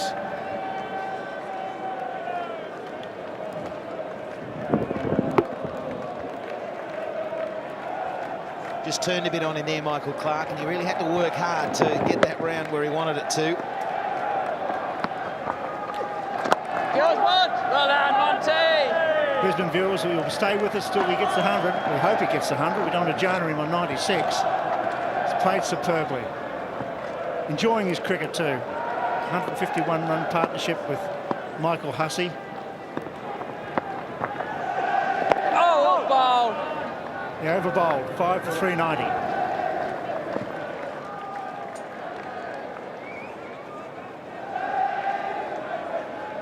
Australia lead by 419. 5 wickets in hand, but Clark's on 96. Gilchrist, 2 boundaries in his 8. Hasn't timed the pull shot yet. Flintoff around the wicket. 2 slips, 2 gullies, a point in. Charging in the England captain. Nicely played. They're looking for 2. Panesar. They get it.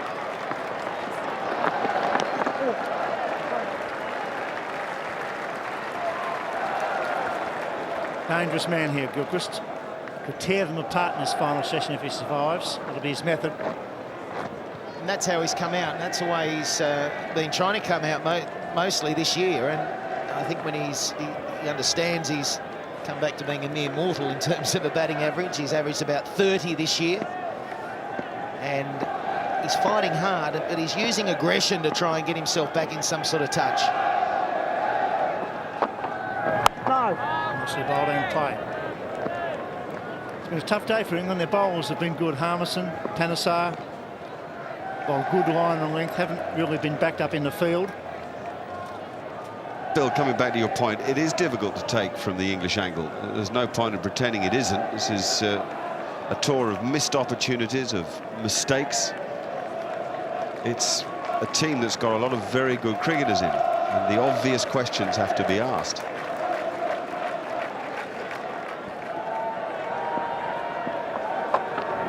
Bang, gone for it. On the ground, just a single. That brings Clark on strike on 96. 3 balls to go on this over. Clark's played the square cut and square drive beautifully. He's worked the ball to all parts of the oval. Been very quick between the wickets. It's been an outstanding knock yet again from Michael Clarke. He's in as good a touch as anyone in this Australian batting lineup. Talking about Hussey and this consistency, but Michael Clarke, from the moment he's entering the arena, the ball's coming out of the middle of the bat, and his array of shots. It's already been spoken about this sort of change in batting philosophy, keeping the ball more on the ground rather than going aerial. I think he's just understanding his game so much better, and he's matured quickly.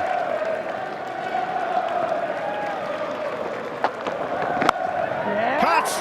There it is! Magnificent 100.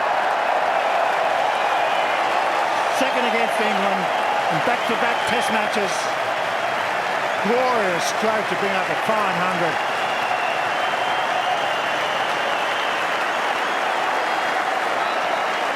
In just 130 deliveries. Great strike rate.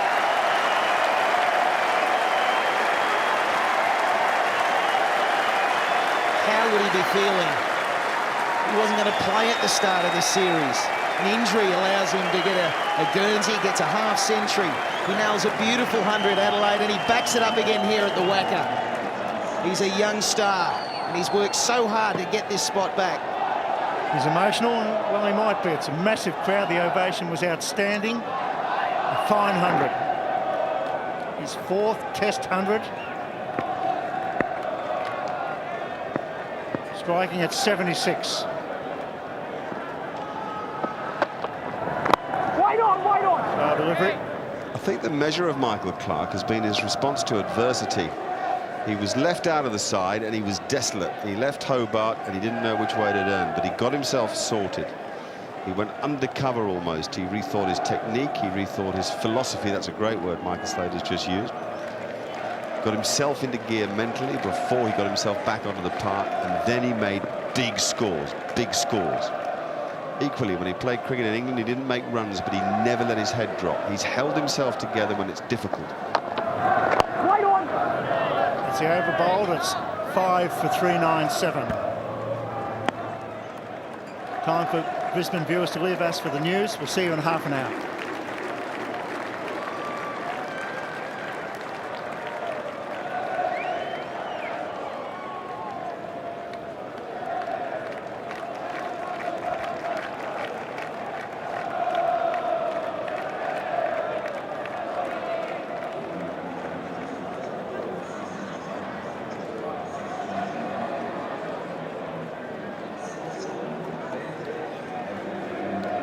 Wonderful scorecard for the Australians. Hayden, a well-made 92. Ponting, 75. Hussey and Clark, the stars today. Brilliant hundreds, 151-run partnership. Simon's out for 2 and Gilchrist on 11. For our viewers around the world, and certainly the fans here today, great entertainment, great stroke play. Bowlers, Hoggard, Harmison and Panesar have done a good job. 426 the lead. This is only the 3rd day of this 3rd test match. Panesar. Gilchrist drives. Oh, wow, what about that? Caught that. He smoked it. Like a comet trail behind it. That's how hard Gilchrist hit that. Good footwork.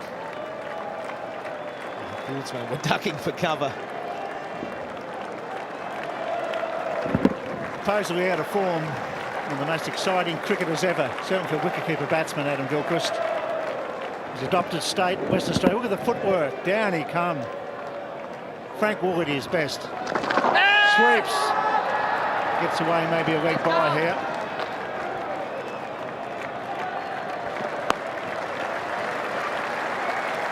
Leg buys.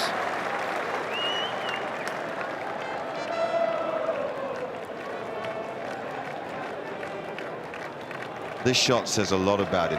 The high grip on the back, the high back lift, the open blade, the cock wrists. Everything is set up to attack the ball. That is exemplary for any young player who's watching and wondering if they're not hitting the ball as freely as they might be. Why not? Get yourself into that position and you've got every chance then to release and hit through the line. And he gives the bowler a chance too, doesn't he? If you can beat him in fight, get it to turn, and you've got a man. That's why it's fun, isn't it? I mean, that is the reason, because you know it's a contest, because he'll always take you on. And bowlers tend to want to challenge him a bit too, which is exciting. Panesar gives it a bit of air, etc.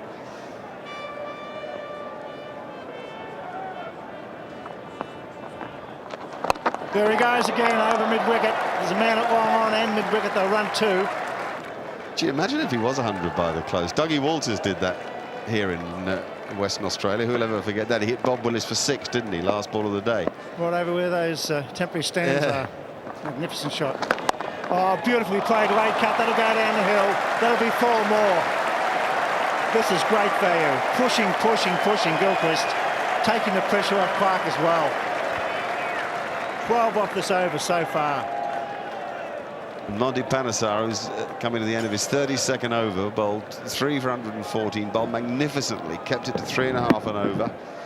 With his lack of experience in the game, now will learn at the rate of knots against this challenge, the Gilchrist challenge. Oh, the standing pull shot. Gets a single, the over bowled, a beauty for Gilchrist. 5 for 410. Peterson into the attack. Not a bad move against Gilchrist either. Oh. Good there, ready there, Sad. Good, buddy. Well, it's been a sellout here at the WACA. We've seen 2 magnificent hundreds and an excellent 92 from Matthew Hayden, 75 from Ponting.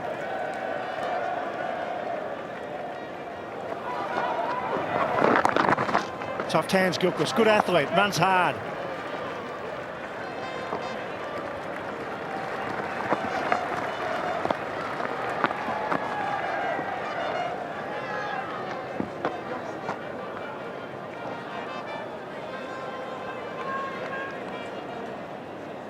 Okay, come on, pal.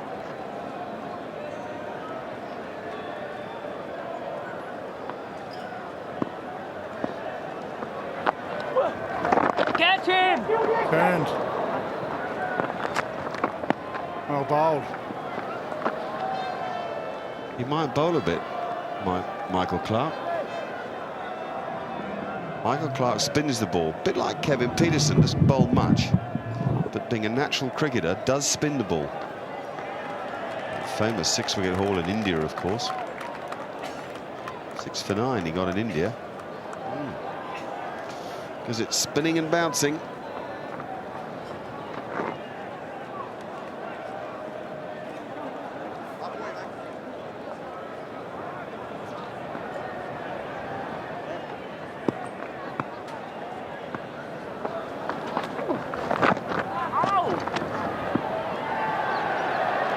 I'm still thinking about that beautiful shot of him raising his bat and kissing the badge on his helmet, that determination that Mark Nicholas described.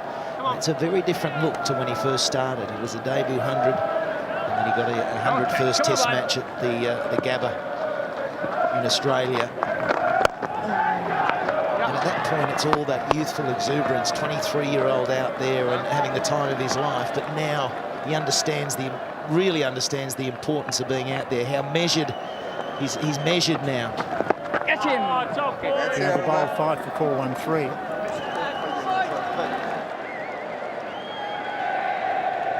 Run rates 3.74. England was right on the spot in the first session. Didn't have a lot of luck. Picked up 2 wickets and 5.17. It's 4.87. I'll guarantee that'll be over 5 by stumps unless they bowl them out very quickly. Yeah, for the first time really today, England look a bit wasted. It's as if they've now resigned themselves to what could be inevitable. This is a problem too, Saj Mahmood. I mean, he's been picked as a frontline bowler in this game instead of James Anderson. He's bowled 6 overs in the innings as against Hogarth's 18, Flintoff's 19, and Harmison's 22 as the other seamers. So if the captain is picking a seamer that he can't rely on, that he can't turn to, you have a problem. And it indicates the indecision and the uncertainty that must be within the team. Well, he's got the pace. I think the problem's been the running down the wicket. I think since he was been almost worn twice. His first ball today, the umpire went down and had a walk. Immediately he goes around the wicket. But I thought he bowled one over here is very sharp. If you can get it right to Gilchrist, it could cause some problems. He's got some nice pace. On that occasion, it's off the back. And if he doesn't get the length right, he's going to learn the hard way, continue to learn the hard way, because Gilchrist is on fire. He's come out, he's playing all the shots. 29 off 23 deliveries, Gilchrist. Cop that.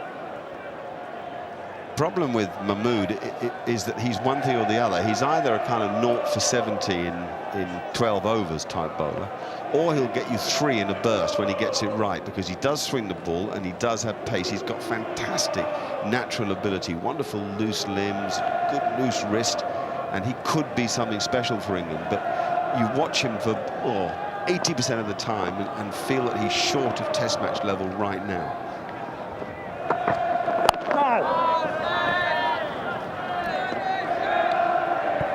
Just want to cheer you up, Mark.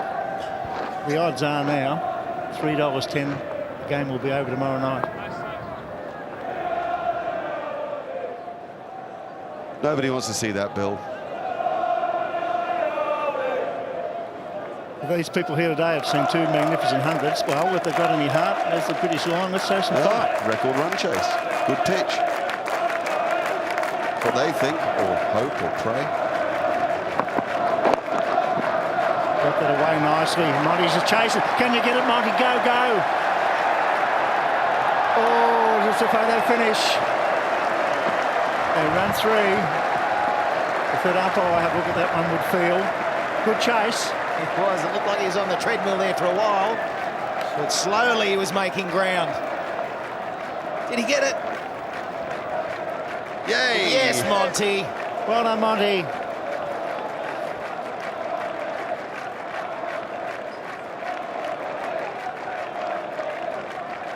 A load of nonsense when people were saying that Monty would have a problem with Australian crowds. There won't be a crowd in the world that doesn't take to Monty. Anybody that gives to the game like he does and has the skill that he does will be appreciated. It's fantastic to see this. Somebody just wanting every moment of the day's play so badly, wanting to contribute to it and have fun with it and learn from it. 8 test wickets. This match, Monty, he's on fire. Don't worry about that. Let's go back to Michael Hussey. Home crowd, one of the best ovations you'll ever hear.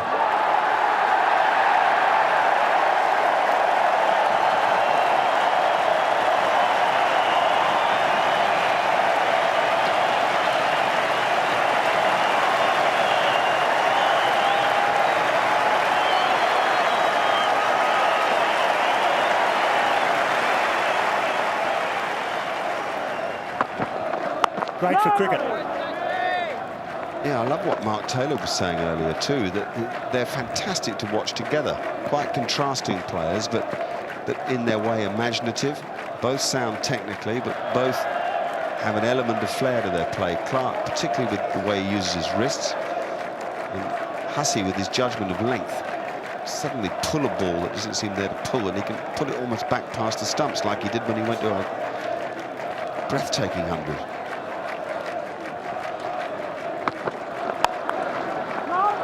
Seven runs off the over. It's 5 for 420.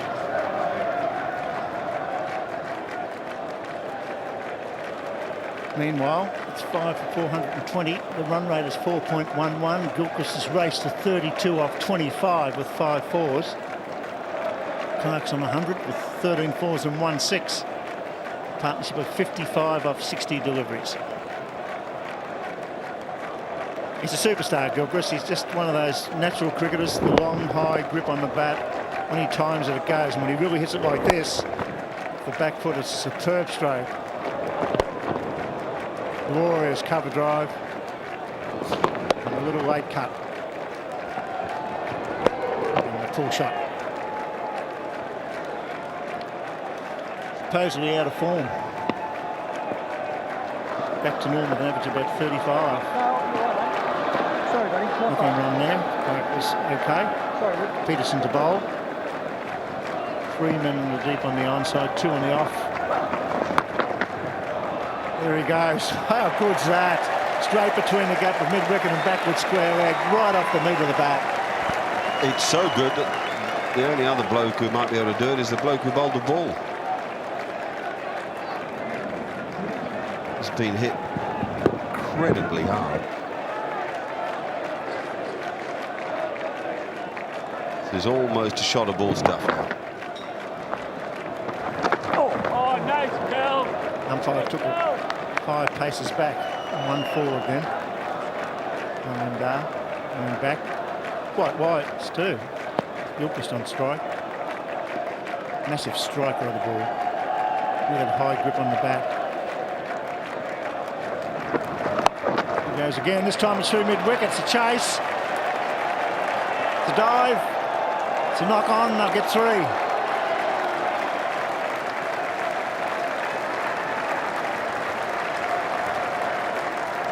Good teamwork in the deep between Cook and Andrew Strauss, the openers for England. What control from Gilchrist. Ball before he hit a lot squarer than that, and he's realising where the fielders are in the deep. He nearly hit consecutive boundaries to very different areas, and it's the control that suggests he's in pretty good touch. Yeah. It's a strike again. There's a hush around this ground. They expect Gilchrist to do something special, and he is. It's 39 off 28 with 6 boundaries. Well, it's the icing on the cake, isn't it? If you've come here as an Aussie to see the screw turn, to see the partnership between Hussey and Clark, and then get Adam Gilchrist to come in and give you one of these, a little 39 from 28. You're very happy. Peterson's just got to throw it up a bit more, I feel. Just a bit too flat here. Try and get a top edge. Change in the field. Man coming across from cover to mid-wicket. So there's a man at backward square leg, mid-wicket and long on the fence. The man now going across there to front of the square leg umpire.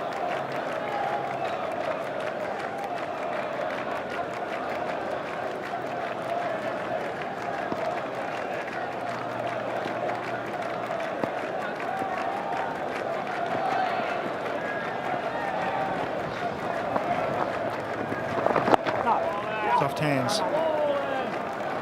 Good that, Kev. Come on, Kev, lad. For you, Kev, boy, come on. Reasonable strike rate, 134.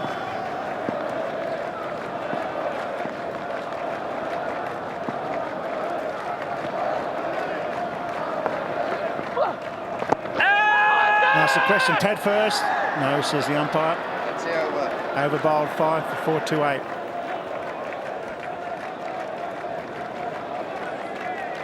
Ray lead by 457 as Ian Chappell, Simon O'Donnell and Mark Taylor take up the commentary. Thank you, Bill Laurie. An hour since tea, 71 runs. Just the fall of Andrew Simons in that time. Here's Mahmood. Michael Clark at the moment, even though he's made his 2nd consecutive 100, he's taking a back step. Very much moved aside and said, righto, Adam Gilchrist, away you go. These two have added 63. It's Clark to start with, but then since Clark's got his 100, it was about half an hour ago now. He's made 1 run, and Gilchrist has moved on to 39.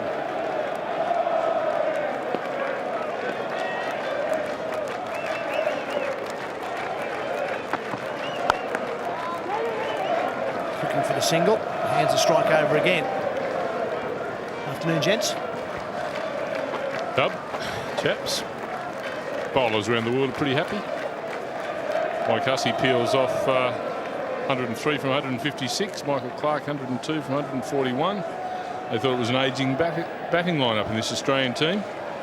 So just a quick circular has gone out to any international bowler that the Australian middle order basically now becomes ageless. Wonderful effort from Hussey and Clark to take the responsibility of stepping up with the retirement of Damien Martin and do what they've done. It's a real pat on the back to both. Hussey up to 4, Clark at 5. And there's your future. You've got another 7 or 8 years from Ponting, Hussey and Clark. 6 still up for grabs. This fella, wonder how much longer he'll be around for. Well, that's nearly bowling.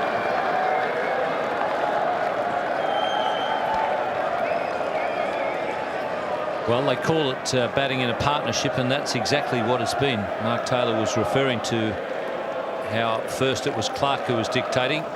Just flicked the thigh of Adam Gilchrist and went over the top of the stumps. But once Clark got his 100, it's Gilchrist who's taken over. And that's good, sensible batting. Well, he's gone to that one, and it's way in front of square and away to the boundary. Well, Gilchrist wouldn't have wanted to get in Michael Clark's way while he was trying to get to 100. You don't want to take over when a guy is nearing his 100. So Gilchrist has just taken the back seat. But once Clark's got the 100, he realises that Clark's been out there for a long time in the heat. He's probably tiring a bit. Good time for me to step the pace up a little bit. Plus, he likes to bat that way anyhow, Adam Gilchrist. And if Sajid Mahmood keeps banging them in short, he'll pick the pace up even more. No slips at all now. Another man on the onside in the mid-wicket. Look for 2 again here. Gilchrist going hard. Jones has done well, the keeper. He's about the only man who would have stopped 2 there. The problem for Sajid Mahmood is he hasn't been used much in the match. The captain really hasn't shown a lot of confidence in him. And a bowler's got to know that. Now you've brought on when Adam Gilchrist is just looking to pick up the pace. That's also not going to do a lot for your confidence.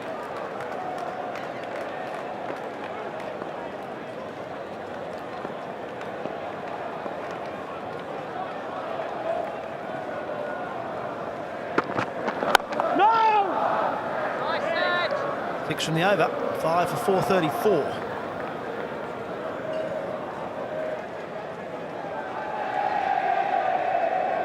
Current lead is 463 runs for Australia, and there's a table for you. The highest 4th innings totals to win a test match. 418 against Australia, not all that long ago. St John's Park. Ashes test matches 3 for 404 by the Australian side of 1948. That was Bradman's side. See now that Ricky Ponting really is in a position of ascendancy. It's just a matter of, I suppose, when he pulls the trigger and says that enough's enough. Bit of experience from a captaining perspective from you two. When is enough enough? Well, I think Ricky Ponting will just want to bury England. I don't think there'll be any thought of a declaration tonight. Come on, Star.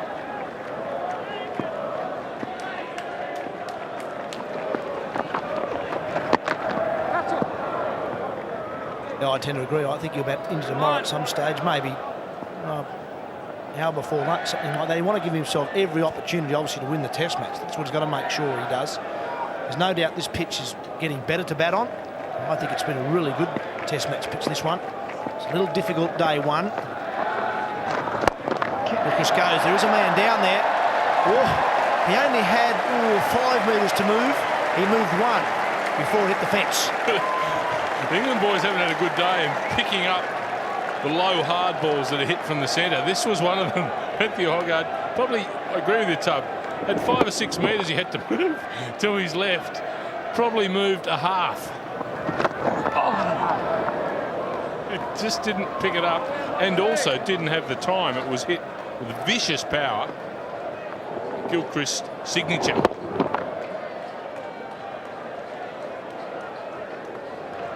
.48 for Gilchrist. Now 49. I take my hat off though to Monty Panesar. Still smiling. I was watching him. He was fielding it deep backward square leg, I think it was, for Michael Clarke. Last ball of last over. And he jogged all the way. He knew he was going to bowl this over. He jogged all the way, had the hat off, keen for a bowl. Although he knows that Gilchrist is after him, and so is probably Clarke, he's still keen to get the ball in his hand. So a very good match so far, 8 wickets. Still a chance of maybe finishing up with 10. When you think of all that work in this heat, the heat doesn't seem to have bothered Monty at all. He hasn't wilted. We've seen him chase hard in the field.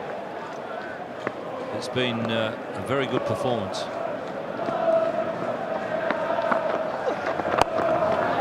Now Clarke tries to go airborne, and then he'll settle for a single. 5 for 440.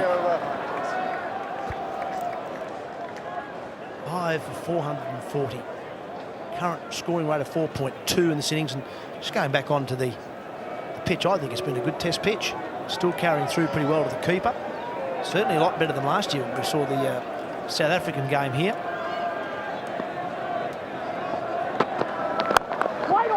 Actually quite ironic. This is the pitch we were most concerned about, I suppose, looking at the summer, the Ashes summer. There's all sorts of talk about this pitch being very flat, and after about half a day it won't carry through, it'll get low and slow.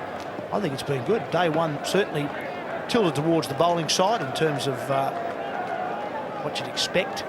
11, I think 12 wickets fell on the first day, but it's now been a very good batting strip, day 3, which is what you'd expect for a test match, and it'll probably wear a little bit, get a little bit harder to bat on days 4 and 5, but it won't be that tough. I think England can certainly bat it out, but they're going to have to bat extremely well and probably get a bit of luck.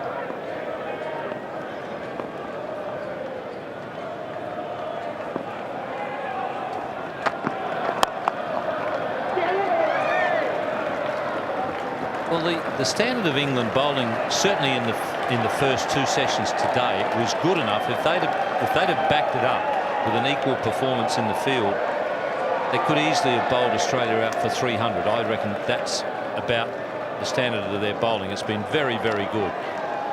And if that had been the case, they could well and truly have been in with a chance to win the game. Now they're looking at ways to draw the game, because they just weren't able to back their bowlers with the same standard of fielding.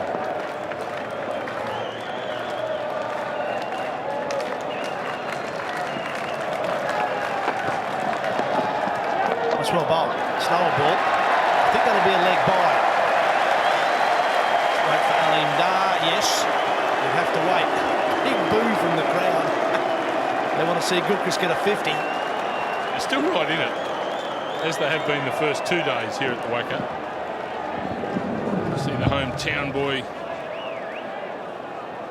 get his half-century. They've been few and far between in recent battles with England. Found some form in Adelaide.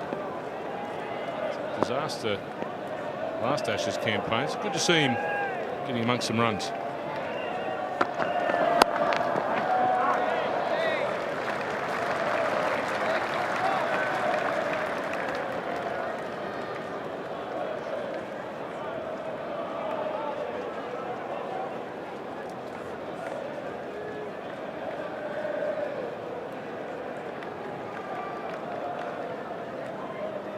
Australia 5 for 442. The lead there, 471.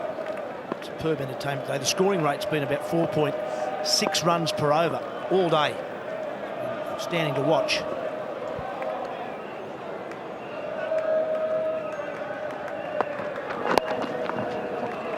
Turn that away nice. You should get 2 here, Michael Clarke.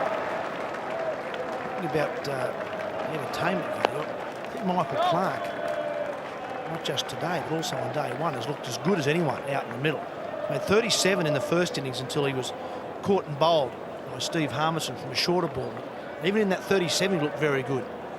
But today, he's looked in superb touch.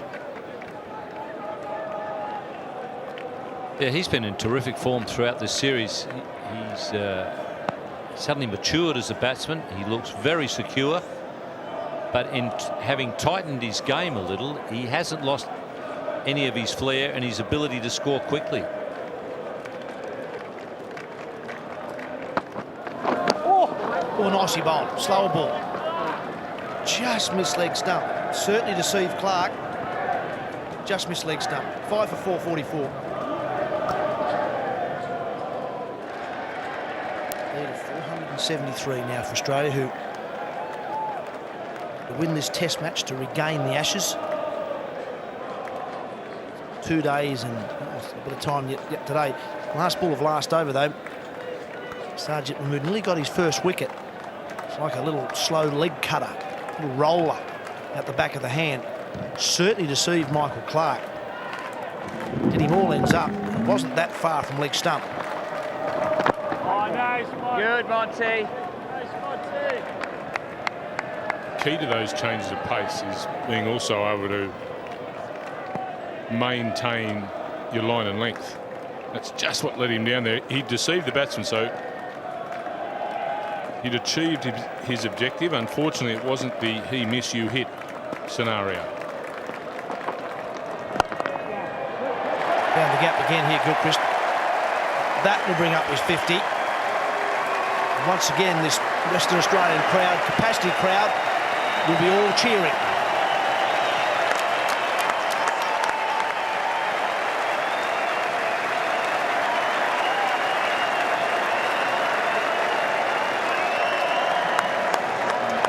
The budding young keepers there applauding with their gloves on in the crowd. That's why it's terrific for dads to bring their young sons along so they can see their idols play and emulate them.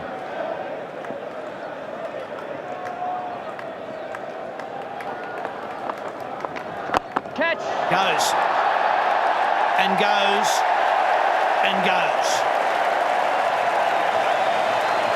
First call from the centre was catch it. They then quickly added to that the bloke in the 23rd row. That didn't go as high as some would expect. He hits them flat and hard, and this is an example of it. Probably just beaten in flight, still went through with the shot, knew exactly what he wanted to do, and that's flat and hard. Yeah, no, row 16.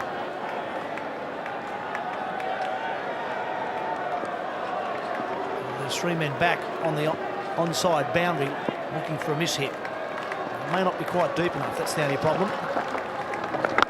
Goes again. That's even better. That sounded superb and is superb. That's the sound the batsmen love to hear. The bowlers hate it. Made a beautiful crack as it came right out of the middle of the bat, and it was such a controlled shot. He wasn't over swinging at all. Wasn't it crisp? Okay, if you haven't got a hat on, put it on. You might need it. Just some sort of protection. Get the feeling here that Adam Gilchrist isn't going to slow up. He's got length, line, eye. Thinks he's got Panesar under control. What will the young fella do? Pressure situation for him.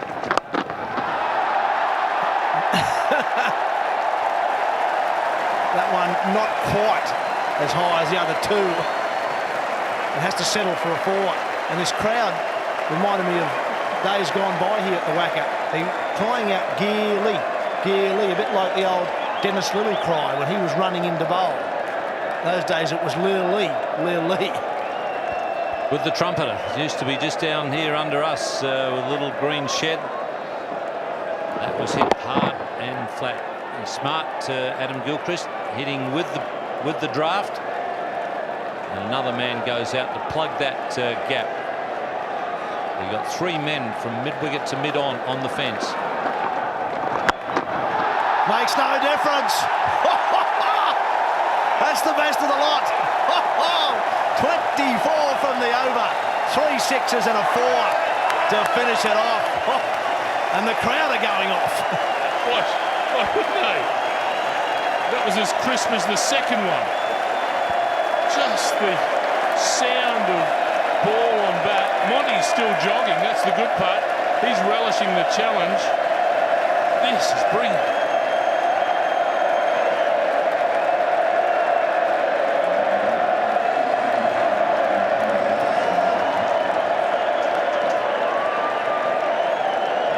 There it is. There's that chant of Gearley, and that's why.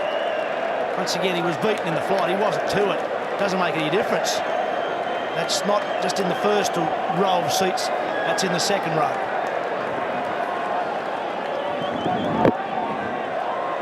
Yeah, you've got to feel a bit sorry for Monty. It wasn't bad bowling. Watch out, Andrew. You'll get sunburnt roof in your mouth if you keep doing that. But it wasn't bad bowling at all. He beat him in the flight a couple of times, but it probably only meant that the ball went higher and a little further. Now, Gilchrist has now moved on to 73 of 44 deliveries. It was the last 6 balls that he faced. 24 runs came from those last 5 balls that Gilchrist faced. Now, just bear in mind for a moment that the fastest 100 in Test match cricket, or fastest recorded 100 in Test match cricket, is 56 deliveries by Viv Richards against England. So he's got 11 balls to get 27. Best cake. I'd point you to the last 4 deliveries of the previous over. That's what I point you to. 6-6-4-6. We're not at Wimbledon, we're here at the WACA.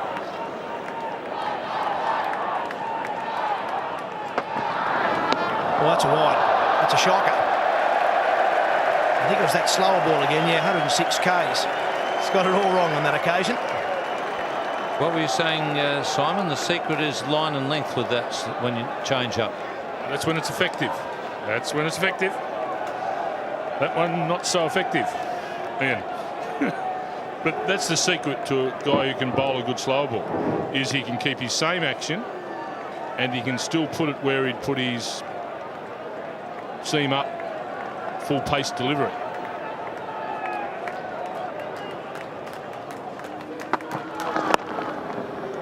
Might get 2 here. Clark's going hard. Yeah, come back. It's nicely placed. 24 runs from those last 5 balls. I feel a little sorry for Monty Panesar. He's bowled well in this match. When Gilchrist is batting like this and you're turning the ball in towards him, you're in real trouble. A lovely high grip, great leverage, such power with his play that even when he's not there to the pitch of the ball, he just goes through with the shot. And there's not too many boundaries. There's no ground in the world that's big enough. That boundary out that way is quite long. And they're going well over.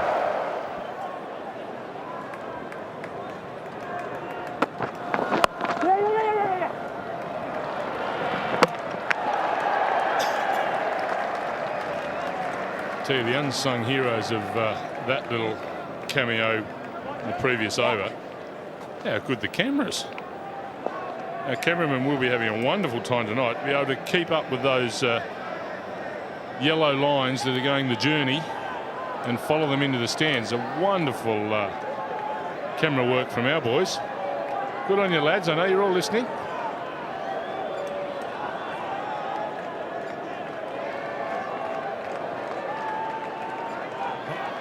This is going to be ball number 45 that Adam Gilchrist has got to face. Where's this one going? Just get on with it. Plenty of men back, even mid-off is wandering back now. And only 3 men really what call inside the circle if it was a one-day game. Everyone else is on the boundary. 6 men on the boundary, 3 on each side. Doesn't give you one of those slowies, not in the right spot, Ian. Could go anywhere. Just a single down, long off. Meanwhile, the leaders hit 500. So Australia really trying to bury England here at the WACA. Not just get the earn back, but make sure that there's no way for them to come back in the series. Just have them so deflated that they're not looking forward to Melbourne and Sydney.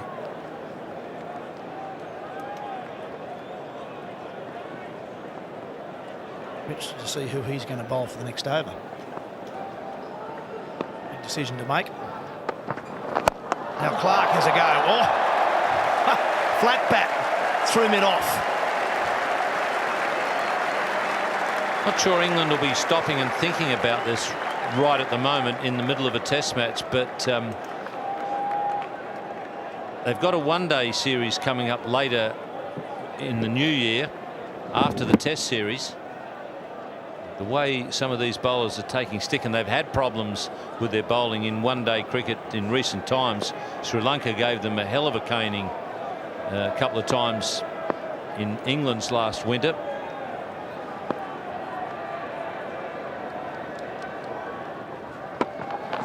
Fight on. Yeah.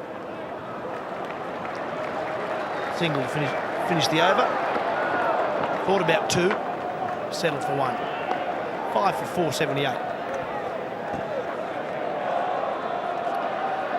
Those breakdowns there of the sessions today show you how Australia early on had to work hard. They lost Ponting early on, and they lost Matthew Hayden just before lunch.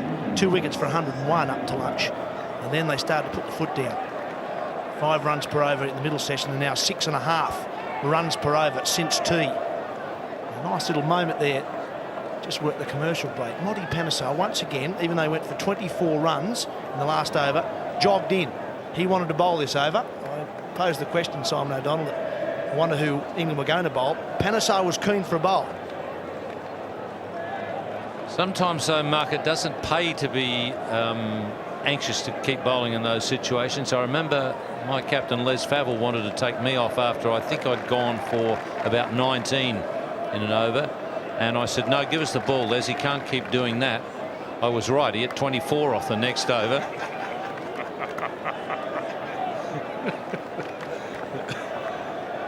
Too regular occurrence in my career. But it's exactly what you want to see from a skipper. It's obviously not a great time now for Andrew Flintoff. They're going for 6.5 runs per over, but this is the time as a captain you don't normally see your bowlers jogging in. They're all sort of ducking, sort of blend into the crowd somewhere. You know, where can I hide? It's great to see the young fella wanting to run in. Give me a bowl. I want to get wickets. Amazing how many shoelaces come undone sort of towards the end of an over, isn't it? So it will be Matthew Hoggart who will bowl to Michael Clarke. Just trying to get this field right. They're taking their time now, as you'd probably expect. They really are under the pump at the moment from the Australians. Lead is 507. Probably telling him, what should I say to the fieldsman? Spread out or something like that?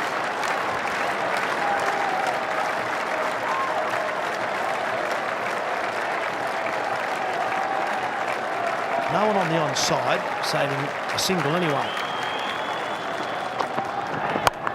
Clark goes the onside. Good batting. Finds a gap. Monty's giving it his best. And that's not good enough. It's another boundary for Clark. Well, the Australians really they've got the foot on the throat, and they certainly, well, it's probably even worse than not letting England up. They're giving them a good kick while they're down.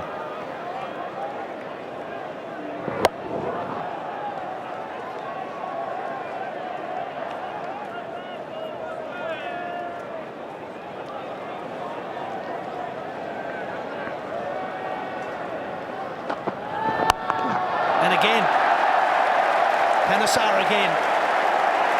Boundary again.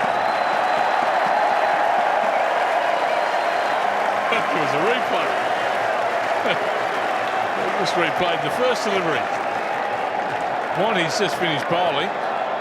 He's probably looking at his skipper saying, hey, skip.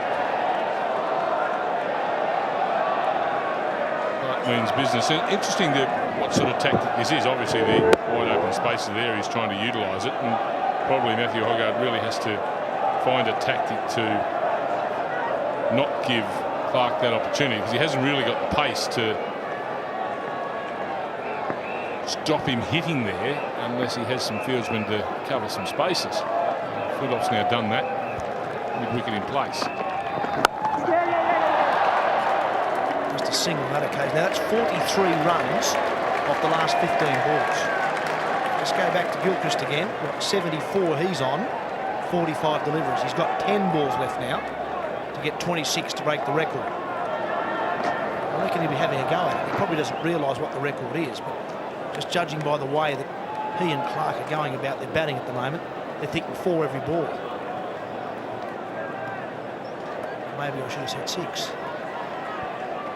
Yes, whatever it is, they're only thinking even numbers.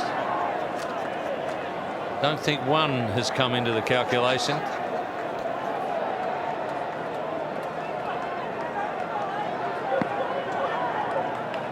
Mostly crooked even numbers, I think, as well, in the case of Adam Gilchrist. Probably Clark is thinking 4s, Gilchrist 6s. 3 men on the onside boundary, deep mid on, deep mid wicket, deep backward square leg. 3 men on the offside boundary as well. Deep point, deep third man, and deep mid off.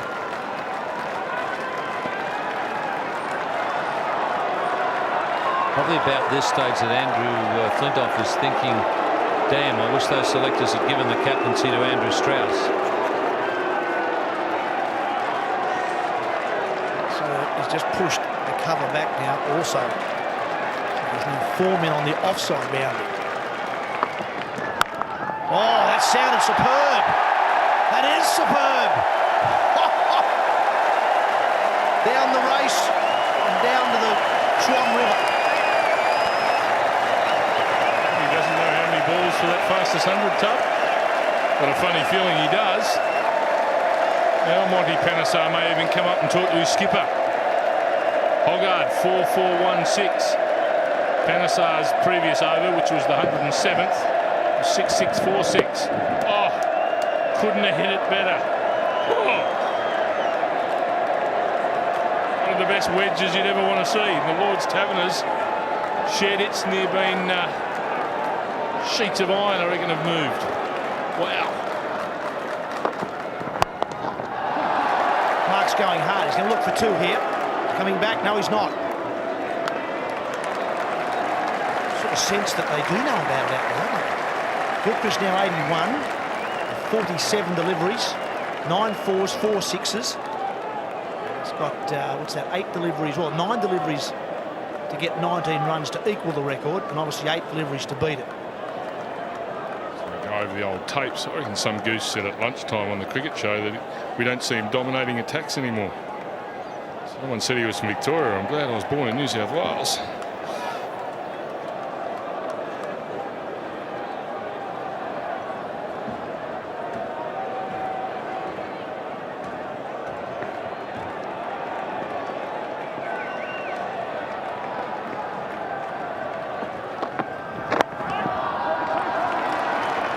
That in the gap as well, Clark. Come back for a comfortable 2. Lead now 5-25. 5 for 496.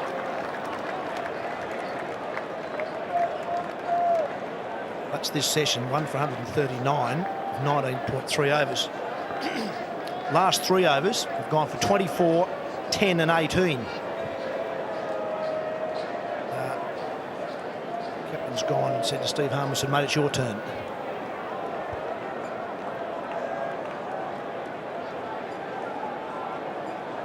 I bet there weren't any volunteers.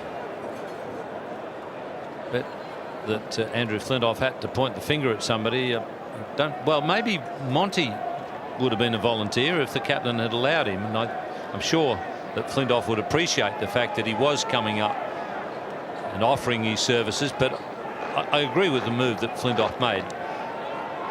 Monty Panesar has bowled too well to just leave him there, leave him out to dry and get a flogging in this situation from Gilchrist. I think he made the right move. But the good thing is, as Mark Taylor mentioned, that he did want to bowl the next over. Well, there's no one inside the circle at the moment. One-day cricket, it should be a no ball. They're wearing coloured clothes. There may be one at backward point.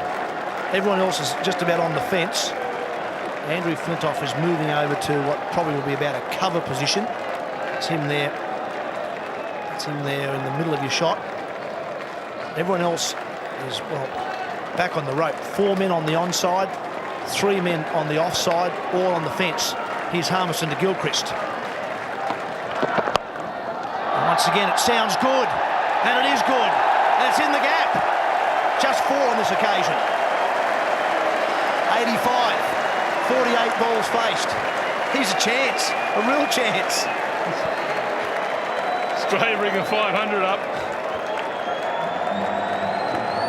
Steve Harmison's quickly got to get his body into motion here, because if he bowls those half paces for the first 3 or 4 deliveries, Adam Gilchrist could be 100.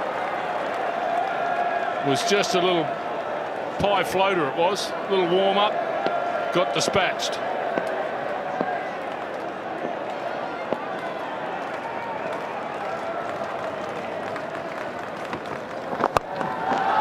Hits it well again, and again it's in the gap. It's 4. 89.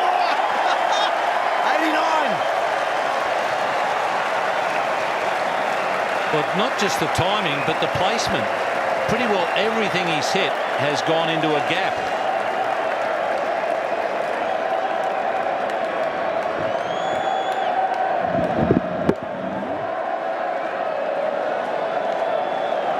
Well, they can't bowl a Yorker, can they? What we talked about before in Chapel about them struggling in one-day cricket. They're just buying that length where Gilchrist can get up and under the ball. He's getting up and under it, but he's also, as Ian Chappell says, he's finding the gap. He's now 89 from 49 balls faced. He's got 6 balls to break the record, Viv Richards' record against England, the fastest 100 in Test match cricket.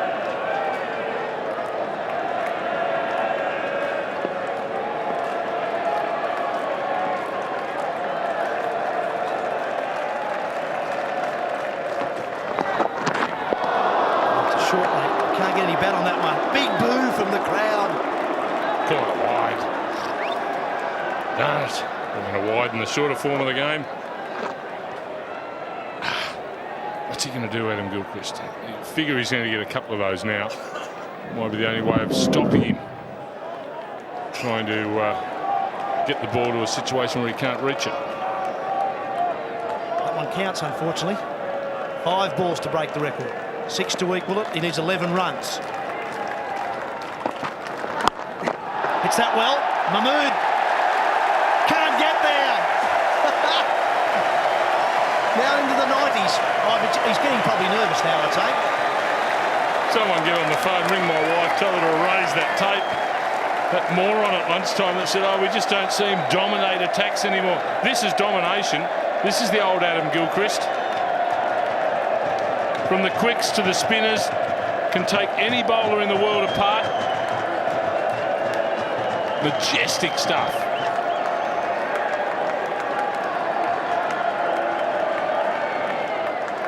7 runs for a remarkable 100. 4 balls left to break that record. 1985. Viv Richards set that record, so it's a 21-year-old record. The fastest 100 in Test match cricket. Now the cut. It's in the gap. Will he get 2? Slight fumble. He's coming back. And he gets there. 95 for Gilchrist. 52 balls. Well, England are going to have the top 2. Whatever happens, they're going to have Viv Richards and Adam Gilchrist. And they're probably now thinking about that last evening in Sydney when Steve Waugh carted them all around the place to get his 100. And they're probably thinking, why does it always happen to us? What about a 6 to bring it up? 5 runs to get, 3 balls to do it in. Another cut shot. Just a single. So he's within range, I suppose. Well, he's always within range, so long as he's only 6 runs off. But he's now on 96. 53 balls he has faced Adam Gilchrist. So he has 2 balls to break it. 3 balls to equal that record. 12 fours and 4 sixes in this 96. Well, Flintoff's got to take the ball, I think. Apart from the fact that he's He's probably their best one-day type bowler. Not sure that, I mean, Hoggard doesn't play in the one-day side because he does take a bit of a pounding. Looks like Hoggard is going to get the call. Not sure that anyone wants the ball. That's young Michael Buchanan there. Just run out. He's played some first-class cricket for Queensland. He may just be telling Adam Gilchrist about that record. Crowd, well, they're going off. It'd equal any Lily chant we've heard in previous years.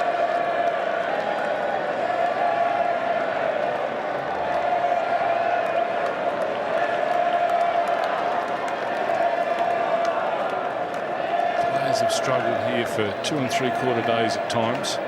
Adam Gilchrist has made it look so simple. Such a talent. 2 deliveries away from a record that will struggle to ever be broken. Bear in mind, here's a guy who made naught in the first innings as well. Talked about the form he's been in, hasn't been his best, but today, exhilarating. Only one person I can think of who in the game today hit the ball like this.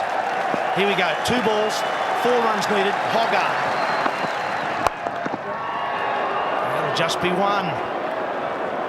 Disappointing single. Yes, I think it was actually mentioned Gilchrist on a pair at the start of this innings. I bet no one remembers it now. So 54 balls. So he needs a boundary off the next ball to break the record.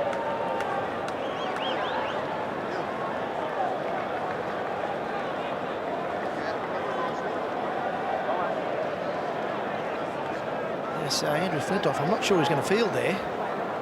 Pat on the offside. I think he's trying to work out what the fielding positions are. When you put 11 guys on the fence, it's hard to work out, get the angles just right. It's not a field you're set all that regularly as a captain. Hoggard's the man.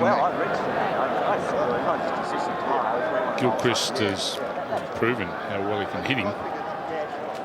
He's the sort of pace that he could get away with a boundary off his next delivery. Clarke will be looking for a single. He'll get more than a single here. Beating the keeper. Come back for 2.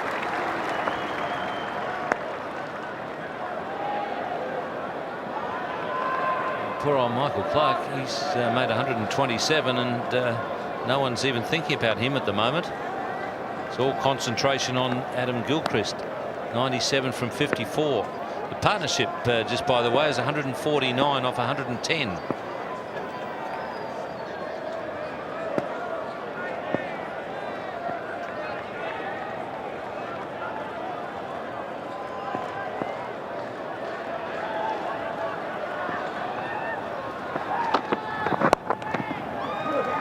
He might get 2 more here. He wants to go hard. Yeah, he will. That's the problem with this ground. It's a big ground. That's what makes it such an outstanding achievement. It's hard to plug all those gaps because it is such a big ground. Hoggard just said, what problem? Hoggard's bowling for 2s from Michael Clarke. He doesn't want to be the one that goes in the record book.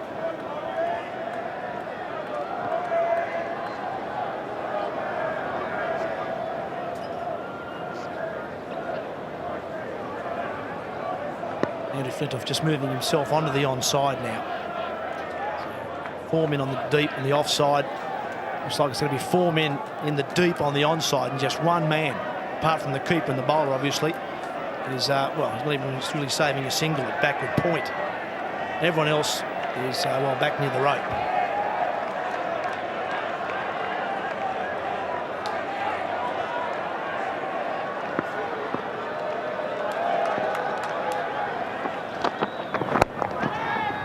Does it this time, gives the single. A real hush around the ground for that ball was bowled. Now Gilchrist is on strike. That's what they want to see. 97, 54 balls faced. He's got this delivery to break the record, Adam Gilchrist. He needs a 3 or better off this ball. There's not that many holes.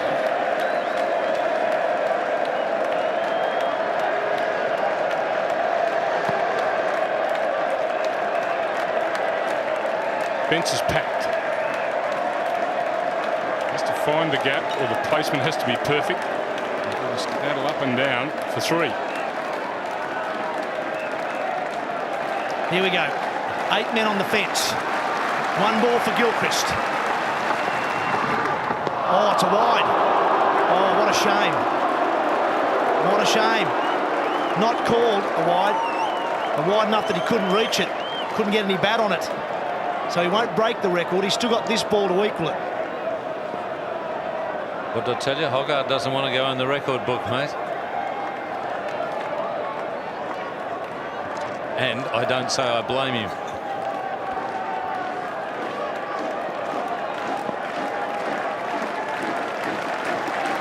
He's got this ball left.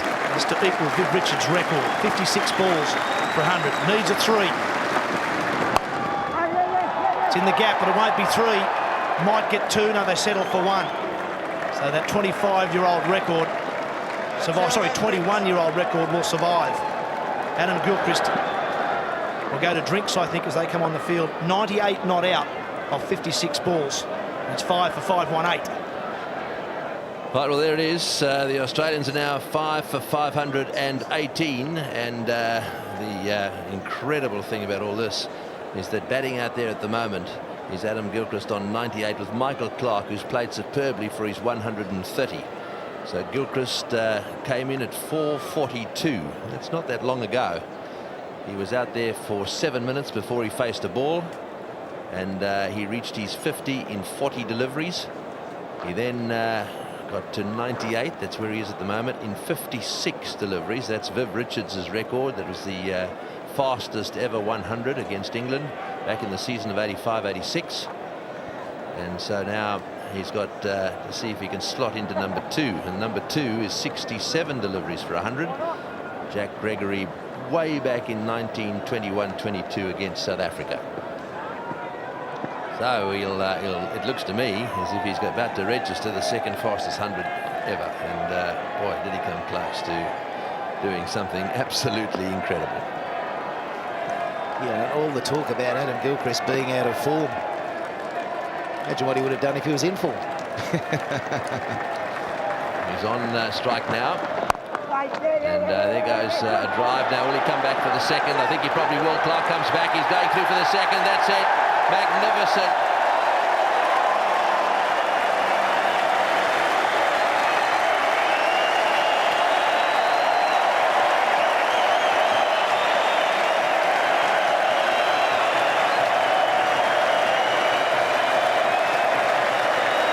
Adam Gilchrist, a century. The second fastest in the history of Test cricket.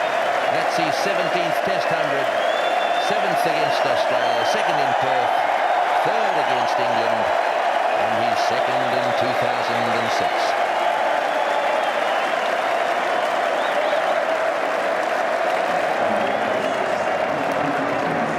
Awesome, Gilly. You champion. He's changed the role in any side, the keeper batsman. Since he's been on the scene, every other country searches for someone like this man. A guy that can come out and win a test match with the bat. And what a pleasure to witness the striking of Gilchrist here today.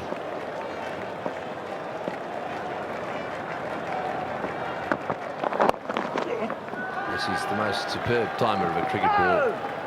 Holds the bat right up at the end of the handle, so the bat speed is just incredible. What an innings.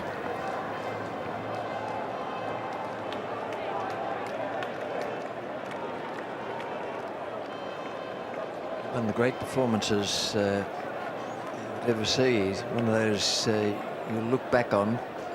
Plenty of innings we've seen played over the years, and suddenly it seemed possible that Viv Richards' record could be broken. But the clean ball striking, he remains, even in recent times when he hasn't been in absolute top-notch form, he remains the cleanest striker of the ball I've ever seen. It's not to say that he's the hardest hitter or anything like that, but the cleanest striker. He peppered the onside. He was peppering the spectators in the crowd. They were in danger there, particularly when Panesar was bowling. That'll be 4. Michael Clarke. A big finish outside edge. Never a fieldsman down there. Certainly no slips in place now. And he's now playing second fiddle. 134 to this man.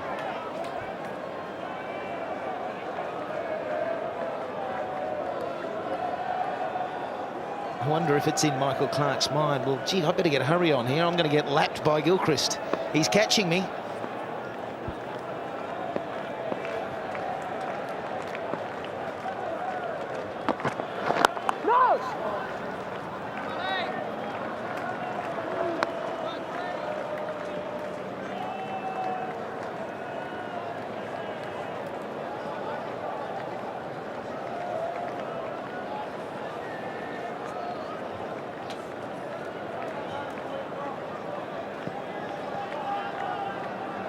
Clark 134, Gilchrist 101, 554 ahead.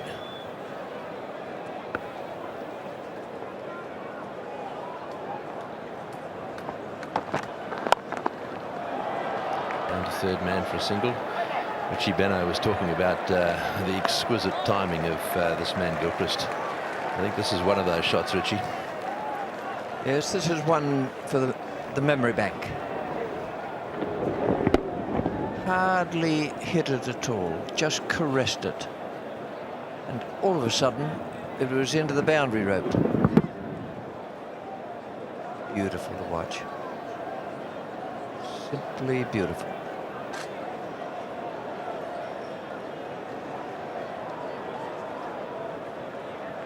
He's a weapon, isn't he?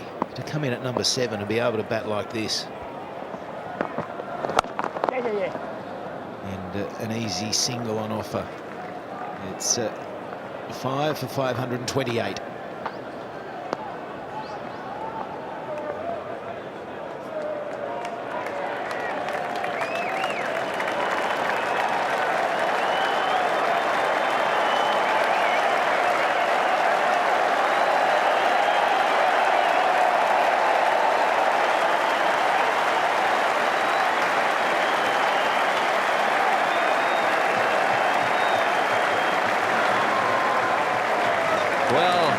Surprise declaration. We all thought that he might really grind the Englishmen out and get them out there tomorrow. Ponting out into the balcony, and this is Ponting out there now, called him in, and up comes Michael Clarke.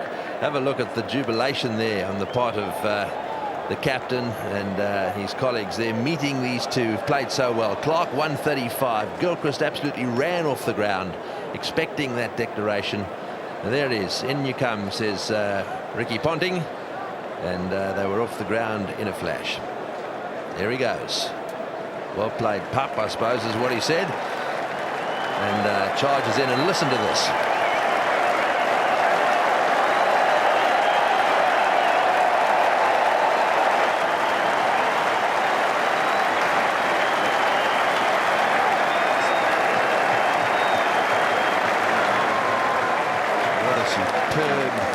Bit of entertainment we've just witnessed in this period from 4:42 from the moment he walked out onto the ground. So Adam Gilchrist, a wonderful century, and don't let's forget about Michael Clarke as well. 135, and that was very well played too. Well, they've all batted well. There's only 2 batsmen on that list that missed out. Unfortunate for them, but all the other batsmen have played superbly. It was Gilchrist who stole the show at the end. Magnificent and hard work for the England bowlers right the way through. I thought for the first half of today they tussled hard. They created opportunity and bowled at times without luck. Panesar 3 for 145. Copped dishing at the end there from Gilchrist. 1 for 116 to Harmison, and the only other wicket taker 1 for 85 Hoggard. Right, well, there's a summary of what's happened so far. 244, 215, 527, and now England need 557 runs to win. Almost unheard of, but who knows, they might just be able to hang in there. They've got 2 days to bat and also 25 minutes this evening, so it's going to be a nasty little period leading up to the close of play tonight. We'll be back in a moment. Right, now then, what's going to happen out there? This is a nasty little passage of play here for the openers.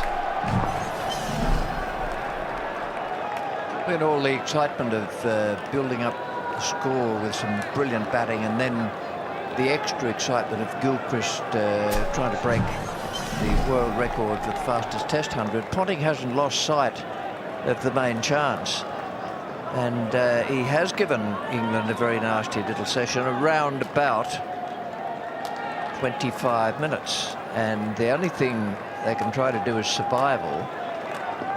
Work on survival, because they're not going to make that many runs to win. So that equation, that aspect has disappeared from the equation. First ball.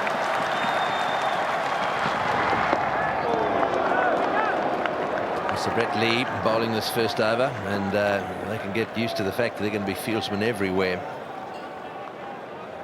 At the moment, 2 slips in position, 2 gullies. Well, it's really 2 slips and then a 5th slip perhaps, and a gully, and an interesting placement on the onside. They've got a fieldsman not at forward short leg, but back about 15-20 metres from the bat.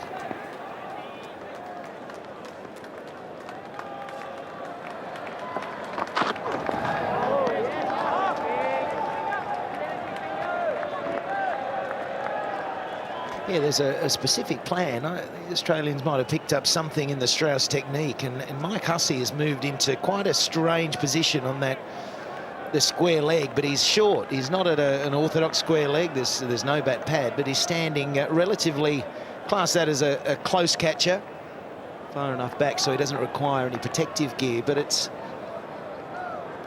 I'm sure it'll be specific to Strauss. I think that he just flicks in the air through that area. A little bit of swing there for him. Ball just curving back into the left-hander. This is tough for England, isn't it? I mean, how do they approach it? Their role in the last innings, or the 3rd innings in Adelaide, was to bat time, bat the game out. They were unable to do that because they got too conservative. They weren't playing a natural game. And Australia were able to get all over them with the ball. It was the mastery of Shane Warne. But how will they approach this? It's got to be their natural way. Play a natural game. Yeah, I think so.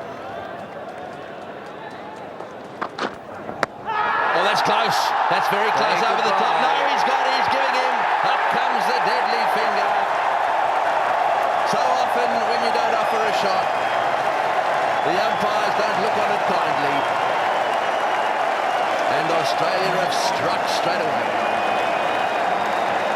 I don't think the umpire needed to blink more than once there.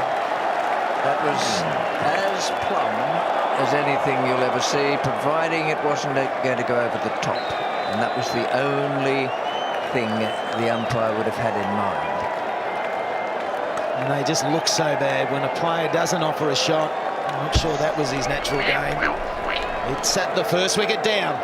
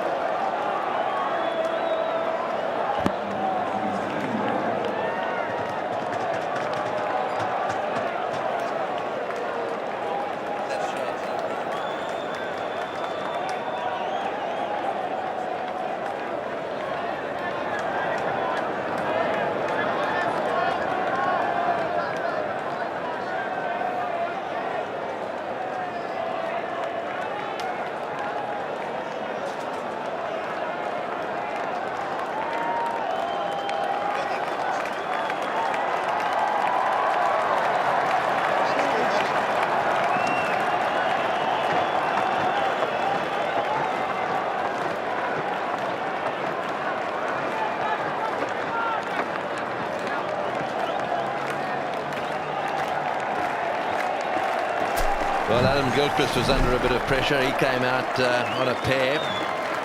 So was Ian Bell. I don't think he'll be thinking along the same lines as Adam Gilchrist. He's going to have to face this outswinger from Lee, and there is a huge slip cordon in place. Here he comes.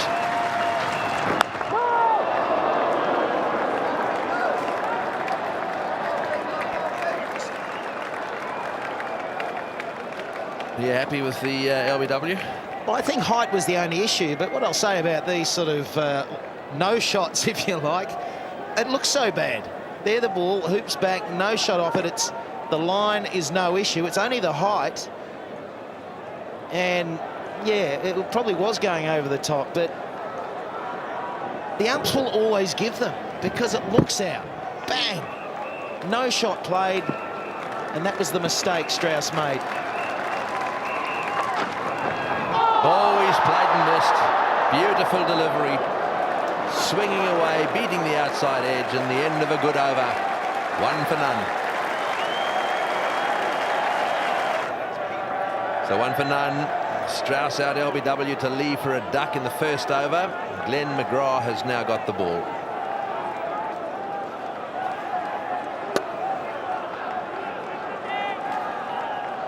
Again, similar sort of field, 2 slips, 2 gullies. A man on the drive on the onside, McGrath.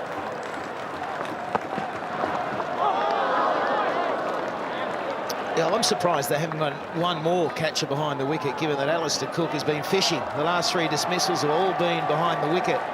So there's 2 slips, and that fielder we class as the floater in between the second slip, Ricky Ponting, and gully, Matthew Hayden. And that's Justin Langer in the floating position.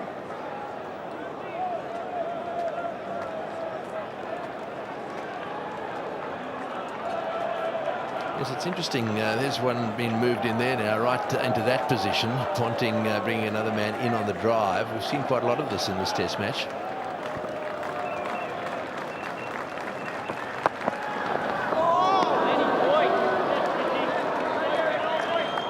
He's a tough umpire, Rudy Kurtzen, to stand there when you've been wrapped on the pads, because it's sort of this slow death as the arm comes up.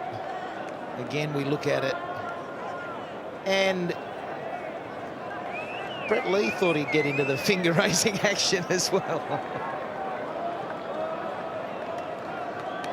Yes, it was that angle, I think, if anything, that showed the height of the ball.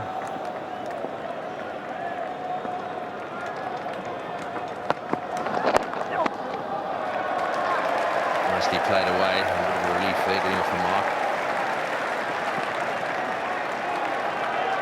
One thing a player like Alistair Cook can do in a situation like this is concentrate on his technique.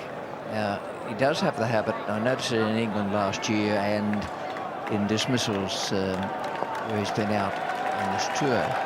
He does have a habit of playing square of the wicket. The balls that are well pitched up, and he leaves himself open to being caught at slip, caught behind. He's hitting right across the ball, and in the nets he could do it, and he could make sure he does it out here. That is play in the arc, mid-on and mid-off, and it would be about 2 pitches either side on the pitch on which they're playing.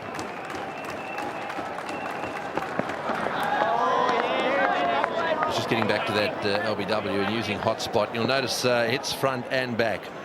So you can see there, hit just above the roll, and then onto the back pad.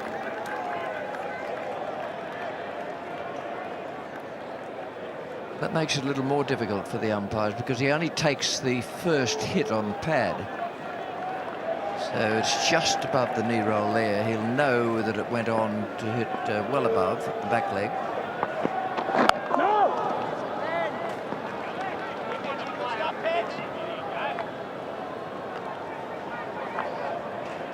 Just on that technique with Alistair Cook, you can bet your life the Australian bowlers will be working precisely on that. They'll be giving him the well-pitched up deliveries every so often so that he can square drive. So they know that he'll be hitting away through cover and cover point.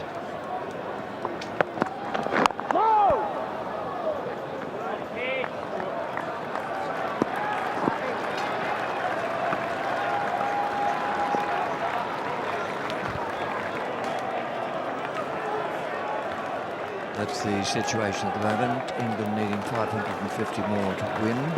Need to bat a long time for survival. The point I was making about Alistair Cook's technique is that it wouldn't do him any harm at all to concentrate on playing the quicker bowlers when the ball's up in that arc between mid-on and mid-off, rather than out through cover point.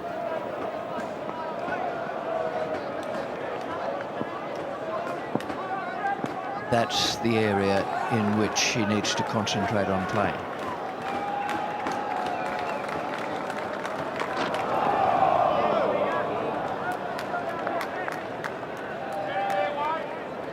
Which I think is the theory that Hussey works on, doesn't he, when he comes to the crease? I think initially anything wider, like he will get that big flamboyant extra cover drive going, but really Hussey will start in that V, as they say, and as a youngster you're taught that. They're all the dismissal deliveries, and they're a tad wide to be, you can only hit them one way, and that's, as Richie's saying, through point or cover.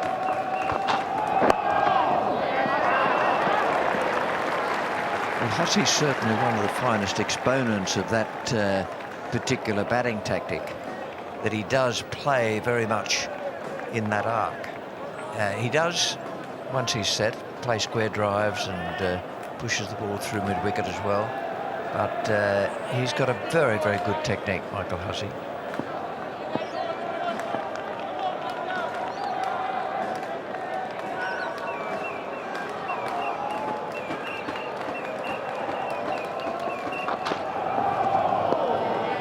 Trying to drag him out, aren't they? Trying to get him to have a little bit of a flash at that slightly wideish delivery there. That time just letting it go through to the keeper.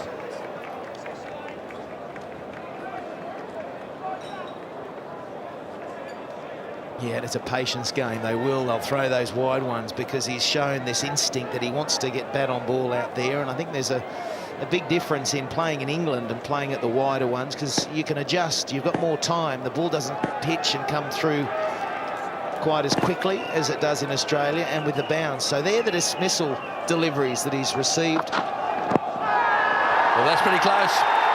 No ball. May actually have swung too much. But no ball called. And I think that Brett Lee thought he had it. I think he'd have been lucky to get that because it looked to the naked eye as though it was going to miss leg stump. It's quite a late swinger.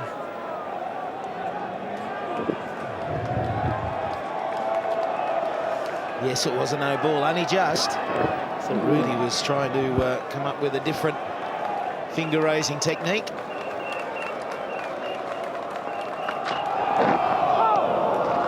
That's good bowling and well left.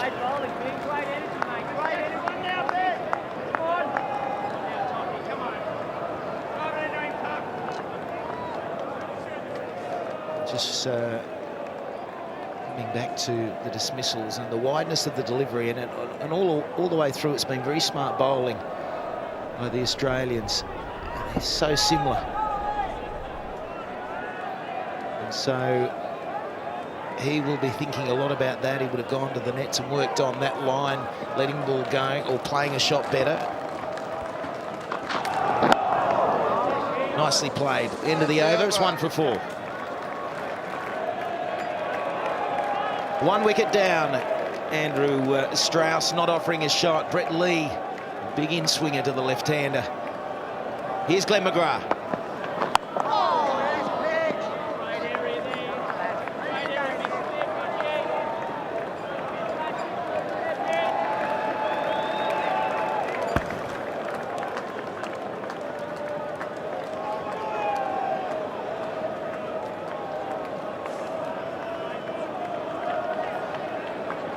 What a day's cricket that everyone's been able to witness. The England supporters probably a little disgruntled with the batting that they had to endure.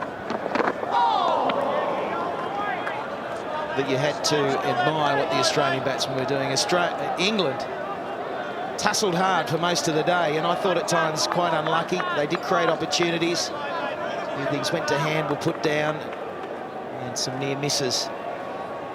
Tomorrow could be the day for Australia. Another big day on offer. It'll be another packed house. Can Australia get the remaining 9 wickets and win back that famous little urn? It hurt them 15 months ago when they had to hand it over, and it could happen tomorrow. Oh, he's pulled that away nicely. Short delivery, gets him off the pair, and goes racing away down towards the square leg boundary. That's a good shot. The back of the minds of all the England batsmen will be play sensibly. Can't quite be their natural games. For example, Kevin Peterson in the first innings played a slightly unnatural game, but play sensibly will be the thing. The reason for that is if they manage to get a draw here, then there are still the 2 test matches to go. Now, it's drawing a fairly long bow to say the way the games have gone so far that England would win both those, but that's what they would have to do to retain the Ashes. So bat sensibly here and get away with the draw.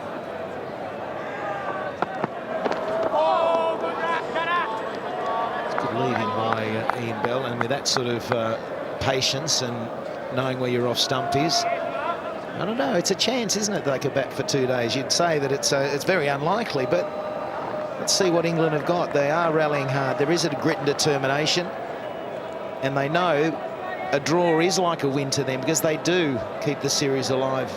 That's for sure.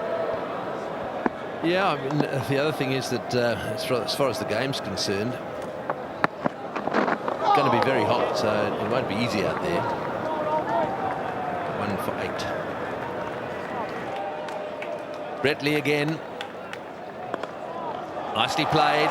Richie Benaud was talking about playing it nice and straight. That's an exact example of what he was talking about. Oh, brilliantly fielded. Oh, has he? No, he hasn't. What a fantastic effort, though.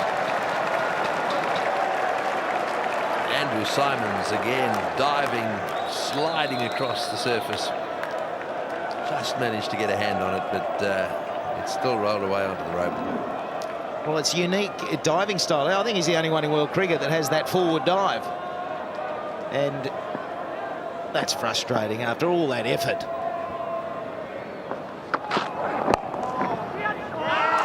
Brilliant fielding. Hussey, look at this. I mean, this is what this team's all about. You have a full-length dive down at the far end of the rope, and then Hussey stops that one. Wonderful fielding.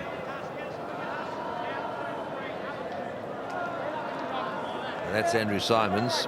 Didn't quite do it, but then watch this.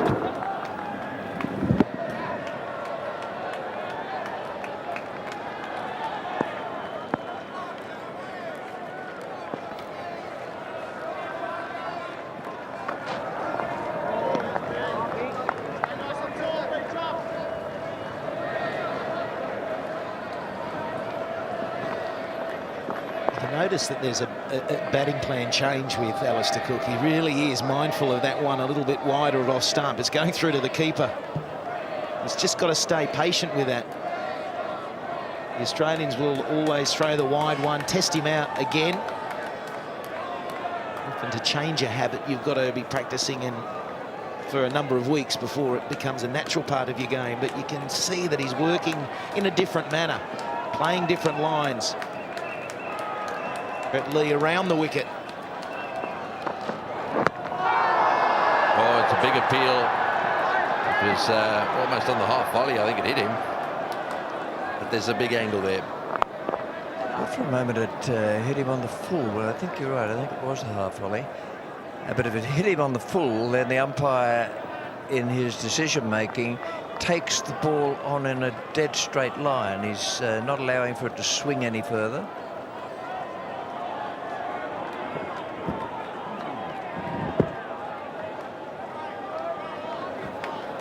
What, that was pretty close. It actually did hit him on the full, and it hit him around about off stump. So I think the call would still have been the angle was just missing leg stump, but it couldn't have been missing by much. The first LBW shout did count here again. Strauss, he won't want to be watching this in the dressing room. He's probably still got his head bowed between his legs thinking, why didn't I offer a shot? And he was probably of the same mindset as Cook. Look, if it's wide, I'm going to let it go. But the deception was the swing. Brett Lee hooped that ball back into him. And when you're facing it at 150 Ks, that's less than half a second to respond. It can go wrong very quickly. That's over. It's 1 for 12. But 1 for 12, and it seems to be now 1 over to go, and then it'll be tomorrow, and it'll be interesting to see how this England batting lineup handles the pace and the spin. All uppishly played and through the gap. They've got them all around the bat, and that's what's going to happen tomorrow as well. There's going to be a lot of pressure on the England batsmen. The other thing, of course, is that they've got Warne, and he's got 5 to go to get to 700. Oh, we've got overthrows.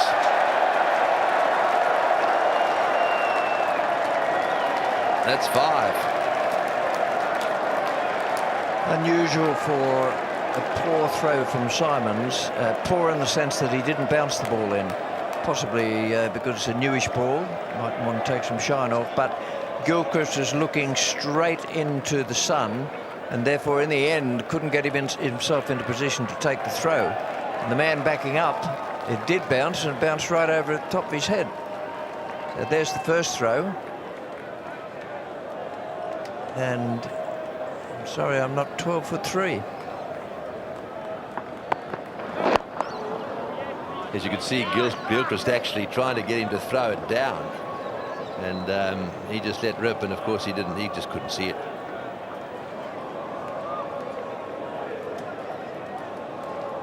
So what do you think, Greggy? Is it all over tomorrow? Where's that little urn going tomorrow? Staying put to the 5th day, or what's your prediction? Well, I mean, we're just all going to have to turn up to find out, aren't we? They definitely will be doing everything they can to keep him out there. It won't be easy for Australia. I mean, it's forecast to be a pretty warm day. Warne may be the key at the end of the day. There's a bit of rough out there.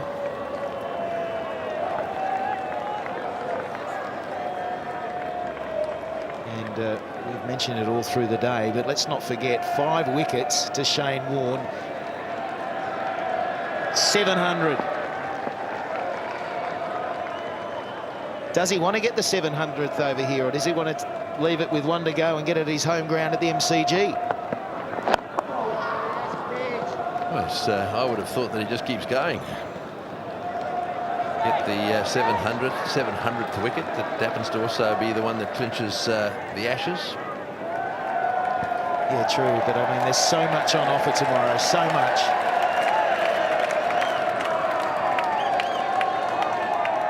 Be a great deal of interest in this last day coming up tomorrow, and the one to follow.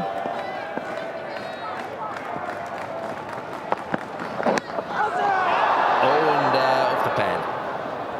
Off the pad. Much of that interest will be in the fighting qualities to be shown by the England batsmen. They're looking right down the barrel at the moment, and they've got a lot of work to do. And they won't be without their critics back home in England. So it's a case of work hard, do your best, and although it's something of a cliche, never give up. All the way through the last 2 days.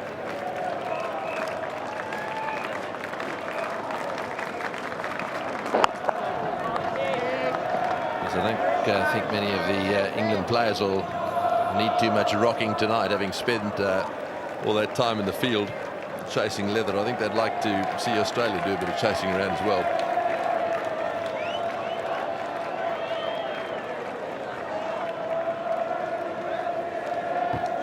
There'll be a couple of these England batsmen will get going. They'll get in. And it's up to those who do get starts to really treasure their wicket.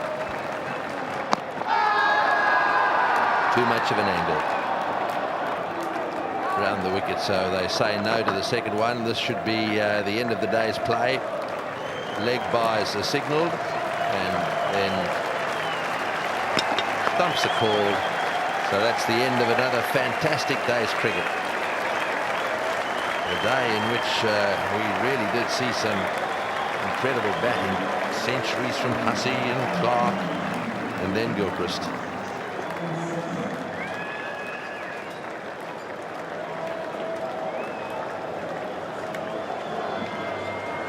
They really do look a happy bunch, the Australians, don't they? Well, they're jumping the gun a bit, aren't they? The punctuation at the end that matters.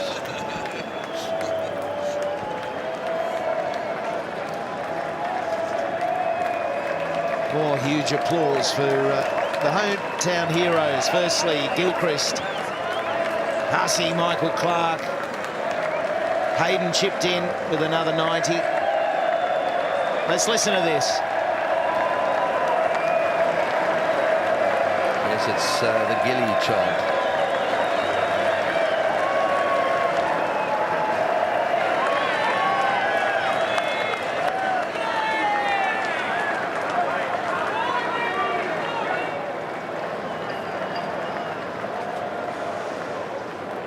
Right, well, there they are, the Australians. We're looking forward to the day tomorrow, a day in which they're really going to get stuck into that England batting lineup. They've already got Strauss out, LBW.